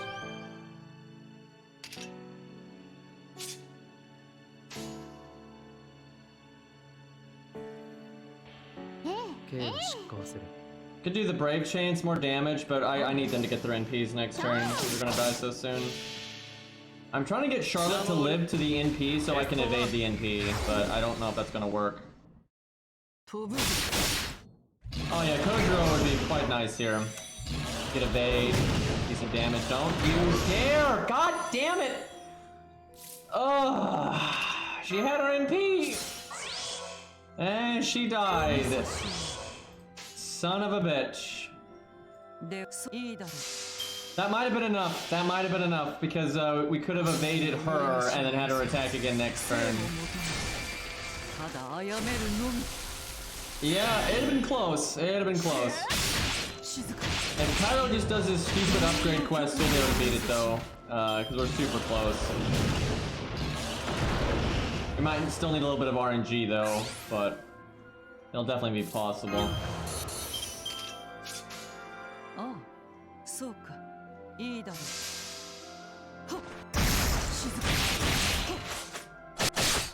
because Charlotte's NP would have done like 30 to 40k, and if Dancing gets the upgraded NP, it's still gonna be Razor, like on Razor's Edge, but I think it'll be doable. Alright, I think we'll wrap up there. I've actually been streaming way longer than I thought. That was fun though. I was not expecting to get stuck on this stupid dragon, but yeah, we need Cairo to do the thing. Because we're just barely losing. Anyway, we'll be back at it tomorrow. You know, Ninja Gaiden Razor's Edge, by the way. Anyway, we'll be back at this tomorrow. I might stream Dark Souls 1 later tonight, but I don't know. It's later than I thought. But I kind of want to. I haven't played Dark Souls 1 in super long time, and because we can't do any PvP right now because the servers are down, I wouldn't mind maybe jumping into Dark Souls 1, getting the character ready, and messing about a bit. That'd be kind of fun. We'll see. But I'll send a notification on Discord if I do that. But it is a little late, so I'm not sure. Anyway, thank you guys for hanging out. I will see you all tomorrow for sure, and take care.